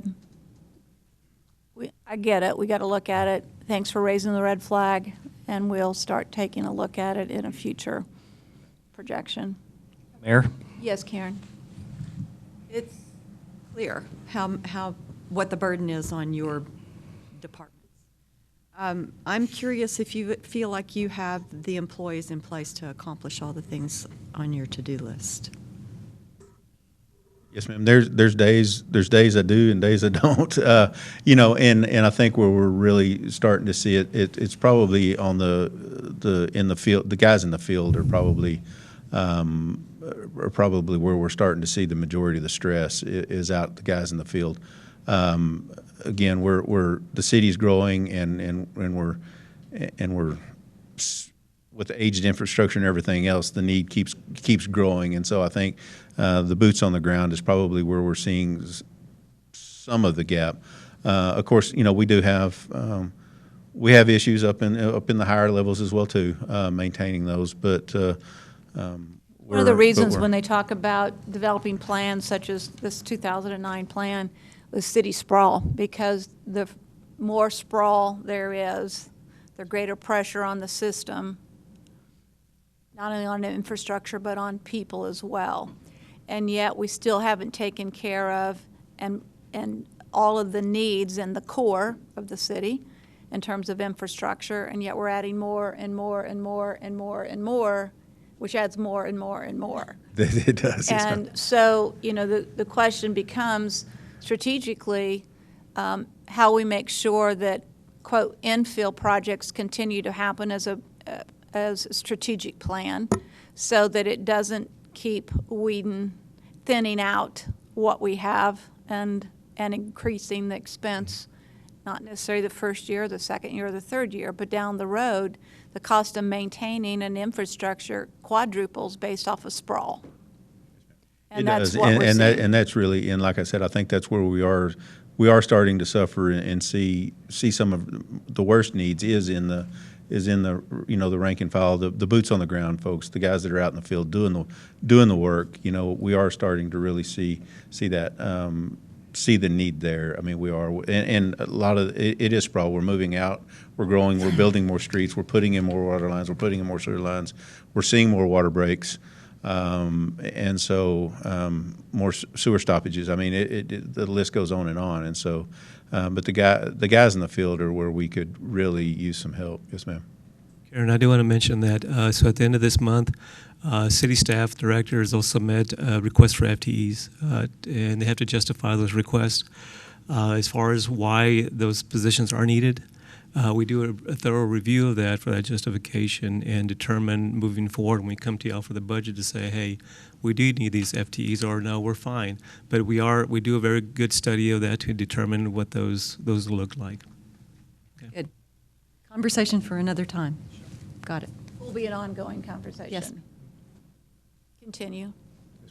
That's it. I was just basically, I just wanted to see if council wanted to entertain a water rate study as we're moving into the future. I mean, it's a process. It's not something that happens overnight. This is a year-long process, even could be plus year-long as we look at this and look at those three areas specifically. We have put on, request for qualifications, go through the whole process, all of that. So as we do that, it is a longer process, something that takes a while. But again, I'd like to get moving on this sooner rather than later. So as these things start coming about, that we're not caught off guard and we're not having to do anything that is Here's how I would drastic. answer So- that, sooner versus later. So I would say that sooner versus later, we need to move forward and look at something like that. But I would also say that as this is the first day of our hearing about needs of various departments and issues, infrastructure is a key issue and it ought to be a priority for us. But if we wouldn't have to answer you today, and through the budget process, we can determine the biggest priorities that we have in terms of focusing on the citizens' biggest issue, and that is our infrastructure needs. So I think it ought to be on our list of things to talk further about and decide priorities in terms of those things. But I don't think we're prepared to answer today based off of this being the first 5 hours of the budget process. Yes, ma'am. Yes, ma'am. Well, I'll take the opposite approach, Mayor. I'm ready for them to start the process on a rate study. It's going to be a year before we get there. So my answer to your question, Shane, is different than the mayor's. Yes, I would like to see you undertake begin the process to go through that study. One of my biggest takeaways from today, I'll describe it with one word: future. Planning for the future. To me, that's what I'm hearing repeatedly in what the staff has presented to us is we need to do a better job in planning for the future. And to me, this is planning for the future. So I answer the question, yes. The rest of the council can speak for themselves. I think we have several issues that council will have to address. And as I say, I don't think this is about saying no to this. It's about hearing all of their requests. I mean, I think there was one a couple slides back in terms of the street use fee that has been brought up. You know, there are several of those issues that I think we owe you answers to. But I think we got to get through the budget process, and that doesn't mean within the next month we won't be able to say yes or no. Good. But I think what we have to do is go through all of these issues, and at the end of the budget cycle, we can say, move forward on this, but there's lots of requests here. And Yes, the ma'am. future is all a part of it. Yes. And Tom's right. this is not a. I mean, there will be dollars attached to this, but again, these are not large number dollars, and so these funds are available in the utility to accommodate this study. Those dollars are already available for this. But again, I don't need an answer today. I'm just raising the question. Let y'all think about it, and again, as we're moving forward through the budget process, again, working through, and again, food for thought. So We owe you answers, and we know we do, and I think the ask is not unreasonable. I just say that today, let's hear everybody, let's talk through everything that's out there, and I think we come back with, you know, as a council, some objectives and priorities, and I think this is certainly going to be one of the, we got to be looking at it. Water's one of the most important parts to the economy and to the future of this city. And to Tommy's one word, future. It's future. It's future thinking. Mayor, I do want to point out something, if you didn't notice, as Shane was talking. He was shy about talking about exactly what we need money-wise, because we do take very seriously being as conservative as possibly, and we understand the citizens. We definitely get that, but we also understand the business aspect of it. And he got around to asking for what that need is, and that need is there. And you're absolutely right. Right now, we don't have the numbers just yet to justify any real commitment at this point, but we will here in the next month and a half. And we'll be able to have those conversations. But we just wanted to make sure that y'all were open to that, and obviously y'all are. I mean, and we're glad that y'all are. And at that, We want the red flag absolutely, raised. absolutely. I mean, there's no question that And- that and- is the time to do it. Yep, and there'll be a couple of them raised today. So again, thank you for that presentation, Shane. Appreciate it.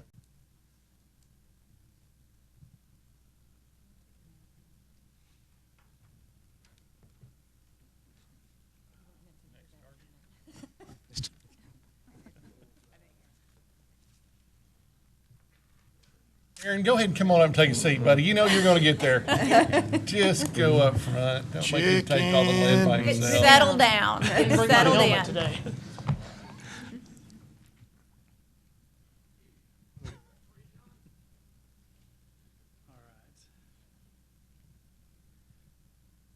So this first slide really just kind of reminds you all what all is included in our department. Of course, building permits and inspections, GIS, which does the computer mapping for the city, development service, which basically oversees the development review process and kind of coordinates the whole department, and then planning. And I just wanted to mention, you guys see us in terms of development review. You see us bring zoning cases, and a lot of those sorts of things. What you don't see as frequently is the future planning, but that is definitely a role of our department, and we do and can help tie in a lot of the things that you've already been talking about.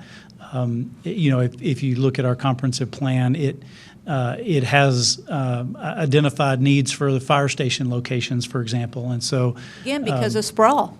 Exactly. And so our plans, not only the plans that we have, but the implementation steps that we've been taking over the years to help implement that plan has helped guide a lot of the decisions over those last few years. So I wanted to talk about, I know we've talked a little bit here about the comprehensive plan. Why do we do that in the first place? One, as the mayor mentioned, is developing that community vision. That involves all the citizens coming together and telling us where do we want to be in the future for our city. One of the things we do a little bit differently than some of the other departments is look out farther. We look 10, 20, 30 years out to make sure that the decisions we're making today help us get to that future community that we want to be. It also helps protect property rights. I know we often get flack for our rules and regulations telling people what they can do, but we can't forget that that's helping protect their neighbors from what they might do on their property. Also, quality of life for citizens, that's kind of a self-explanatory one. And then we've talked a lot today about fiscal issues, and part of the purpose of those plans is to ensure fiscal responsibility. I'll just give you one example. We recently brought you all a review of the street standards, and as part of that, we did an analysis. We just picked a neighborhood, the Bluffs, and we did analysis on those streets, and if those streets had been built to the revised street standards, that would have saved the developer between $2.5 and $3.5 million on the cost of streets, just for the construction of streets. That comes out to between $3,000 and $4,000 per lot within that subdivision. And that would be applicable throughout the community, for at least for those areas that are built to our current street standard, or at least the street standard at that time. We also looked at what does that mean for the seal coat project. And just for the Bluffs, having those narrow street standards would have saved about $150,000 every time we seal coat those streets. And again, you multiply that by every neighborhood in the city. Just a simple decision of how wide we build new streets in the community has a long-term fiscal impact. And it's not just streets, it's all of the decisions we make in terms Imagine of if way back future when we development. made the determination to keep those streets wider, how much it would have saved us way back then. Absolutely. And I mean, that's, part of start the with that. Part of the thing here is it's going to be difficult to go back and narrow those streets in those existing neighborhoods, but we can start now and move forward in new development, ensuring that those new developments are happening in a way that at least we are thoughtful about the fiscal impact of those developments.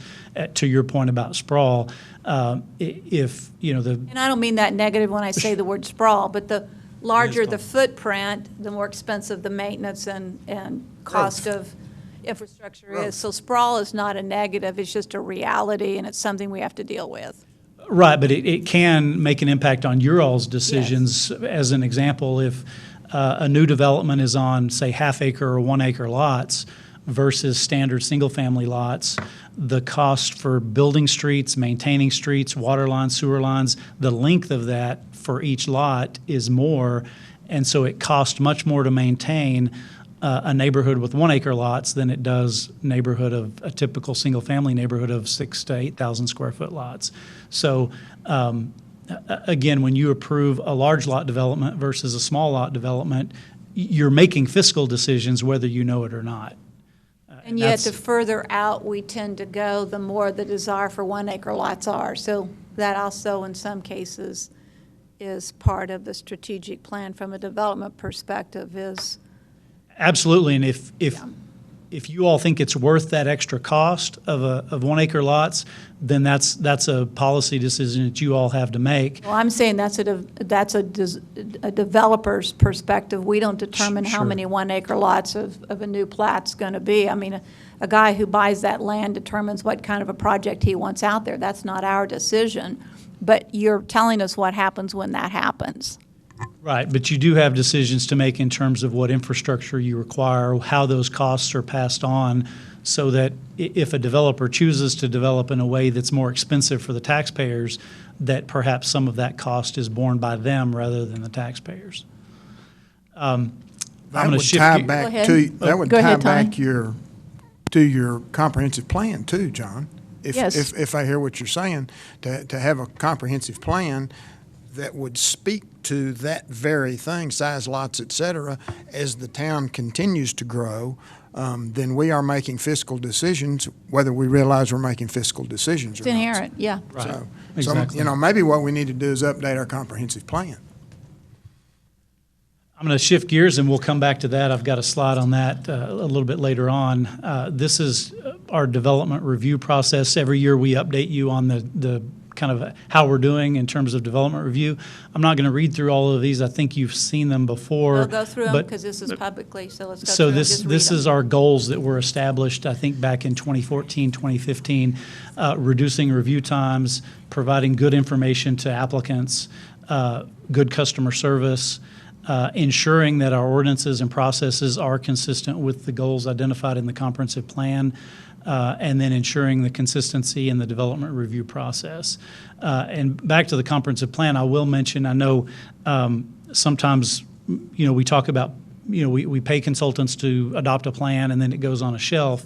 I'll say for our part, that's not the case. We've got a whole list of those implementation items from that 2003 plan and About the 2009 plan. Because that's really the both. key plan, right? I mean, Well- it's not the key plan, but it is an updated plan to the comprehensive plan. Even though right. the comprehensive plan specifically designates key areas of the city, cultural, historic, medical, whatever. Right. So the big picture is that, and then you dive into those sections. Exactly. And so even since the 2009 plan, lists of those action items that are recommended in the plan have been done over the last 15, 20 years to help implement the recommendations of that plan. But again, we're getting towards the end of what that plan recommended, and it's probably time to take a fresh look at how we should move forward with that. Let me ask you a question on that then. Okay, so if it looks on the vision plan summary from this 2009, it reads as following. Goal 1, increase the permanent residential population of downtown San Angelo. Goal 2, improve the pedestrian experience throughout downtown. 3, promote the arts throughout downtown, particularly from local artists. Goal 4, enhance the San Angelo's cultural identity throughout the region. Goal 5, increase accessibility of public open space in downtown and its role within the city. Goal 6, eliminate the negative effects of surface parking in the downtown core. Core 7, increase the role of alternative modes of transportation. Goal 8, increase connectivity between downtown and surrounding neighborhoods. Then we go into neighborhoods. Neighborhoods promote vibrant and viable neighborhoods. And there's lots of items underneath each of these. So there's like 8 or 9 suggested things to incorporate into that. Improve neighborhood connectivity with and between neighborhoods.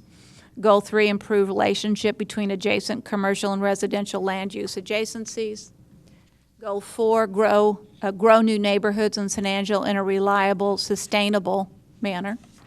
Goal 5, promote neighborhood organization and outreach. Goal 6, improved access to open space for all residents.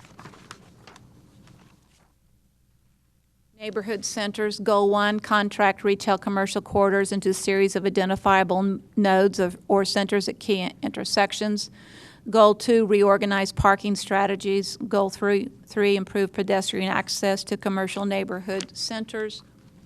And then transition areas, revitalize aged commercial corridors. Goal 2, blend intensive commercial areas into neighborhoods seamlessly.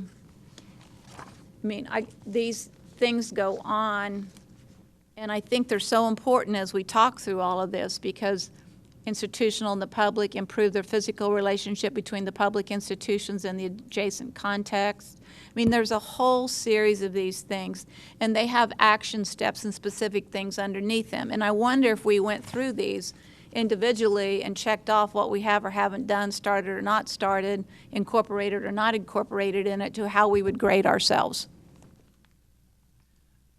I think that's a good point. I will point out that a number of those things have been addressed over the Yes, years. they have. We've got the downtown plan. We did a Lake Nasworthy plan. We updated the thoroughfare plan. We adopted a bike plan, which is now in the process of being updated. We adopted the sidewalk ordinance. As I mentioned earlier, we proposed some street width standards. We've adopted multiple zoning. We make changes to the zoning ordinance 2 or 3 times every year. You mentioned the parking. We adopted new parking standards a couple of years ago that made it more friendly for developers with reduced parking. So I feel confident that if we went down that list, we've done a number of those things, but clearly there's more work to be done. Well, and I think the issue is using this because it's a really good document, and it really supplements the 2003 comprehensive plan.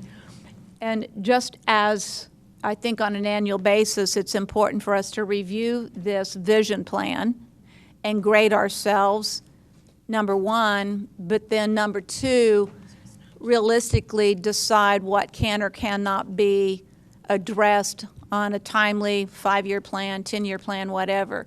Because the nature of comprehensive plans are as they are, comprehensive, long-term, big-term, and then you narrow it down into specific action plans. And I think the original comprehensive plan that was done is a very good plan in 2003. I think it addressed a lot of issues, but we can't leave it at that. So we've got to make sure we've really studied this 2009 vision plan and make sure that we are, particularly where we feel it was good information, we follow those action steps and see if it can't guide us to ensure that we have the quality of life and the future that we want to see for this city and its citizens. I think it's very important. And the things you've already brought up quickly, and there's more that you've done and accomplished, but those were quickly at the top of your mind as I read through this. But I think it's a great study in what we should be doing. And again, we'll come back to that in a few slides, but these are just some of the improvements we've made to the development review process. We standardized our submittal requirements, and we simplified some things for the applicants. Increased use of checklists so that we're ensuring that they're providing what we need, but that they know what we need up front as well. We revised all of our handouts to make them more user-friendly based on input we'd received from applicants. We have the new permit tracking and plan review software that helps us make that process quicker. And we've just implemented a development solution team that's basically similar to our development review committees, but after a project is already in the process and they've come across some issue or other, that we can put together a team real quick to help resolve those issues. That sounds like a great plan. As I mentioned, we've got our digital plan review process where folks can upload their projects directly to us.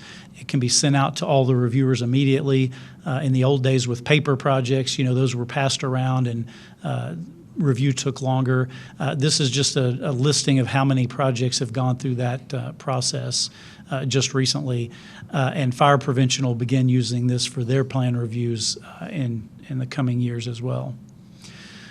So this is our chart that just basically shows how we've been doing in those reducing the timelines.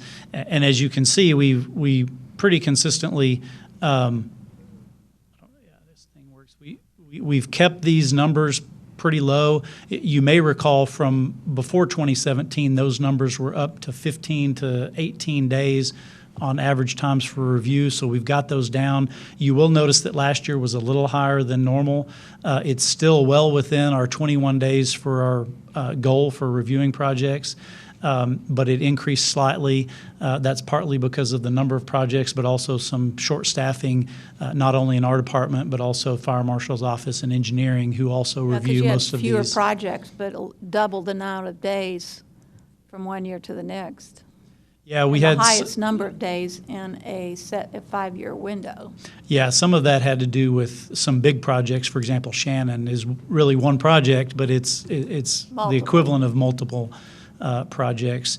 I will note that one of the things that's not shown here, when we talk about an average, that means the average project is 12 days. Some are much quicker, but some take longer.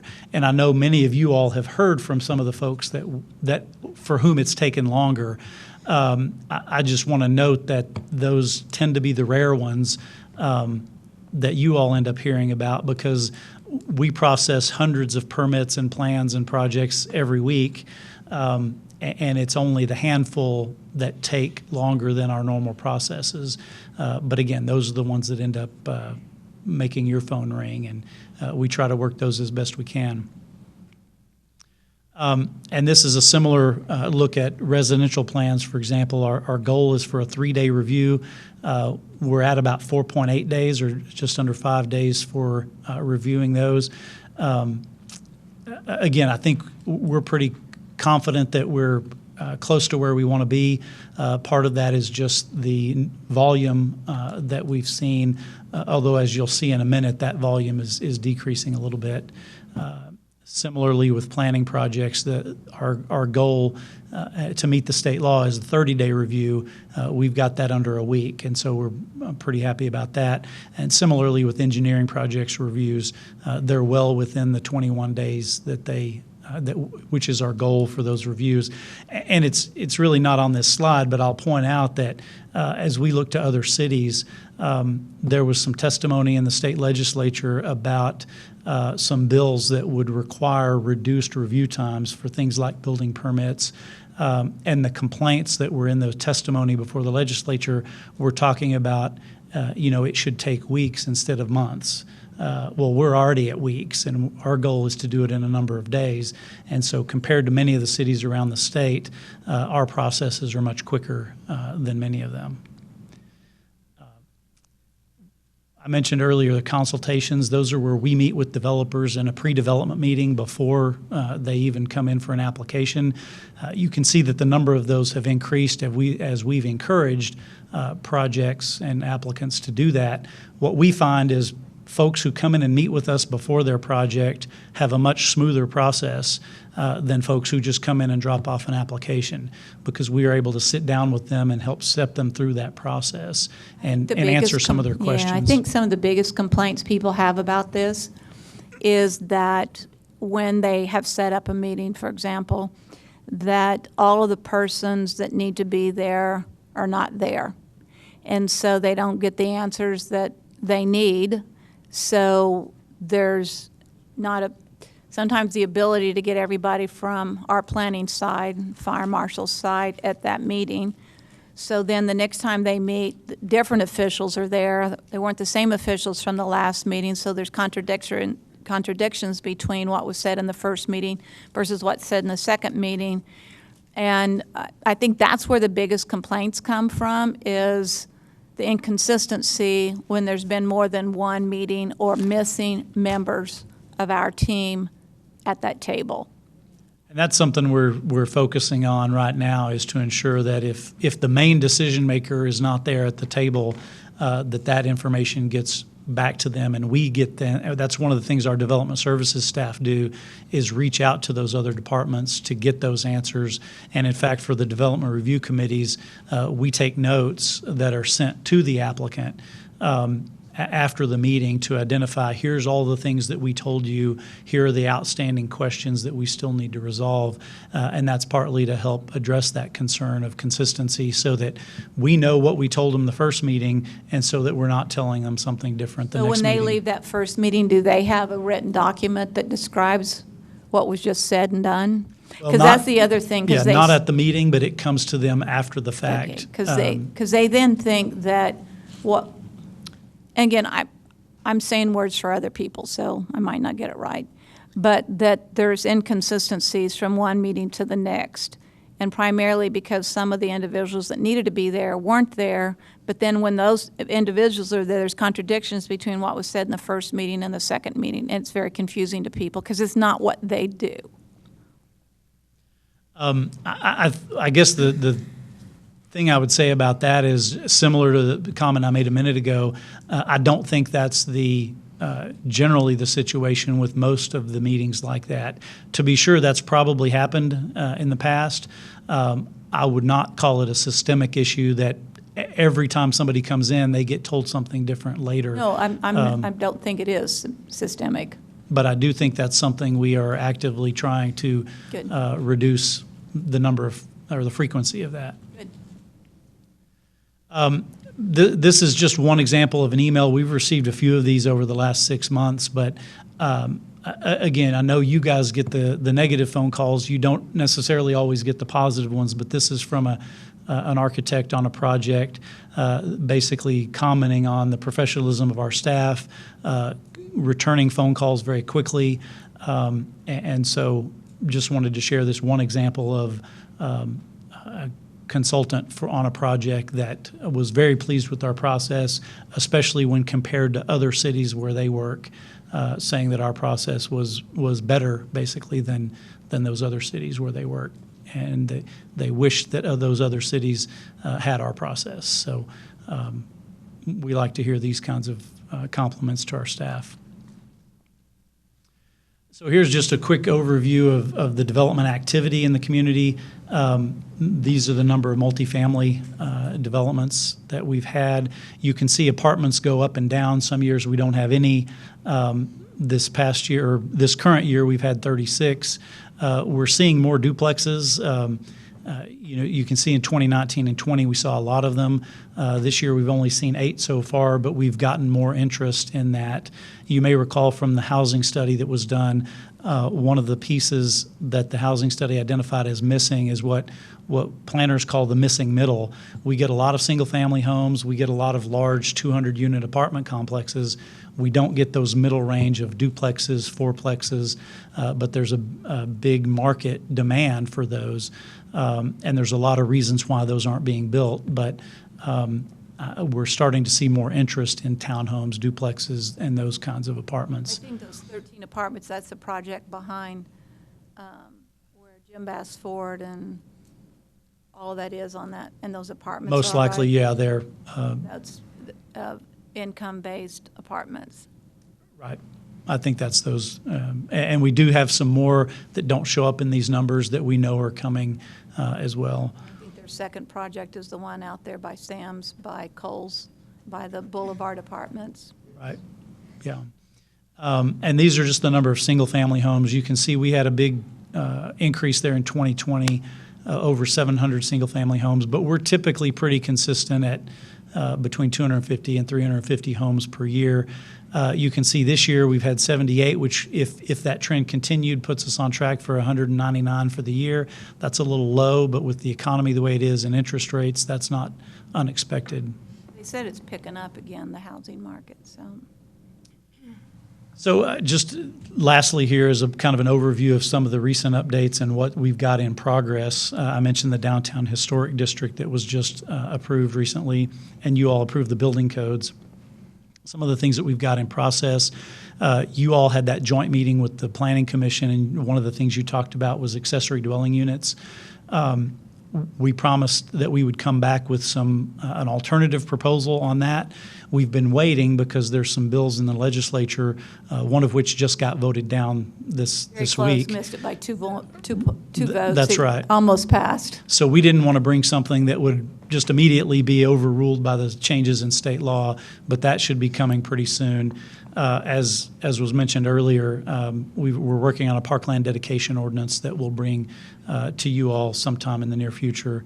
I think we've already discussed this with you all, but a sign ordinance, we talked about a sign ordinance committee, got a number of names from many of you. So we've established that committee and we'll start meeting with them soon. As you may recall, the main reason we're looking at the sign ordinance is some recent Supreme Court decisions that make necessary changes needed for that sign ordinance. And so we'll reviewing that, including some folks from some sign companies and other citizens on that committee. We're looking at a landscape ordinance. Over the last few years, we've done some research. We had a preliminary draft a couple of years ago. That's sort of just been waiting for the right time to bring that forward. And similarly, I mentioned the bicycle plan. We've got an update. We've been working on a committee with the MPO, Public Works, Planning, as well as citizens from the bicycling community that have been on this committee looking at the bike plan. And we're very close to having an update to that we'll be able to bring forward for adoption. Well, one of the things that came up last time when we were talking about the bicycle plan were those streets in which we created a bicycle lane, but were streets where the bicycle lane was, but people parked in front of their house, which would be on the bicycle lane. So we got to make sure if we adopt a bicycle plan that we don't create bicycle plans that take away parking in front of the house with that bicycle lane, because that's not going to work. And that's something we've looked at. In fact, you all adopted an ordinance change a couple of years ago that addressed that, but it actually doesn't go into effect until we've adopted the new bicycle plan.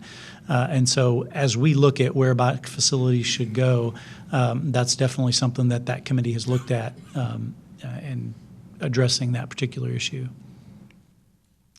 We've got some other minor ordinance cleanups, short-term rentals. A lot of those have been applied for recently. Yeah, we've seen a lot of them, and so one of the things that we're looking at is possibly an administrative process where staff could approve those if there's no neighbor opposition and if there's been no complaints. Right now, you not only have to get approval from the Planning Commission for a short-term rental, you have to renew it every either 1 or 2 years. And we also want to look at renewals being administrative by staff unless there have been complaints or other issues, and that'll help make that process smoother, but also not interfering with the ability of neighbors to complain. So if there is a neighbor complaint, it would still have to go through a public process. How does a neighbor know that a home is being submitted for a short-term rental? Similar to a zoning case, we notify all the properties within 200 feet that a short-term rental is being proposed for that location. How does that differ from Airbnb? A short-term rental is an Airbnb, VRBO, any of those. And in fact, Finance Department has recently, or is actually in the middle of an audit, finding short-term rentals that may be out there advertised on Airbnb that aren't registered with the city, aren't paying hotel tax. And so as part of that, we're coordinating with them and identifying short-term rentals that are operating but haven't gotten their proper approvals. That's one of the reasons we've seen an uptick in those applications, is because some of those folks have started getting those letters saying, hey, you need to register with the city. And so many of them are coming in to do that. We also want to look at building setbacks and lot coverage. We have some rules that we often get home builders, developers having issues with the building setbacks. And as we look and compare with the trends around the country, we think our ordinances may be a little stricter than they need to be. And so we want to look at addressing that. The other bill that I think was, I'm not sure the status of it, Bill 1787 maybe, that was of concern relative to building and neighborhoods. specifically, I'll read it and want to know where we stand on it, because maybe I can find it, maybe I can't. Mayor, I think that you may be thinking of the Senate Bill 1787, which I believe Yes. was the ADU that was defeated narrowly. No, the one that was defeated was Bill 1412. That was the House bill, I think. No, that was, well, the Senate Bill 1412. Okay. Was defeated by the House by 2 votes. 2 votes, right. What hasn't come up is the Senate Bill 1787, I think. Or I've been not notified that it has been voted on. I haven't tracked By the House. 1787, yeah. So, and Drew is going to alert us of that one, so. It looks like that bill is relating to the size and density requirements for residential lots. Is that the Say one? that again? It says relating to the size and density Yes. requirements for residential lots. Yeah, let me look at the status. Is it moving, Teresa? Yeah, because as of today, I mean, Drew was going to alert me, and he alerted me on the 1412, so I know what happened there. I just haven't heard about this one. I talked to him earlier in the week, I'm sure as you did on the 1412, and he didn't bring up 1787 at that point, so. The last history noted is that on May 23rd, it was placed on the general state calendar, so it hasn't been heard apparently. Hasn't even been heard, and they just have a few days left. And we're following all of those related Okay. bills. The State Planning Association, as well as TML, Yeah. follow all of those. So we Right. get regular updates. And like I said earlier, that's one of the reasons some of these ordinance changes we're looking at, we're holding off on in case there's a change in Right. state law. And then, so finally, the long-range planning and projects. We talked a couple of times here today about possible update to the city's comprehensive plan. We've also recently had some discussions about updating the zoning ordinance. I'll mention that there is a new state grant program that is available for updating the city's plan as well as the zoning ordinance. No matching required, up to $300,000.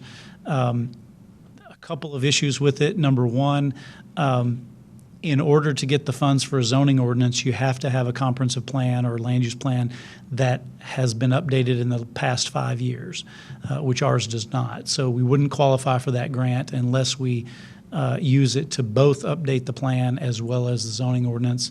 The other issue that we have to work out is the timing. If I won't get into the complicated, but basically you have 2 years within which to go through the whole process and adopt both the plan and the zoning ordinance.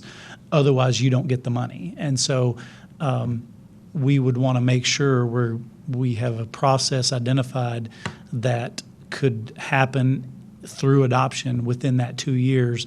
Otherwise, we might lose that entire grant allocation. Well, I've brought up several times today, but I just want to keep hitting on it.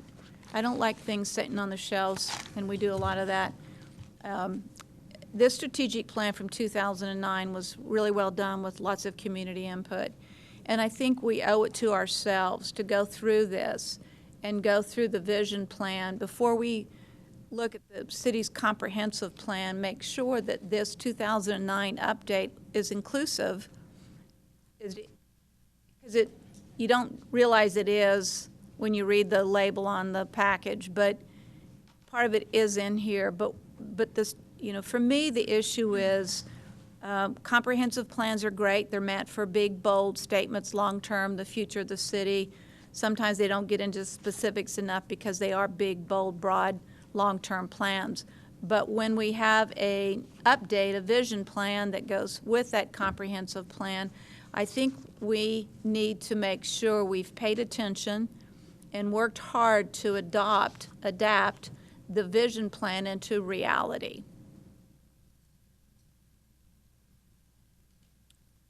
Mayor, I would also offer as food for thought for council. We've got more than several areas of town that are in growth mode. We've heard about the north and the east. We've heard about the west coming southwest. That were probably not really a part of that 2003 or 2009 vision plan update. Just as one council member, I would be in favor if you would need to pursue quickly, simultaneously, however you do it, both updating the comprehensive plan and the zoning ordinance, just as one council member. And if we had to then task staff to perhaps look at supplementing grant funds to get those done, in my opinion, that's future planning. We're looking at the convergence at some point in time of two interstates intersecting in this community.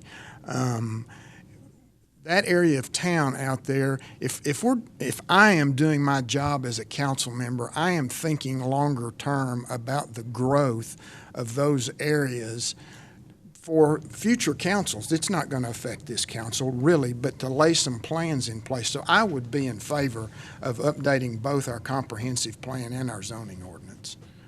And I'll just add on to that. You mentioned the cost. I just want to be clear that $300,000 would probably not cover both a plan and a zoning ordinance. So it would require some commitment of funds. And I don't think we'd have to do it all in one budget year either, would we, John? Now to get the grant, yes, we would. But if the city had to supplement that, we could do that over a couple of budget years. We wouldn't have to do it all in one budget year. Absolutely. We did a similar process when I was in Abilene, and in fact, we stretched it over 3 budget years. The process really only took 2 years, but we stretched it over 3 so that we could pull funds out of 3 separate budget years to help spread that cost out. So that's definitely doable.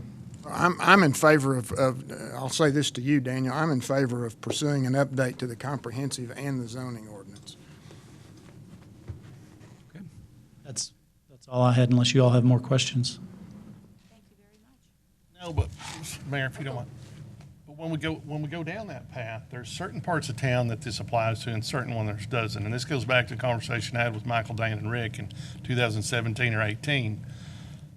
As you look at some zoning, some of it applies and some of it doesn't. And on the north edge of town, I mean, there are some requirements that come in that sure affect us that are not applicable to what we have. But I just want us to be cognizant of that as we go through. It's not All is the same. encompass everything. There are different parts of town, and that's what's going to make that probably spread out over budget years is we'll address this side and that. But I just don't want to see a blanket comes in that somebody's going to have to fall in line with when it doesn't even nearly apply. Well, you're right, Tom. It's one of the things that we talked about when we started the infill program in the Lakeview area, is that there's certain areas that we need to support an infill program in order to continue to develop them. And they are areas that, quote, can be different income levels, different size of lots level, different pricing of homes. Not all areas, all locations are meant for every citizen. People choose to live and raise a family in some specific areas. And the rules and the flexibility needs to go with those districts or those areas. Mayor, and I do want to point out that there, of course, would be public forums. You'd have town hall meetings. You'd have input from citizens in those areas as well. And we definitely would take all that into consideration as we develop a plan as well. So, again, that's a good point, Tom, I hate to admit.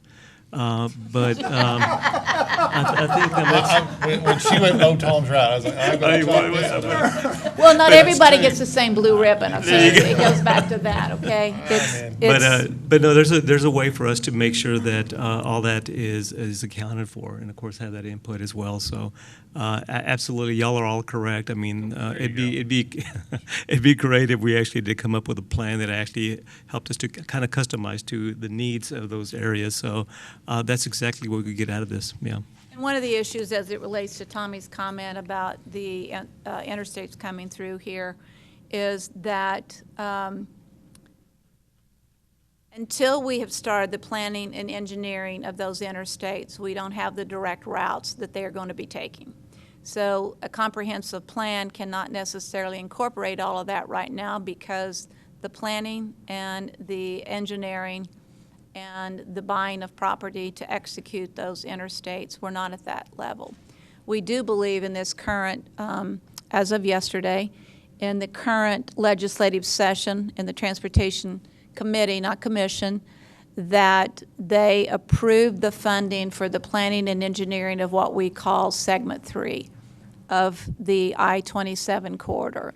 We asked for planning and engineering monies for Segment 1, Segment 2, and Segment 3, or the entire segment. We did not have support from our local elected officials for Segment 2 or Segment 1 to do that, but there was support and a vote to come up with the money for the planning and engineering of Segment 3, which is from Sonora to Laredo. That is the most crucial area for the interstate because it's the most important area is coming out of Laredo, and the most difficult part of building that interstate from a geographical perspective, as well as the conditions of those current roads, will require the most amount of money of the entire interstate corridor. And so that money has been set aside for that Segment 3, or we believe it's being set aside for Segment 3.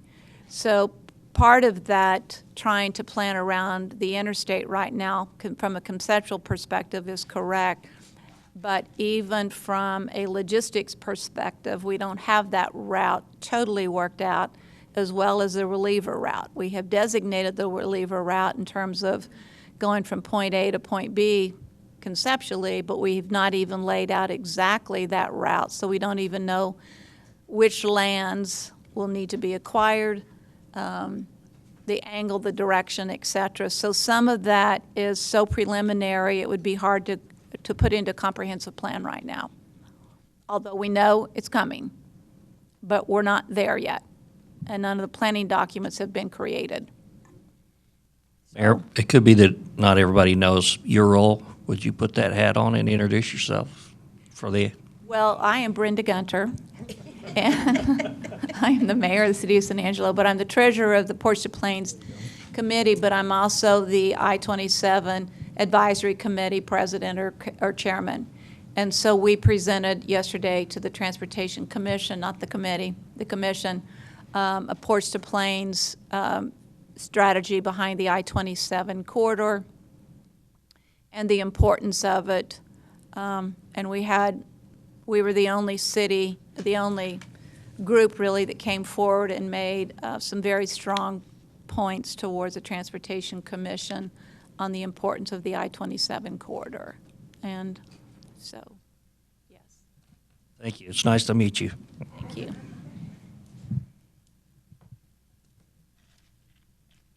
And we will be having, Lauren Garduno is going to come and make a presentation to our city council on the I-27 corridor. We hope sometime in June, maybe the second meeting, to present to council, COSA DC, or whoever wants to hear the presentation. So he'll come and present it as an overall presentation, so he'll update everyone. And hopefully we'll have some final news on funding. Okay. So we are going down to... Let's take a break, Mayor. Let's take a break. For Chief Carter. Oh, where is the chief? Michael Dean. It says public safety. Oh, no, sorry, it says development projects. Yeah, you don't want to skip over the best part. Come on, give it to us. Good afternoon, Mayor and Council. I'm Michael Dane, Interim Economic Development Director. Our theme for priorities is planes, trains, and automobiles. So jumping right into planes, Project Skyline has been in the works for a while. We've signed a contract this year, public-private partnership.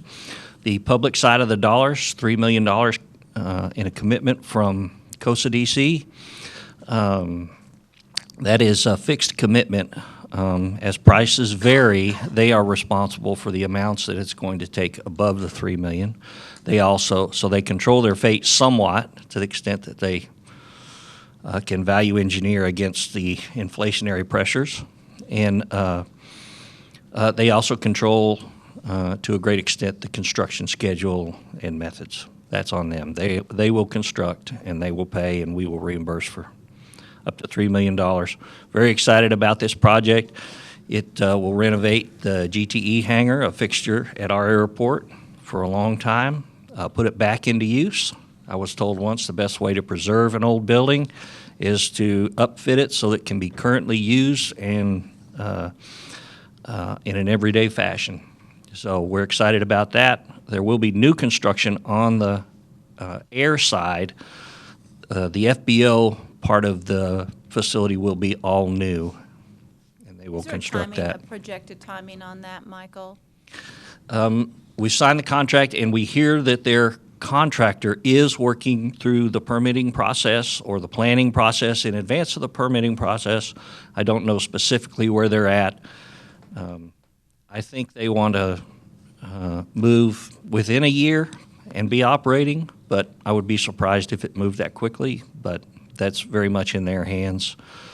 It has moved a little slow because the leadership, the ownership at Skyline they have multiple business interests, and they've had some mergers and acquisitions, I think, during the last year that had their attention somewhat. But Project Skyline is exciting. We are glad to see it moving forward, and we think it's going to be a great addition to the airport.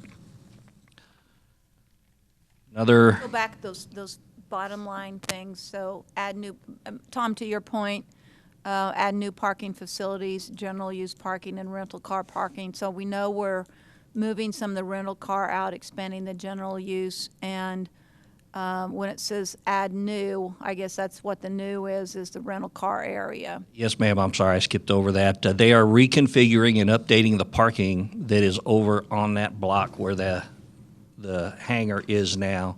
Part of it will be, my understanding is general use, and part of it will be dedicated to rental car. I think the plan is to try to get the rental car activity out of the short-term lot, and so thereby increase the short-term capacity. That's the hope. We'll see how it works out. Good question. Non-potable water supply. Some years ago, we adapted some pipelines to create a non-potable water supply to support fire suppression systems. As development has occurred at the airport, there's more strain on that system, and portions of that system are older.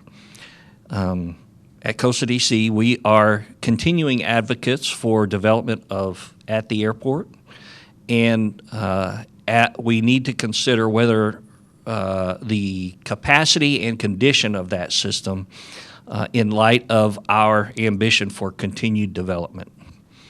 So COSA DC has funded a study. We've signed that contract, and we're working with Shane and his folks.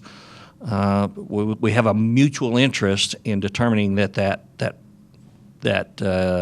provides satisfactory flow and is in satisfactory condition, the COSA DC and the city.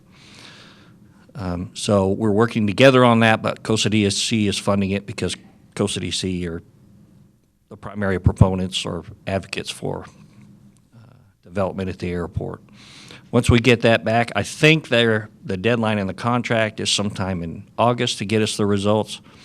But once we get that back, we'll be able to develop a plan or a strategy for improvements if necessary. We'll see where that takes us, where their study takes us. We're anticipating. Power, are you saying backup power for all of the terminal, et cetera, or when you say pump station and backup power, specifically, what are we looking at?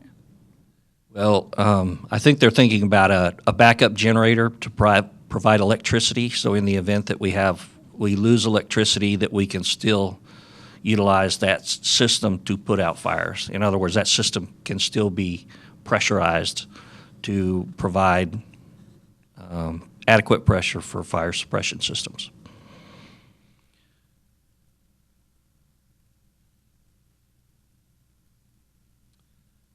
Rail next, planes, trains. No, go back to that slide. Yes, again. ma'am. Let me make sure I understand. Building improvements and adequacy to meet future expansions. So what are you talking about here? Well, I think those are general statements. Building improvements, technically, the Skyline project is an improvement to a building, plus it's an expansion. But we're hoping for more than that. For example, ASU is discussing the possibility of building classrooms out there. They are, I think, it was either yesterday or today, meeting with airport personnel. I think it was yesterday, they met with airport personnel to begin or to make progress on a contract for leasing a footprint out there, not far from the GTE hangar. And they would construct a new facility, which would include classrooms, and either in this phase or in a future phase, they are contemplating hangars also. And so we would like that facility also to have adequate supply for a fire suppression system. But we're hoping for more than that. Remember that there's a runway out there that's going to close down, and that's going to open up significant property along the taxiway that could be developed both inside and outside the fence. And so in the hopes that we would attract some development in that way, we would like the systems to provide adequate capacity. This airport, as you know, has been a long-term priority for the city council in terms of making it a bigger asset to the community in terms of usage, but also in terms of development. So this airport is considered one of our top priorities in terms of making it far more important and driver of the economy. Yeah, Jeremy reminds us of that every time we resist in any way. But he and that board out there are very appreciative of council's support for the airport. Okay, trains, San Angelo Railport. This is, the photo here is a photo of our rail park, a real train with real cars, with real loads in our park. That is a functioning rail park at this point. They continue to construct based on their needs, private enterprise, and they'll construct based on what their customers' needs are. Transportation Commission yesterday, of course, the Transportation Commission is also over the rail in the state of Texas. And so they're definitely talking about rail. And we had an opportunity to talk about the rail port here in San Angelo, Texas. Sounds good. One of the, a couple of notes. Michael Looney reported to us that our rail park is one of the few locations in the country where you can build a facility and have some control about where the rail is. If you want the rail to come through your warehouse so you can unload out of the weather, this is an opportunity. He says it's a real attention getter at this point. And so we're hoping that some development follows from that. I think we should call it rail park, not port. Port almost makes everyone think it's on water, right? Sounds good. One of the issues, it's not really an issue, it's just further, the next step in development would be the extension of water and wastewater utilities out there. And we have, on this issue also, started a discussion with city personnel because we have interests in common associated with that. It's not just, Shane touched on extending these services, but there may be some capacity opportunities on the city side in this part of town that the city we may want to take on together. And so at this point, we're having those conversations and viewing this part of that and some expansion on and updating on the city side as a project that we might take on together. We've also, I think, submitted some information to try to pursue some federal grants. So we're hoping those come through because the numbers got very large on this. I think Shane said $3.5 million for the water sewer loop. Is that what you said? that was just one. remember, it's I just think- water. I think that was just water. Water. Yeah, sewer Just was. nod your head, Shane, just nod. Say- You don't have to walk up here, just make a big nod or like this or something that,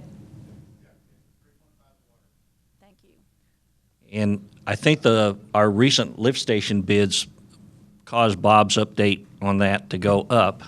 And I think at some point I heard the go number. ahead, come on forward, backwards, $5 forward, $5 backwards, million forward. for sewer. I think I heard something about 10 to 15 million. That's what I had heard at one point.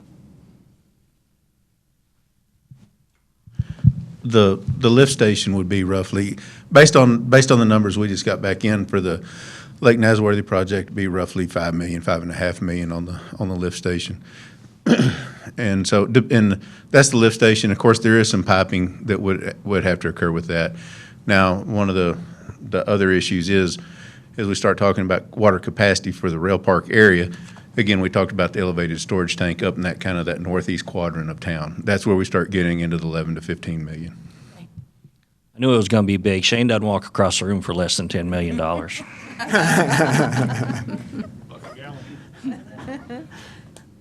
Any other questions or things we should talk about on the San Angelo Rail Park?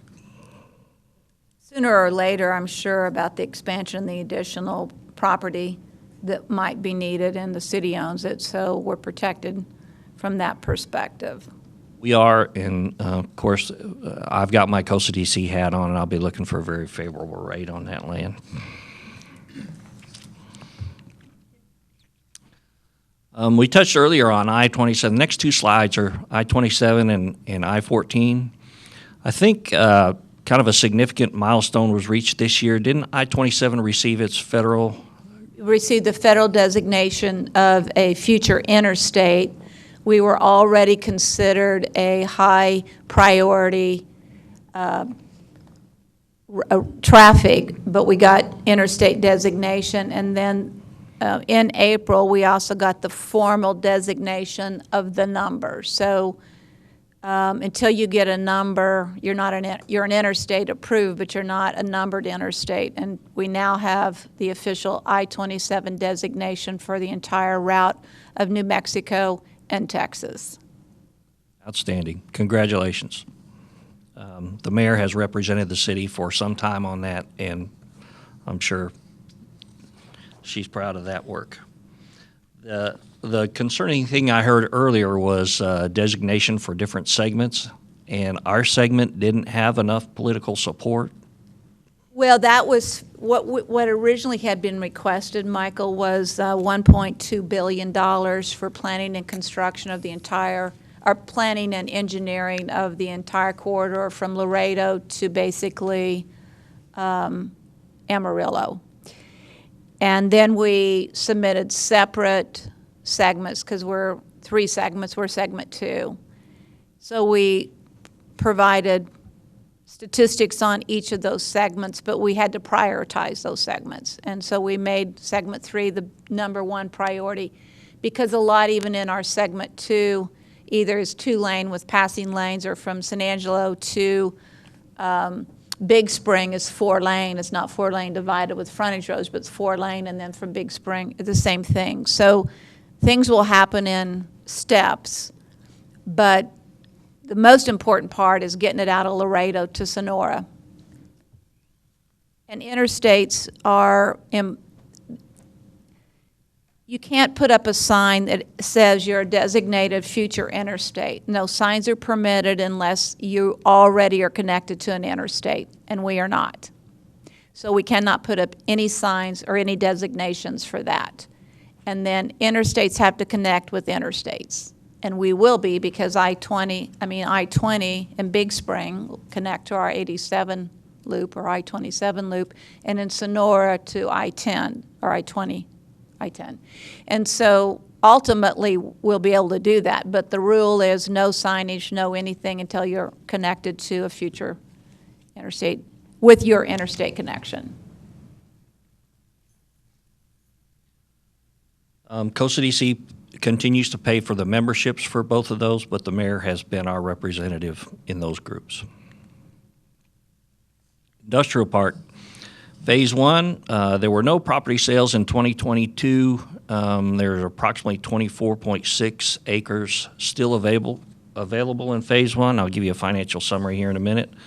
Phase 2, we had a little brush clearing project this year. That's complete, and we have a 9-acre parcel under contract. We anticipate that will sell this year. In summary, One of the things that came up in conversation about our industrial park is that we haven't established some specific guidelines as it relates to what the facilities must look like. In other words, do we want just metal buildings, or do we want something more brick or stone oriented, something that makes it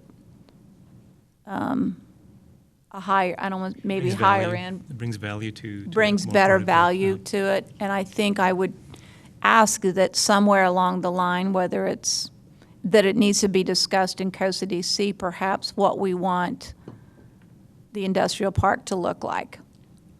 that's an excellent point, and I'm going to jump ahead to future needs, because one of the issues, we talked about the intersection of the interstates when they come through. I can still remember the first time I came through San Angelo, and I came in the north part of town. It's a West Texas town. And then I can still remember crossing the river for the first time. I looked upstream, and I can still see, looking upstream, going southbound on Bryan, what a beautiful spot. And it made a significant impression. There are going to be lots of people, we think, traveling on those interstates, and that's going to be their first impression of San Angelo. So things like, I don't know if it's a bigger comprehensive planning issue or if it's just a industrial park. What do we want to look like? Right. What impression do we want to make? So I don't know if it's a big plan kind of an issue, but I think when that comes through, we want to put the pressure on TxDOT for making it look good. And we may, I'm not sure I'm not a planner, so what do we do to make that corridor attractive to people who are just being introduced to San Angelo?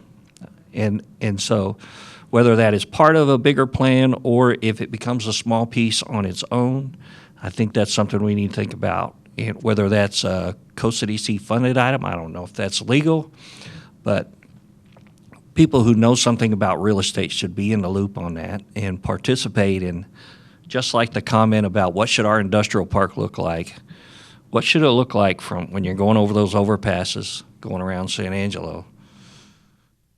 What do we want people to see? Mayor? So, Yes, Tommy, please.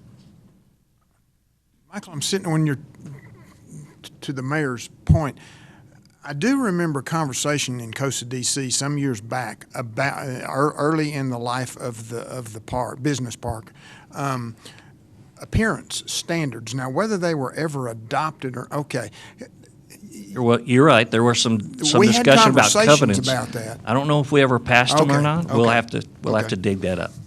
You might drag that up and see what the discussion was to have another jumping off point for a new discussion.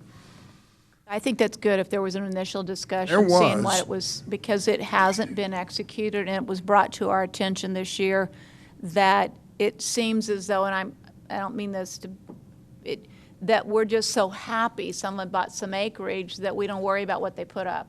And not that anybody's put up anything that's unattractive, so I'm not criticizing what is there. But the point is, do we need to have some parameters?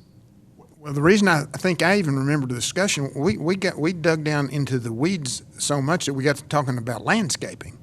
And were we going to require any kind of landscape, not in a grand scheme, but just something that gave some feel to it, that we, trees, shrubs, whatever. Anyway, Well, I think to your point, Tommy, that when we talked about the landscape ordinance a minute ago, when John James was up here, we allowed some of our commercial development to happen, let's say out there where perhaps on Sherwood Way, where I can't think of the names now, but anyway, we have very little landscape parameters. So you could basically put up a lot of buildings, put some parking spot designations, and no requirement for trees, shrubs, grass, whatever. So we have these big parking lots and prominent areas and some big buildings, no trees, no grass, no anything. And that doesn't read well. I think we could read better. But again, I think we have to make sure that we look at and understand who we want to look like, how we want to feel, without putting too much burden and expense onto a development, but adding quality to our city. Anyway, where I was headed is that those interstates are going to be somewhat the new gateways into San Angelo, at least from those directions. And we've had some gateway projects that we think make an improvement, and we just need to be mindful of that. And I get lots of positive comments on all of those gateways that we did over the past 2 years, and particularly the one into downtown and the one at the airport.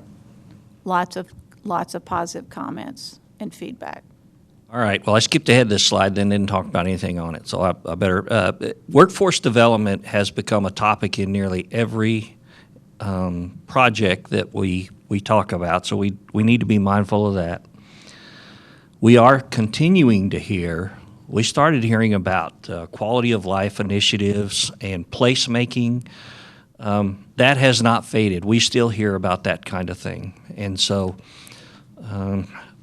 at least for me, I've kind of begun developing a mindset with limited financial resources. We want to preserve our cash by, and one of those, for those projects where we need cash. And one of the methods would be to ask council to be willing to be open-minded about providing tax abatements. Abating values, increased values for a short period of time so that we can make projects attractive. I'm not asking for anything today, just for you to be aware that you may see some of that out of us in an effort to preserve cash, because we're hearing some of you talk about quality of life projects where we'll need the cash to invest in a local project, in a local eligible I project. refer us back to, guess what? The 2009 strategic plan that very much lays out a vision for placemaking, quality of life. And if we follow this vision laid out in 2009, it's amazing how much of all of those issues get addressed in this document. We don't need to recreate another document. It might need some updating. I'm not sure, because we haven't fully understood what 2009 fantastic plan laid out for us, and it is about placemaking. Many of the things I read earlier today was San Angelo making it a place. Whether you call it placemaking or a place, this is what this document laid out for us. And what we will probably need is the opportunity to go to COSA DC to help fund some of those, quote, place-making value improvements. Well, on that note, COSA DC had its annual meeting earlier this week, but they postponed the strategic planning portion of the meeting because they wanted to hear your thoughts and your priorities before they began working on theirs. So that group is ready to link with you in pursuit of those objectives. And I'm not sure, honestly, and it's probably something we need to do, is provide to the COSA DC members this visioning part of the San Angelo Strategic Plan, which lays out a great quality of life, place-making, strategic plans, and things to consider.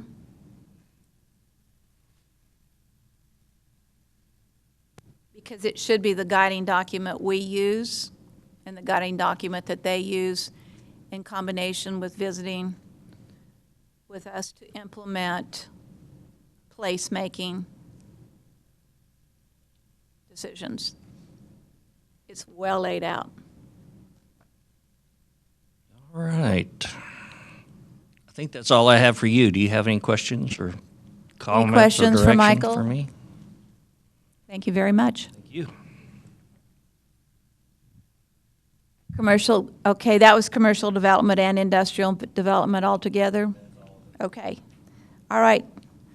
Chief Carter, you're on. David Howard, you're on. Good afternoon again. Good afternoon. We've got somewhere between 60 and 80 slides, but we'll try to move through this. as quick as Fantastic. possible. Well, we were thinking about 100, so really you cut it down by 25%. With pictures, yeah. Video. We like pictures. At this point in the game, we'd like some pictures. We're going to move through this rather fast. I know all this is available in your packet, so we'll start with the Well, we depart- didn't get these packets, so we Okay. weren't. We didn't have any of it. Okay. We'll start with the department profile. Our current staffing numbers for 2023, authorized by city council, is at 180. Currently, sworn officers, we have 162. We do have 5 cadets who will be graduating the police academy on June 9th. We have a total of 31 civilian employees. Dispatcher total authorized number of dispatchers is 24 authorized. As of May 18th, there are 15 dispatchers, 10 fully trained, 5 in training, and 4 in the process. As you see, we're already establishing a pattern here of employees and lack of thereof, both in the police department and the civilian side and dispatch. Go ahead, Dave. The number one challenge that we're facing, as he said, is staffing. We continually lose 10 officers per year. In the past, we were able to hire 10 to 12 per year, but now we're starting to slip behind, and we're at 9 per year when we're losing 10 per year. So So you're staying neutral. we're staying neutral or just a step behind. Deficit of 2019 till present, the department has seen significant drop in number of police applicants who apply or test for the police officer position. Over the last 5 years, our average has been 30 applicants. I know when I took the test, which has been long ago, well over 200. Times have changed in the last 30 years, I understand that. But with those numbers, like David said, we're losing more due to retirement or leaving the profession, and we can't replace them enough. We just had an oral board out of this test, which we had to postpone for 4 months to begin with to get enough people to take the test. We had 9 people go to oral board. Our pass-fail rate's about 60%. So as of yesterday, we hired 6. Fail rate of 60% is significant. And Is that what you said? that's due to the background. I know, Yes, no, ma'am. I think I'm aware of that, but that is, and it seems like to me on a daily basis, we get these, unfortunately, we have social media that doesn't help anybody, and the amount of negative press on being a police officer and lawsuits and civil suits and everything against police and challenges to arrests or whatever it is, would not be encouraging for someone to step into the boots of being a police officer. And I think that's really unfortunate, is it's needed. It's a sign of the times. Yes. And this is not an issue isolated to San Angelo, Texas. This is nationwide, statewide. I talked to the director of DPS over this whole quarter or this whole section, district. He's down 120 officers, DPS patrol officers. And with that being said, it's several factors why that is, and it's because the profession itself and the negativity, student debt loan, and there are some that will go to higher paying departments, but pay is not everything. A lot of them are just totally getting out of profession. Yeah. Your traditional guys, your traditional employees, when I grew up, your 35, 40-year guys, that's a thing of the past. You're not going to see that anymore. They don't want it. Daniel, were you going to make a comment? No, I was just making a comment a while ago. You're losing 10 people and you gain 9. You actually have a deficit of 1 every year. So that number goes down every year. That's correct. Yes. Over the 5 years, you lose 5, and you just can't make those up. That's so. right. And you can only have, it takes a year to have an academy, so you're never making it up. Okay.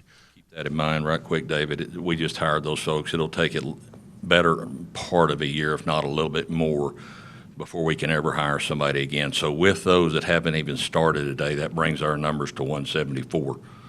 We're authorized 180. I know of 3 or 4 that are fixing to retire or will retire, including my positions as well as a few others between now and May of 2024. Well, Chief Carter, because you just brought it up and we just passed those things, because we changed the election of the police chief, which would have traditionally been in '24, right? That's correct. So now we're not doing it till '25? No, the election, I didn't correct you earlier. The that's why I election will wanted- be 2024. It will remain elected with a couple provisions. It will not be a 1-year term. It will be a 3-year term on the first cycle. Then thereafter, after the first 3-year term, it'll turn back to a 4-year term. That's what we just need clarification on, just to make sure everybody is understanding that. Rather than 'cause it was being not 1 clear. year, Yeah, would be 3 years. okay. What you have in front of you is our calls for service from 2018 to now, and this projects out to be probably 97,000 calls for service this year, so they're increasing.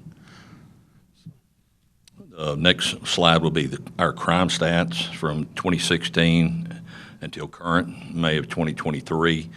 As you look there, you can see the bottom figures in red, it's percentage of changes. EOY totals, we've had significant drops over the last 5-6 years, significant drops. And at some point in time, we're not going to have a crimeless city, so that's going to bottom out at some point in time, and I think we're close to that. We did see a rise in 2022 of a 4% increase. With that in mind, that's about 170 incidents. If you go down and look at 2022, look at the number of larceny increase from 2195. Petty thefts. That's what's killing us right now, and I think a lot of that's economy driven. With the price of everything, we could actually station somebody at the Walmarts full-time and do nothing but take theft reports. That's what's driving our crime. We're very fortunate that our crimes against persons, if you'll notice, there are murders, and some of those others are down, which are violent crimes, but crimes against property are on the increase here. This is just a graph that gives you a better depiction of it. And I wanted to tell, whoops. I'm off the rails here. Sorry. I wanted to go through the murder, sexual assault, robbery. Those are Part 1 crimes. That's what I was going to get to and just show you. That's what your Part 1 crimes. Those are what you're measured by nationally. And they are, define that. Well, they are murder, sexual assault, robbery, Those aggravated assault. combined. Those, yes, all those combined. Those are, we're required to report to the FBI and the state those particular offenses They're, yes. on a yearly basis. So Can you attribute that to anything? I'm sorry? Drop, can you attribute that to anything? I mean, those are so. Larry, police work. speak up, Larry. I Well, a can't lot hear of you. those crimes, though, Yeah. you're not on the spot. You're Yeah. investigating. Sure. Well, who knows where the sexual assault's going to occur? I mean, you're Yeah, not sitting there yeah, waiting but- for it. I mean, that drop in aggressive assaults is staggering. Yeah. And there for a while, there was an increase in ag assaults prior to 2016. There was a huge increase, but it's dropped considerably. And we're very fortunate. Some cities that are our size and larger are seeing an increase in crimes against person, particularly murders. So on the burglary, if I could say it right, it's late in the day. Is there a section of town that is specifically, or is it all over the city of San Angelo? Or maybe you don't want to talk about that, No, and that's okay? that's fine, and that's how we station our guys. It's all over town. I mean, crime of any sort could happen anywhere, whether it be at the lake, up north, south, east, and west. Predominantly, the majority of the property crimes is in District what we call or Beat 1 and 2, which is everything north of the east-west freeway, predominantly. But a crime, again, can happen anywhere. So this just shows the rest numbers for. The rest, I know there was some talk earlier about the numbers of citation revenue in 2018. I think that we've based that and our projected incomes on that, which is a high expectation. why it is, but you'll notice in 2018, the arrests are extremely high. It was an all-time high for wrecks as well, and it was all-time high for calls for service. I can't answer that as to why. Yeah, because you go 2018, I why? mean, 2020, I can explain some things due to COVID and some Yeah. other stuff. This is prior to. I can't explain some of the reduction that's going on now, post-COVID. But we're talking 4,761 arrests in 2018 versus 3,883 in 2022. That's a significant difference. So this is just some insights to some of our division insights. Narcotics unit, we've seized approximately 244 pounds of methamphetamine, 7 pounds of cocaine, and 4.5 pounds of heroin since 2016. That's a huge amount of drugs. Currently, our narcotics division is down 2 investigators and 1 sergeant. Okay. The anti-crime unit were started in 2017. They aggressively look for repeat offenders and lock them up when they have a chance. And since 2019, they've arrested 717 individuals. Since when? 2017, 2019? As we continue to decrease in size, the services 2019. available and the folks that we have allocated to certain sections are going to decrease. And that's certainly not one that I like to see. That's the core of almost every problem is narcotics.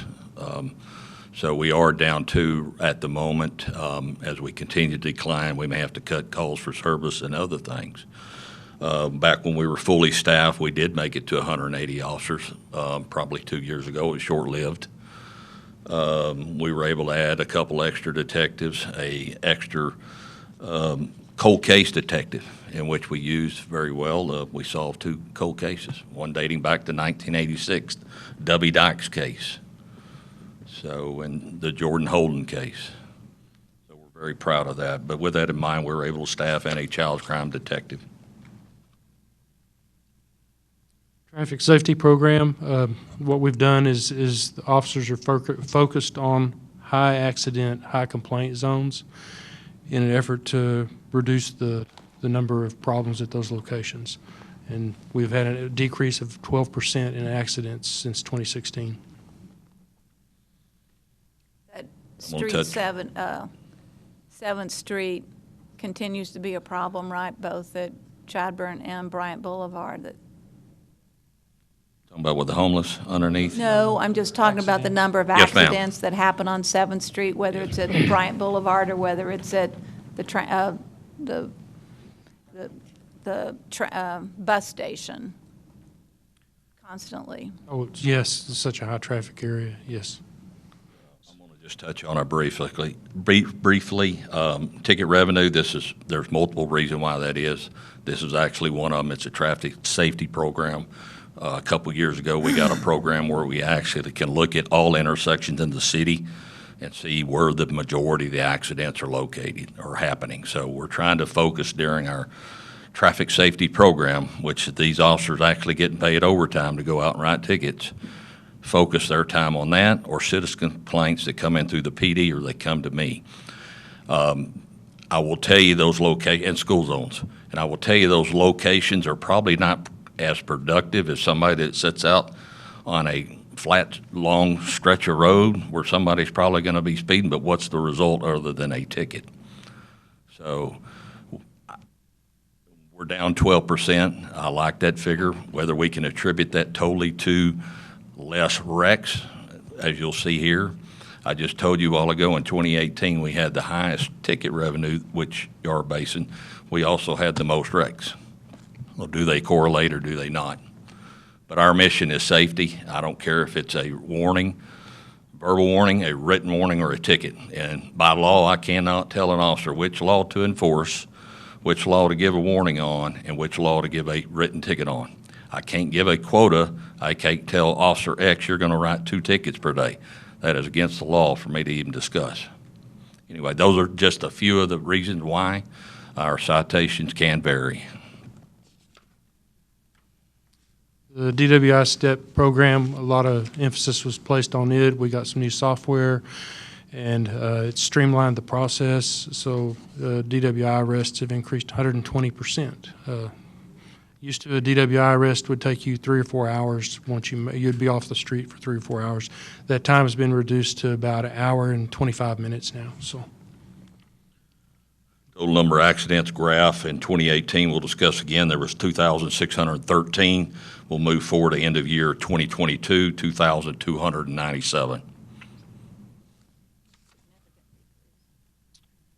This is the graph on the number of fatalities each year, so y'all can see that.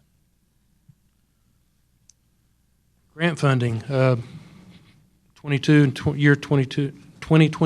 2023, we utilized $611,000 worth of grant funds, and there's a list of items there that we purchased using grant funds. I know you submitted, I think through Congressman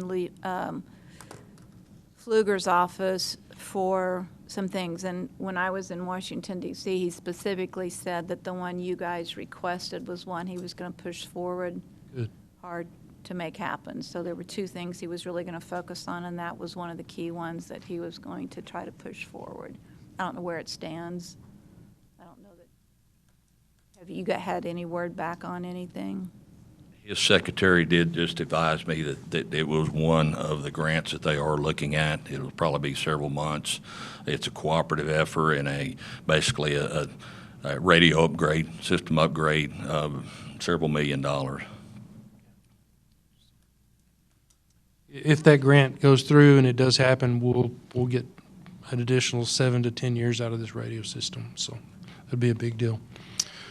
Donations, this is just people in the community, the Back the Badge fundraiser.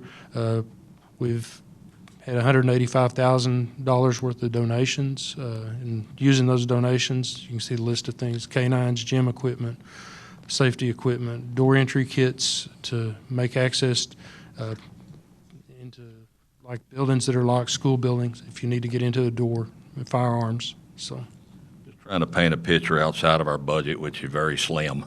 I mean, it seems like 99% of it is personnel and pay. So we're utilizing and doing everything that we can within our power to find these grants or even donations of Back the Badge and stuff of this nature. A lot of this stuff wouldn't have been funded. $185,000 over the 4 or 5 years donations for canines that's normally not stockpiled in our budget. It's very thin. Although it's $19 or $21 million. This is some of what we covered earlier, so we're not going to beat this horse to death. There's some pictures of the inside of the building if you want to take a real close look there. Someone might want copies of that to take to their protest meeting with the appraisal district. That's correct. What's real scary is those on the right there is one of our evidence rooms. Those over there, that's evidence. Now, it is organized by barcode and cataloged, but that's not good. And then the steps, we've got safety issues. I know you do. I know you do. It is. Yeah. So we're going to wrap up here and have any questions. Our mission critical needs is competitive pay, increasing the total number of sworn officers by 5. If you remember back in 2017, I approached council with an increase of 20 bodies over 4 years. We were able to increase 15 bodies over, now would be 7 years. Highly appreciated, and I know we're at the point that we can't even get 180 is probably what you're asking yourself. But there will be a point in time that I hope that we will. We hope you get to 180. We got there. It Yeah, was short-lived, and we've got there, so it's challenging times right now for everybody. New police building, new training facility. With that in mind, we're going to wrap up if anybody's got any questions. Thanks for being patient. Thanks for sitting through the overview of our city, and appreciate what you all do. Thank you. Yes. Gee, I got a question. Go ahead.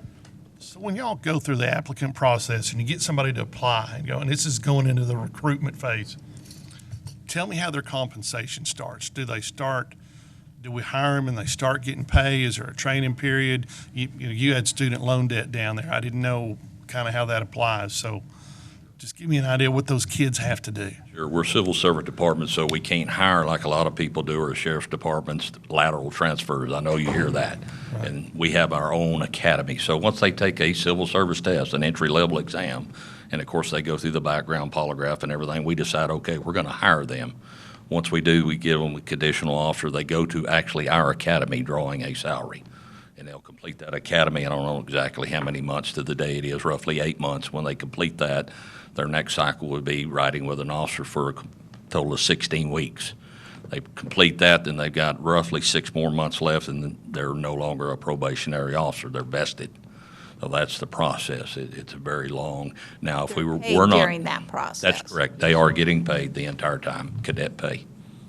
So from the time they get approved and you hire them to when they start getting income, is that days, weeks, month? We've shortened that down. Used to, it was a little bit longer, but by the time that we decide, okay, we're going to hire them or form a list and go through and do all the backgrounds, it roughly takes about 4 months before we actually send them to the academy. As soon as they start the academy, they start drawing pay. Okay. It's a cadet pay. Then that pay increases once they're certified officers, so. We need to get you more applicants. We need to get you more people. I mean, You have 2 sons, right? I do. I'm going to send one to the Air Force Academy here in about The luxury of a lateral program, you can pick somebody up that's already got experience and trained as to where we have to send them to our own academy. Being civil service, you either have to be meet and confer or non-civil service department to have a lateral transfer program. Well, you need help. We need to figure out what we can do. Yeah, I agree. Thanks, guys. I have a question. Yes, sir. You have a hard-working bunch of people that are volunteers for you. How are you doing on volunteers?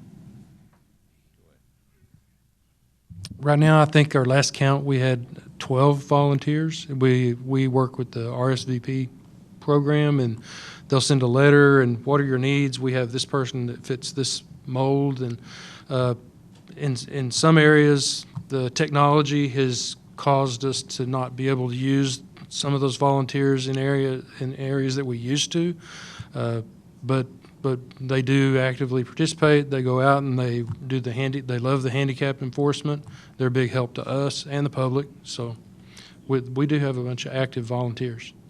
Do they do any traffic work, No actual traffic enforcement other than the handicap in private and public parking lots, and that's all they'll do. They call a lot of victims on reported crimes that are sent to Criminal Investigation Division, whether they want to follow up or not. But a large help, a big help they are. I get more help out of some of those retirees than I do a full-time employee, and they don't get paid. We appreciate them. Thank you very much.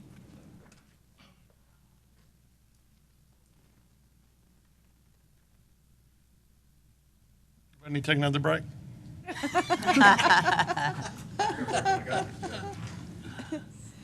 So I do have to let Chief Carter know that Tom's boy's already committed to the fire department. You know, you guys are unfortunate that as I'm looking at us as a city council and seeing none of us are going to help contribute to staffing the fire or the police here.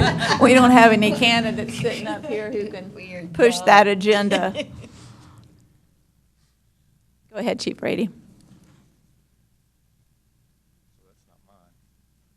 That's mine. Good afternoon. Good afternoon. I'm back. So first slide up there is the mission statement of the fire department. I think it's important for us to truly focus on what we're here for. And I routinely look at this, and it gives us guidance and direction why we're here. First slide is basically just our call volume, some statistics. Fire calls last year, 2022, 4,700 calls of service for fire only, and then 12,200 EMS calls. Public education, this aspect I'm actually really proud of because we're directly feeding back into our community. We're giving our community the tools for them to help themselves and help their neighbors. We delivered over 30 Stop the Bleed presentations to our community and delivered 40 CPR certification classes to our community as well. And put those together, that's more than one class a week. Very busy in this program, educating our community to help themselves. The next few slides are going to be a report on some projects that we've had over the last year that we're kind of closing down. Engine 3 and Engine 5 are set to go into production on the 1st of July. We purchased these over 15 months ago, and they're just now going into production with a completion date of September, and hopefully these vehicles will be in full service prior to the end of this year. We also implemented a health and fitness initiative, and this is a fitness initiative that we kind of modeled after the Texas DPS, and this plan is a 100-meter road test, and each individual's time is based on their age, their gender, and then also their weight. So our goal for every member of our department is to have a 50% VO2 max. And what's a VO2 max, right?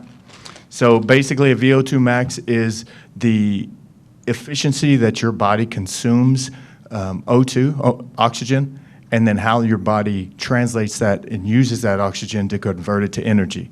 So the higher your VO2 max, the more efficient and the more athletic you are. So national, about 35 to 40 is the national VO2 max, but for elite athletes like Chief Carter and myself, 85 to 90 is a good figure.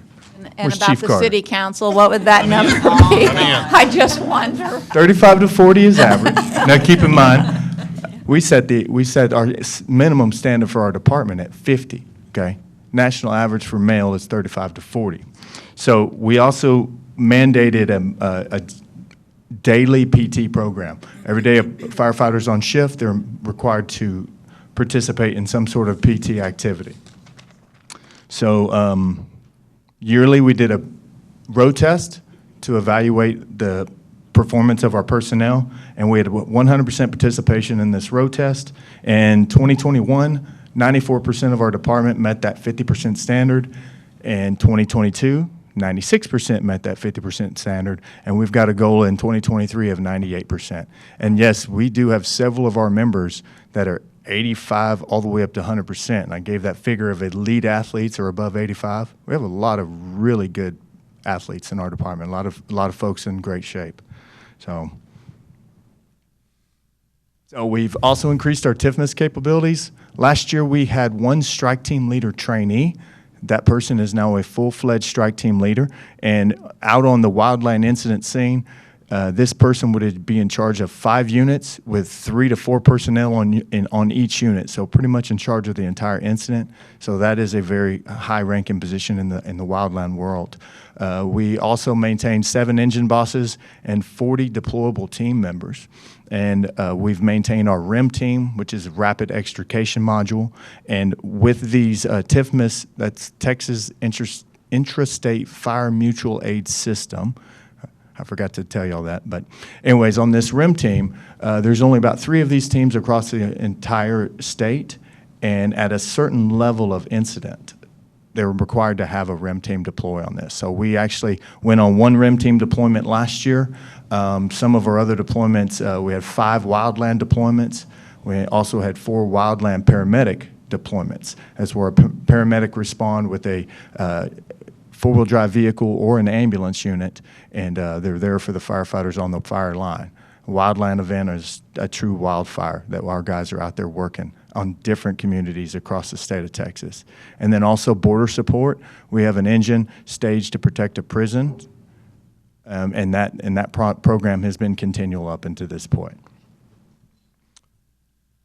How many people do we send down there? So down in the border support, we have 8 people that rotate day shift and night shift, 12-hour shifts, and they're there for 2 weeks at a time, and then they rotate back here.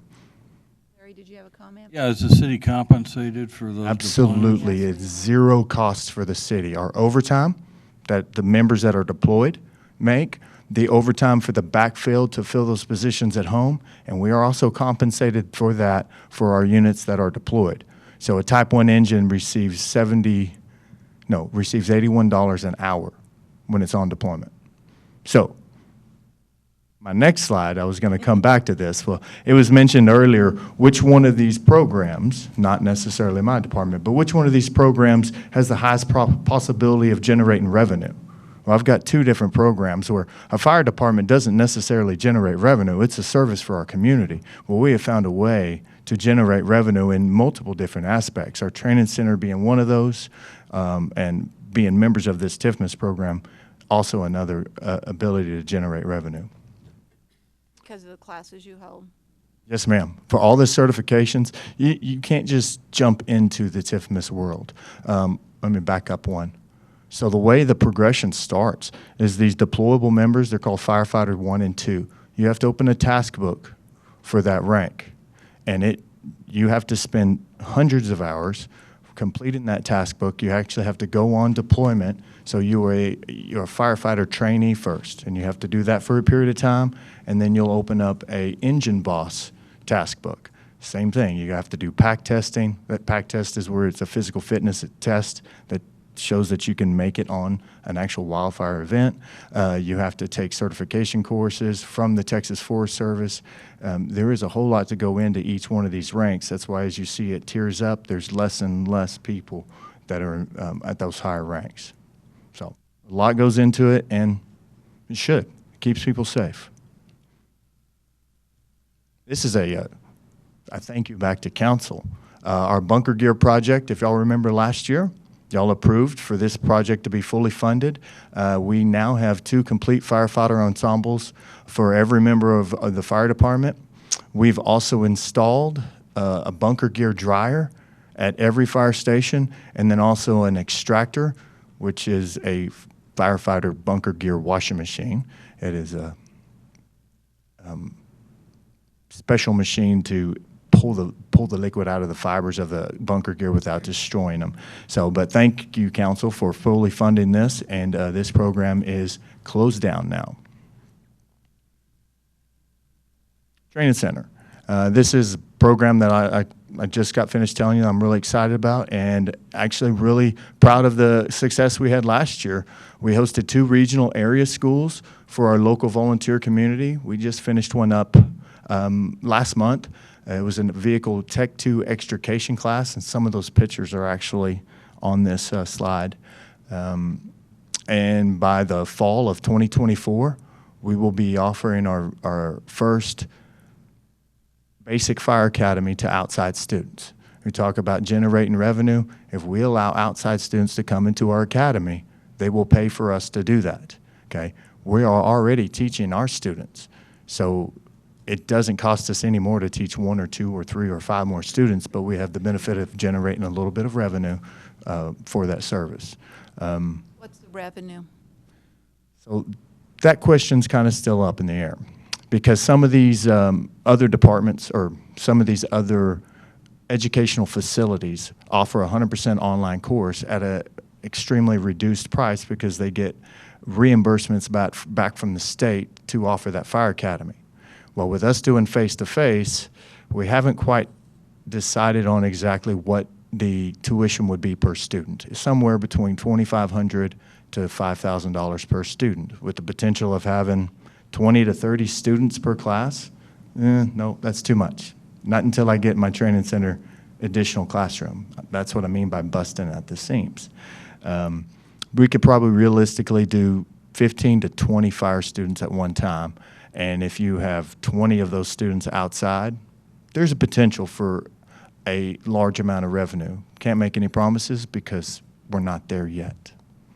So, Currently, what do you have for revenue building? oh, how much revenue have we generated? Well, the fall of '24 will be the first outside class for the fire academy. The other trainings that you have done? Oh, okay. So like that vehicle extrication class, we had 20 students from the outside the area, and they the cost for the course was $400 a student.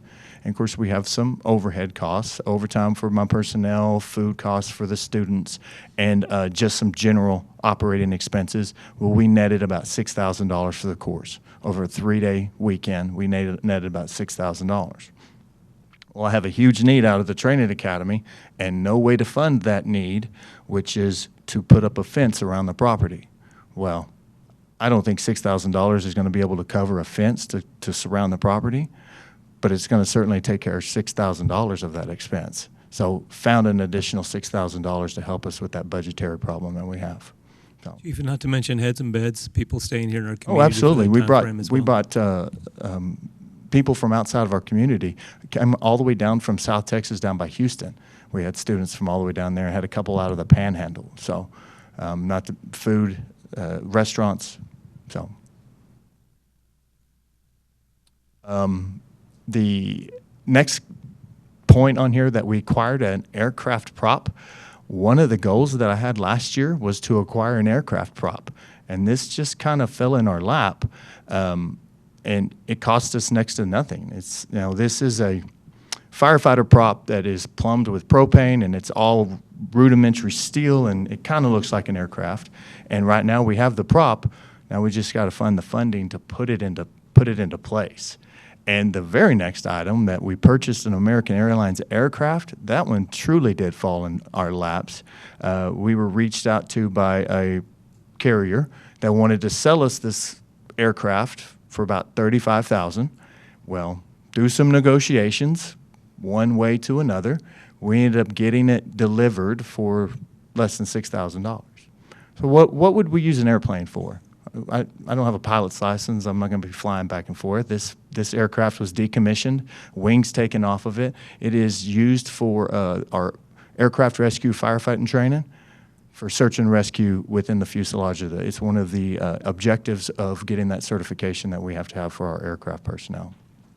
So a lot of really exciting things going on at the Training Academy. Looking forward to the growth and the expansion of the services provided out there. We've got a lot of great people out there, and they're motivated to make this successful. Okay, so my next slide.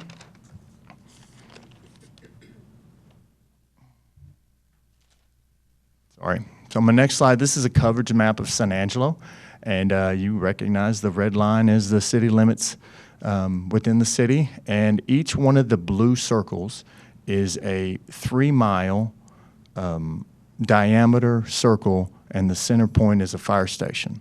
And you can look, for the most part, the city of San Angelo has got pretty decent coverage with fire stations, with one fairly glaring exception. Right there, okay? That is south of town, right on Grand Canal. And what's important about this is that area is more than 5 road miles from the closest fire station. So fire station, why won't this thing move?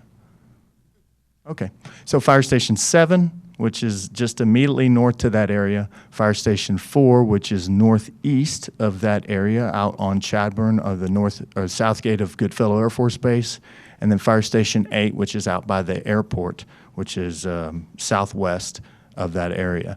Each one of those stations is greater than 5 road miles from this area. And more importantly, the closest fire station is more than 7-minute response.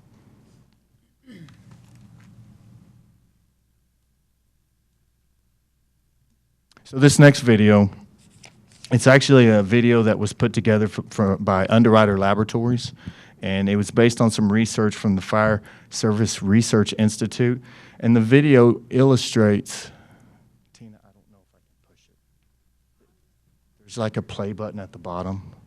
I was worried this would happen. Oh, did you see it? That little play button. Okay. So what this video illustrates is it's a comparison of 2 separate rooms. And in these 2 rooms, you have a legacy room, which basically is furniture that is pre-1950s, heavy wood, cotton fiber, burns slow, does not burn very hot. And on the right side of this video, you're going to see what is a modern room, okay? Basically what we encounter today, day to day. Both of these fires are started at the exact same time with the same size flame. And what you're going to see is initially the natural fibers, the legacy room is going to start, and it's going to start to burn real fast.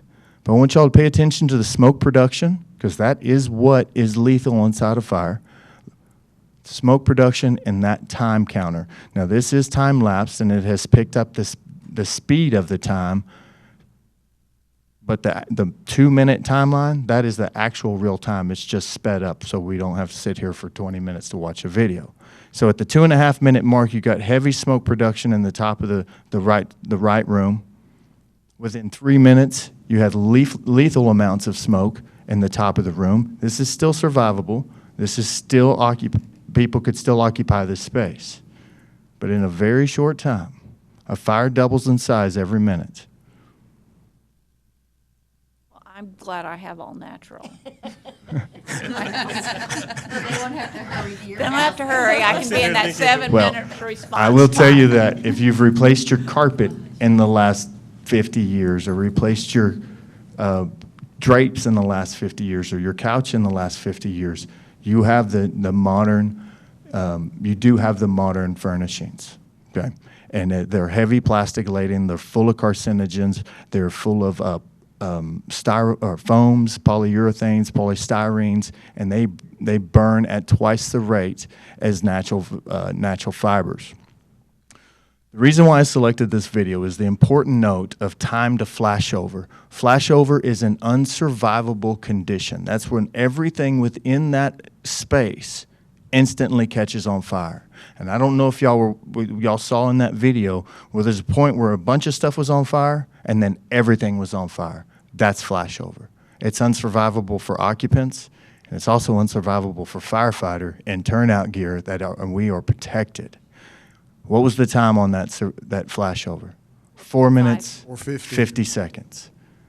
What's the closest fire station to that neighborhood that I just showed you? But on the other neighborhoods, we got it at 7 minutes, 5 miles. Right. But for example, at the one at the top, the very top. The north? And then to the east, what would be the east to me on this? It could be to the west on you. Are you referring? I'm up here. Up Up there? Over, to the right, to my right, right in here. Yes, ma'am. What's the time frame in there? So that circle, that is a 3 mile radius. It's actually a mile and a half radius. It's a 3 mile diameter. Thank you, Tina.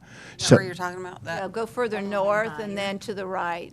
So I will tell you, a consultant did a comparison for the entire city of San Angelo, and there is only one neighborhood that's greater than 5 road miles away from a fire station, and that's that southern district that I showed you. And But I want to know what it is in this upper corner, because it looks like a lot of space and room, and it would look like it would be greater than 5 miles based off of this diagram and that diagram. well, that's a mile. So from the center of that dot to the edge of that blue line, that's a mile and a half. So from the center of that dot is where the fire station is located. Straight out, the radius of that is a mile and a half. And what makes it so difficult down here on the south sector of town is in Station 8 is actually fairly close, but the lake is right between them and that neighborhood. So they have to go all the way around South Concho Drive. Remember, it's 5 road miles, okay? And when you ever go a little bit north for Station 7 and Station 4, which is directly north and northeast on Chadburn, they have a fairly straight shot to that neighborhood, except it's just that far away. So Southgate Church of Christ is actually right off of that 277 interchange right there. That is within 5 miles. Okay, but as you come around Grand Canal and go over into that Pinehurst and that Country Club Lake Estates area and the brand new subdivision that was added onto Ratliff Road, those are outside that 5 mile, Is that 5 road Ratliff miles. Road within the city limits? According to this map, it is not, but we just annexed that in about 4 months ago, 5 months ago. We annexed It has not been that long since we annexed Ratliff Road in, that whole development. It might be TJ, but it's not annexed. No, it's in. annexed. Did we annex It was we did. annexed, yes, I didn't ma'am. remember Yeah, we that. did. They added somewhere around 230 homes are being constructed out there on the south side of Grand Canal, and all that area has been annexed. And it's 7.5 minute response time for our closest unit. So that's the takeaways from that video. Unsurvivable conditions after 4 minutes and 50 seconds. And by the time we arrive on scene, we're significantly behind the power curve, and we're set up for failure at that point. And if there is a fire in that area, it's going to be a defensive fire because the fire will have a stronghold on that property, and interior offensive operations won't be. I'm sorry, interior. You need water? No, I'm fine. Video? Smoke from the video. I told you it was bad. So interior operations will not be feasible at that point when we arrive on scene. So we do absolutely need a 9th fire station in the southern district of San Angelo. Oh, come on. Okay, good. So let's focus on 2024. Some of the things that are high on the priority is fire apparatus capital allocation. And I touched on that when we were going over CIP. Last year I spoke on this subject regarding how we receive about $250,000 a year for capital allocation. We cash flow all of our apparatus to avoid any kind of lending, borrowing fees. I just received a quote for a new fire engine, and it is just a touch over $800,000 for just a regular fire engine. And with an allocation of $25,000 or $250,000, it's going to take greater than 3 years to replace one truck. We have 10 vehicles in our fleet. It will take 30 years to completely replace our fleet. So National Fire Protection Agency recommends a 10-year replacement period. Well, we have pushed that. Why? Because we have a fairly robust maintenance program, and we also have a reduction in call volume. So we can afford to push that out to 15 years, but we can't afford to push it out to 30 years. I don't know anybody in the room that wants a 30-year-old fire truck showing up to their house, right? And we have 4 of them. We have 4 30-year-old vehicles in our fleet, and I'm hoping by the end of this year I can sell those off and replace them, hoping to. So again, that figure needs to, honestly, if 250,000 produces 30-year, if you double that figure, you'll reduce the 30-year to a 15. So we realistically need that figure to be 500 to 550. So I know funding's tough, but if we don't take steps now, we're going to be in a real bind soon. So another thing I'd like to see is secure the funding to begin a health and wellness initiative. And Well, more. how much healthier are you going to get those folks at 98%? I mean, We are athletes, is what we are. So what I mean by that more specifically is not a health and wellness initiative, but to take care of our own. Technology has increased so much in the last 10 years. There is now a test that a firefighter can take where they can detect cancer in its very early stages. So firefighters are 9 times more likely to develop cancer and 14 times more likely to die from cancer than an average citizen. Why? Because of all the carcinogens that we encounter in our day-to-day lives. The PFAS that are in the firefighter foams, the PFASs that are in our bunker gear that we put on our bodies every day we go to work. We have the technology to test for cancer at its early stages. And y'all all know Chief Dunn. He was lucky. He caught his cancer at stage 2. I think he was stage 2. He's a survivor of cancer because of that. If we can catch one person, if we can catch one cancer in its early stages, it'll pay for this entire program. So how much does it cost? Body scans are $500 per person, 60 people per year, that came through. It's $30,000 annually. We have 180 personnel. In a 3-year period, every single member of this department will have a cancer treatment. And then you repeat the process, and you repeat the process. So that's a huge initiative that I'd love to see happen. I know we've asked for it for multiple years in a row. I would really love to see that happen this year. A big one that I just covered was to acquire the land for Fire Station number 9. My goal for Fire Station number 9 is to have it ribbon cutting ceremony 5 years from now. That's our target, 5 years to have that station purchased, built, and moved into in 5 years. And I know it takes a lot of time, it takes a lot of money. Step 1 is to get the land, and I'm actively working on securing that land. Secure the funding for a training center expansion. I kind of told you that we are busting at the seams. I want to expand into offering EMS out there. Currently, we partner up with Howard College, and we have to use Howard College's lab. I don't have a lab at the or over at the training academy.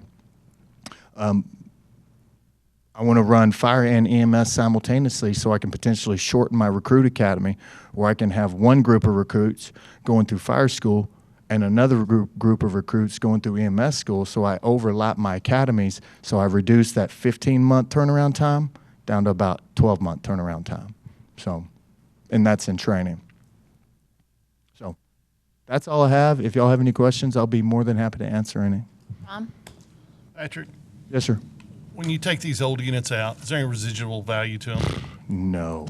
You wouldn't talk pennies on the dollar? That's even a joke. So ladder 7, if y'all remember about 3 years ago, we replaced that ladder 7 with a new aerial. Beautiful truck, by the way. Thank y'all.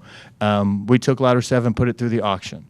We got $2,500 for that truck at the auction. The aluminum in the ladder was worth more than $2,500. The engine, even if the engine had to be rebuilt, it was worth more than $2,500. But we're kind of bound by sending it through auction. I have looked into a couple options, firefighter truck options, but still, it's pennies on the dollar. I checked with our one of the vendors. Do y'all take trade-ins? Yes. Well, how much would you give me for a 1992 Pierce Dash? Because that's what I have. He goes, about $2,500. I guess everything's worth $2,500. I don't know. Better than zero. There's a point of, law of diminishing returns. It's Yes, kind of sir. like trading a truck. Do you want to ride it all the way to the end, or when you get 4 years on them, do you want to spin them when you can still get half your equity out? I mean, those are things we need to look at and analyze. It's obvious that you're going to need some help. Try to get back up and get in compliance on there. It's one of those things we don't have a lot of wiggle room with compromising safety, and we understand that. But I was just trying to get a picture on what you need and quick, and So I spend them told sooner or later. I told you next week that I was going to come to council with a recommendation to move forward with the purchase of another engine. Well, talk about revenue generation. Engine 8, I'm bringing to council for y'all because we were not in a position to purchase Engine 8. Engine 8 is a 17-year-old unit, okay? It is due for replacement, and I didn't have the money. Last year, council was gracious enough, finance was gracious enough to throw an extra $200,000 into my capital allocation. I still don't have enough money. But because of the participation in the TIFMAS program, we're able to buy that truck 2 years ahead of schedule. That is huge for our taxpayers, huge for city council. That relieved the burden of 2 more years of us waiting for that vehicle, because it's already 2 years out of date. Now, I would love to be able to count on that TIFMAS money every single year, but if you look outside, it's rainy, it's cool, and nothing's burning. So I can't count on TIFMAS money year after year after year, and that's why I talked to y'all about I need that guaranteed capital allocation, because that TIFMAS is not always going to be there to bail us out. But yes, sir, Tom. Thank you, Patrick. No, thank you, sir. Any other questions? Larry, your you have a manpower? question? Manpower? So we're good for now. But in the very short time, so in March I hired 6 personnel, and I hired 6 above my manning. I had 180 people, and I hired 6 additional people. Let me correct myself. I had 178 people, and I hired 6 additional people, so I'm 6 over. Why? Because I've had 4 people drop their papers in the last week. So one person retired, and I had 1 person turned in his retirement paperwork, and 3 people quit to seek employment other places, completely away from the fire department. That one hurts. It's one thing to leave the fire department to go somewhere else and make more money with the fire department, because this is our passion and our dream and our life. But to give it up to go to another industry entirely tells me it was about one thing: pay and schedule. And that's a tough thing for me to hear. Risk. Yeah. And risk, absolutely. So by September of this year, I'll be back to even. And I still have an active list. I intend on hiring off of that list because it takes 12 to 14 months to get these recruits through the academy. I'm going to offer another test. From what I understand, we already have 30 people signed up for the next test. Actually, my recruiter is sitting right back there, and he does a fantastic job getting me applicants. So, anyways, we've had more applicants in the last 2 years, not more than what we've had in the previous years, but what we have seen is a slight increase in applicants showing up to the test. Why? Because we're showing up to the schools for career day. We're blasting social media. Brian Groves is helping us out with making a video, and we're blowing up social media with San Angelo Fire Department is hiring. We took out Google ads. We're showing up to the mall. We're doing a bunch of these PR events where people see us, especially at the schools. because that is our future, is those young people in high school and junior high. We are doing a lot of PR events where we're getting our name out there. So I think that's why in the last couple of years we've seen a slight increase in recruitment of personnel. And this last group, we had a lot of very, very qualified applicants, and I was very pleased with it. So, any other questions? You're welcome.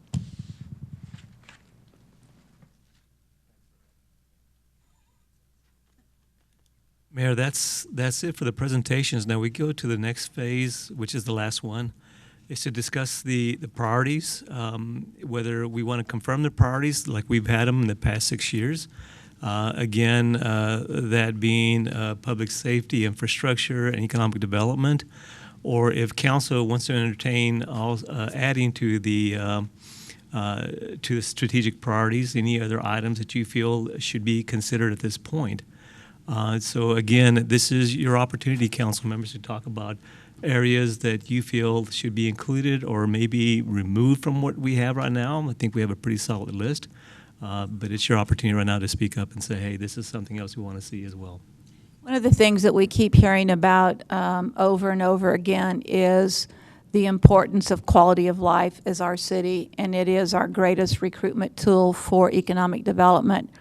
In our first joint meeting last week on economic development / community development / quality of life, we went through the various things that are what makes people attracted to the city of San Angelo.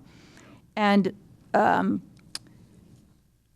it's interesting what everyone said, but they all kind of tied together in terms of community development, if you will, in terms of those assets. And a lot of those assets were cultural. They were historic downtown. They were community development opportunities or community development focused. The river was brought up several times. Certainly the facilities that we have and need improved, and those are certainly the River Stage, the Coliseum. Lake Nasworthy is a wonderful quality of life opportunity. The airport development as an economic development, medical, as Harry said, thank God we have the medical facilities that we've had for treatment and the growth in that area. So when we take a look at this, and Michael presented many of those items to us today in terms of, as well as Shane Kelton, Lake Nasworthy with the Lake Nasworthy sewer project and renewal, our ability to increase that will add a lot of opportunity for community development down the road. The airport as a major asset has needed investment and needed a focus and a vision for what it could be and can be for our city. And I think it's great to hear what's going on out there. It's unfortunate Rick's not here today. Carl is to talk about the river and but Michael, you brought it up. One of the first impressions that you had coming through San Angelo when you first visited is going down Bryant Boulevard and seeing the left and the right and the river running through, coming through downtown and seeing that river running through it. We've long had a game plan for extending the trail system, a quality of life issue, and a need to continue development on the trail systems, whether it be at Twin Buttes, whether it be at Lake Nasworthy, whether it be an extension of the river projects downtown around to Bell Street, et cetera. But we have some great assets that we are always looking for additional funding to grow those assets. So when we talk about confirming priorities, I think today a lot of emphasis was put and focus was put on the cost and associated with maintaining these assets and making sure that we focus on the quality of life that we owe our citizens. And then we also look at the cost of focusing on those quality of life and those assets and it's devastating when you look at those dollars that are attached to that. But I think over the past few years, we have definitely put forth some strategies that have helped us move those things forward, but we're not through. And unfortunately, what I think we do a lot of is we get started and then we stop, and then we wait, and then we start again. And we've got to follow through on these projects. We're applying for some grants to help us follow through on these projects. Hopefully, we will get that money because they're things that will have a dramatic impact on this community. And, for example, the $21 million grant that we've applied for will have a great impact on our ability to connect neighborhoods, connect walkability, connect quality of life issues. So I'm excited about that. So that's kind of my overview about what we've seen, and to say a lot about where we've been and the focus. But there was a report, a Moody Analytics report, that evaluated various cities in the United States and in Texas. And the one thing that they said about San Angelo was San Angelo is not well known for its economic development. It's well known for its quality of life. And I think we need to keep that quality of life continuing. If that's what's out there and be publicized about our city, we want to make sure that we continue to focus on those issues that provide quality of life to our citizens. May I also And- add something to Yes. the quality of life? We've regained our focus on the Americans with Disabilities Act. And that doesn't just impact people with noticeable disabilities. It impacts old people like me and throughout the community. We have an awful lot of silver-haired, bald-headed men. There's no silver hair. Why are you up looking here. down here, Not Larry? up here. But I think it's important to the community, and Teresa has really done one heck of a job of bringing that to the forefront. And I think it's something that we as a community should be very proud of, and where we're headed with this. I absolutely think it's fantastic. Well, and that is a quality of life issue. And not to, and when we say that, I also want to make sure I also add to that, you know, part of our quality of life is our public safety, police and fire, because they all provide citizens with a sense of security and a sense of protection. And so when I talk about those other assets as physical beings or physical plants, if you will, what's not listed there is the quality of life that is provided to us because of the quality of fire and the quality of police that we have. And I don't think you all hear it often enough, hear it frequently enough, but it definitely is a part of that conversation. And I believe that our citizens feel strongly that the police and fire add a tremendous sense of quality to this community. So thank you again for doing that. And unquestionably, when we talk about focus on our assets, certainly our employees are an important part of our assets. And we will never downplay the importance that our employees play in terms of providing the quality of life, because almost every one of these things that I talk about and reference to take good quality people executing their jobs well in order to make sure these assets remain the assets that we have. And so we want to make sure that that's not dismissed in terms of an asset. Certainly our employees are an asset to the city of San Angelo, and we thank them for the service that they give us. So Awesome. with that, and I also would say that when we talk about employees and we talk about the asset that they are to this organization, we know that what we need to do is we look at this year's budget, but as we move forward, we need to do what's fair, what's equitable, and what's reasonable. And that means living within our budgets and living with a game plan to ensure that our people as a part of our assets are part of the conversation. And that's kind of my thoughts. Mayor, I'd like to add to that as well. Employees are an asset. A lot of times employees are seen as an expense, and that could be further from the truth. They are an asset, and I think at this point, 7 years ago, the priority for city council included pay for employees, competitive pay, which was really not truly competitive because by definition, competitive means you're at or beyond the cities you compare yourself to. I really do feel that we need to come up with a plan. I know, and you mentioned, Mayor, I mean, we know what the revenues are going to be, what's going to be forecasted. We have to live within what that's going to be. But with that said, we also, one thing that keeps popping up, and I keep hearing over and over and over again, and it's only rightfully the right thing to do, is to make sure that we do develop a plan, because we talk about it just about every year, but this year really, when we start looking at it, we need to live within our means, but also say, staff members, you guys need to understand that we have developed a plan that we're going to follow, and we're showing you the importance of what you bring to the table.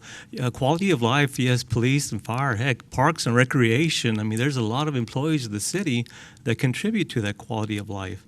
So with that, Mayor, I'm glad you mentioned that, but I think that's something that, if anything, should be a priority for moving forward, is to address a plan that we can develop and present to city council members and say, hey, look, this is what the plan is over multiple years. I'm not saying this year, but over multiple years, this is what it looks like, and this is living within our means as well. And with all due respect, that's correct. As it is all these things, there were a lot of requests today presented for us for consideration. And when we look at the totality of those numbers, it's way beyond any number that we're going to have available to spend, right? So we have to budget revenue and expense in the same column. But what was good today, and I'm pleased that we spent as much time as we did, and the presentations, we took longer today than we normally do, but I think it was very beneficial to everyone to hear from our various departments and understand not only what might be a top priority right now, but what our long-term plans have to be, need to be, and then figuring out what's reasonable for this year, but understanding that whatever our revenues are this year does not mean that those same revenues will exist next year if the business climate changes. So they've got to be very good strategic plans. I'm really pleased with the quality of work and presentations that were made today, and I thank everyone for their patience and hanging out here as long as you all have to listen to it, but I think it's also good for you all to hear the overall presentation of our entire city community. Mayor? Yes, sir. I want to answer your question, Daniel. You asked a question of council. And I want to thank the mayor, too, for bringing up the employee issue and how valuable they are. But, Daniel, I want to offer you my full support for you to develop a plan for compensation that is I think every city employee knows that, yes, there are going to be years that we may not be able to meet a plan because of unanticipated, unexpected things. But to have a plan, I think, is extremely important for stability within the organization, for predictability for them as human beings in their households. But I also want to go back and be repetitious. To tie together infrastructure, economic development, and public safety as strategic priorities, in my opinion, we need to have the comprehensive plan reviewed and updated, and we need to have the zoning ordinance updated. It's been since 2000, the year 2000, when there was a complete review and update of our zoning ordinance, 23 years ago. So as one council member, I give you my full support for developing a compensation plan. Daniel, if we have to do a classification study, I am beginning to see more clearly in my continuing conversations that I am having with different city personnel that we may need to look at classifications within our current plan. So I would fully support that. So again, you would have my full support and what you need to do to bring us options, to bring us proposals on comprehensive plan review and update, on a zoning ordinance update, and on if it has to be a compensation and classification study. You have my support. That's my input as one council member. Okay, Karen, do you have a comment? I will add my hat to Tommy's hat in the ring. I support that as well. Thank you. Mayor, that's what we have. Okay, thank you again, everybody, for being here, the work and effort that's been put into today's presentation. As we move forward, well, we'll have some answers. Leave now. Everybody to Miss Why go Harris. now? Except it is almost happy hour. It's Well, it is somewhere. It is Friday and Memorial Day weekend, Lucy, right? Everybody enjoy your long weekend.